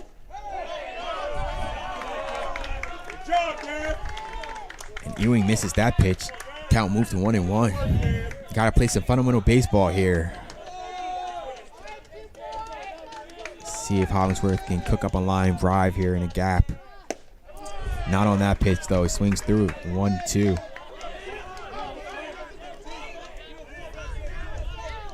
The right fielder's giving up a lot of line down that right field line. I wouldn't be surprised if two-strike approach. Hollingsworth is looking to punch the other way. And he will not. Swings through that. And that'll be the first out of the inning. Strikeout. And that will step in GT McGuy here.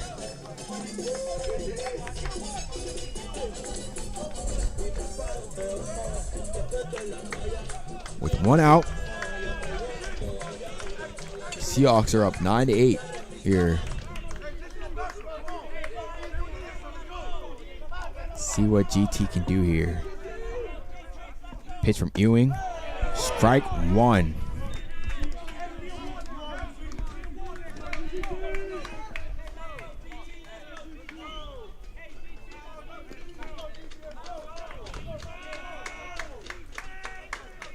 Here's the pitch from Ewing.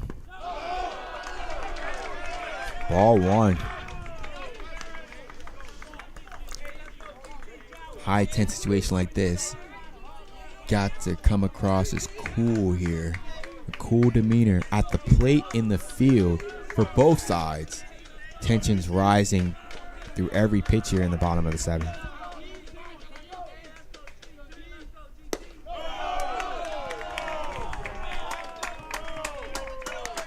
Ewing misses again. Count will move to 2-1. Hitters count for GT. What do you expect here, Dylan? I have no idea. Fastball. Let's see it. There it is. And GT just looks at it. Kind of like a missed opportunity there for GT. But then again, he's got another strike on him. So count will even to 2-2. See what type of fight GT has. Here's the pitch. And he'll lift the ground ball. He's going to have to hustle for it. GT speeding down there. And the throw from the shortstop picked out by the first baseman. And that will be the second out of the inning. And folks, it doesn't get too much high pressure than this. The next out that will be committed will be the final out. And with that being said, the final out will effectively end Dundalk's season. But in the way of that reality, Martino Tabasco will pinch run for Isaiah Coxon. And Robbie Smith will pinch hit for Gavin Chatton here. Robbie Smith, the freshman out of Kennesaw, Georgia, he's been magical all season. Can he come up with another big moment to put the cherry on top of what has been a fantastic season for Robbie here at CCBC Dundalk? What can he do here? It's the pitch from Ewing. Ball 1. Robbie Smith looking to keep this season alive for Dundalk. Keep the postseason hopes alive.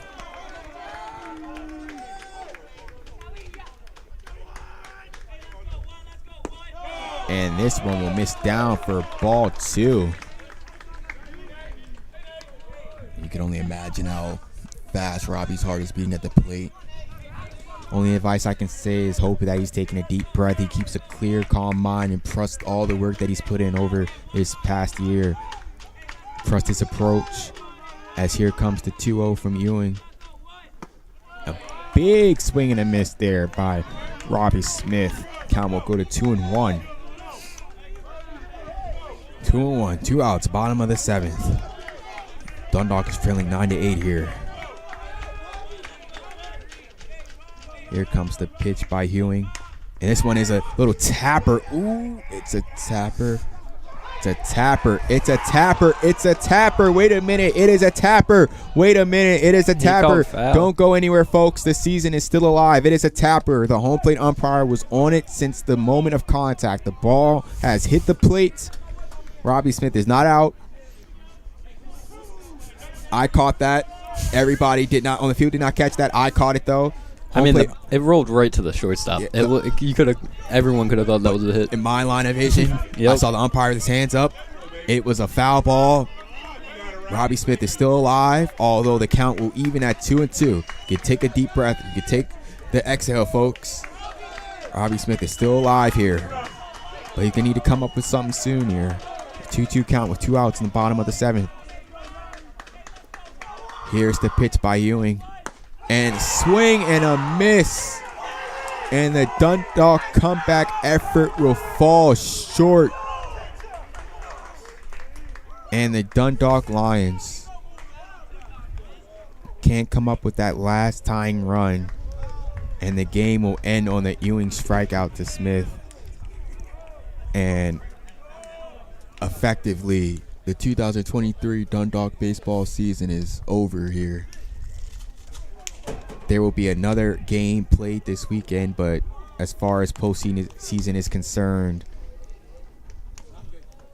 wasn't in the cards for this Dundalk team this year.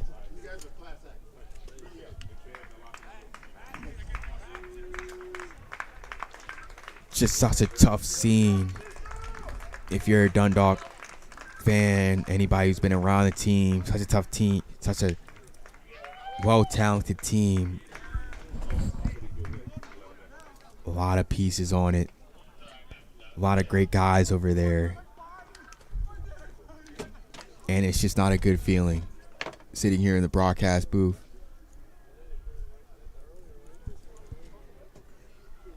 Those guys are one of the bunch of hardworking group of men I've ever been around so far in my young athletic career. Uber talented, bunch of great guys, great team atmosphere. It's just, team just came up a little bit short this year. It happens. It happens. You try to reflect and try to think through the pain of losing this way, not being able to fight at least for a shot in the postseason at this point now.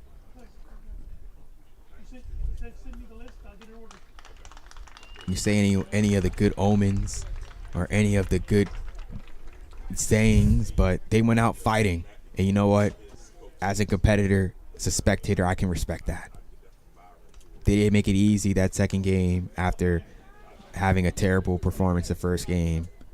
They played hard. They just couldn't get that final run across to extend this game. Only hope that for the ones that do return, they take this win, and they take this loss here. Excuse me, the loss. And they just learn from it. Anytime they're in the weight room, that one extra rep thinking about the pain that they suffered on this field, that one extra rep in practice. For this group, they've shown how resilient they've been all year. I'm sure they'll be resilient in this team next year. Nonetheless, as this will most likely maybe be my final time on the mic before I have to do the duties of putting on that Dundalk uniform next year. It's been great to say I've been blessed and happy to share my knowledge with anybody that's been listening to these broadcasts with me speaking on it. It's been a pleasure here. I was not supposed to be doing this. Only came here to support my team, even though I was ruled out for the season. I only came to support my team on opening day. I was given a chance to broadcast, and I've been glad I've been up in the booth as much as I can, speaking to you wonderful folks who listen, supporting our Lions. It's been a great year. A year I hope you and I never forget. It's been a wonderful start to what could be a future broadcasting career. I mean, who knows?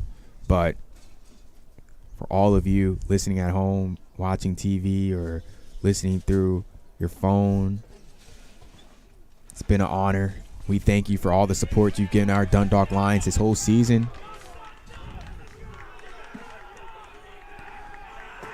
And any final words, Dylan? No, you pretty much summed it all up for me. Mm-hmm. We got one more game this weekend away. Mm-hmm. Is that an away game or home? There is one away game. I don't know if the home game is being played or not. We'll figure out if we're playing that last home game here, if this was, in fact, the last home game. What was that? There's one scheduled for Sunday, but I don't know if we'll play it. Yep. Okay, so folks, you'll keep track of the Twitter page. We'll try to get you that information the best way we can. If that's last final home game will be played on Sunday. But as of right now, me and my partner Dylan, thank you for the hospitality all year long, tuning into our broadcast. We wish you and your Lions that are going out of state all the best during the summer. We wish our sophomores all the best in whatever endeavors that they move on to past Dundalk. We thank them for the years that they put in here, giving a good name, representing the program. And we will see you folks next season. But for me, Carter, my partner Dylan, we salute you, say goodbye, and extend a be well.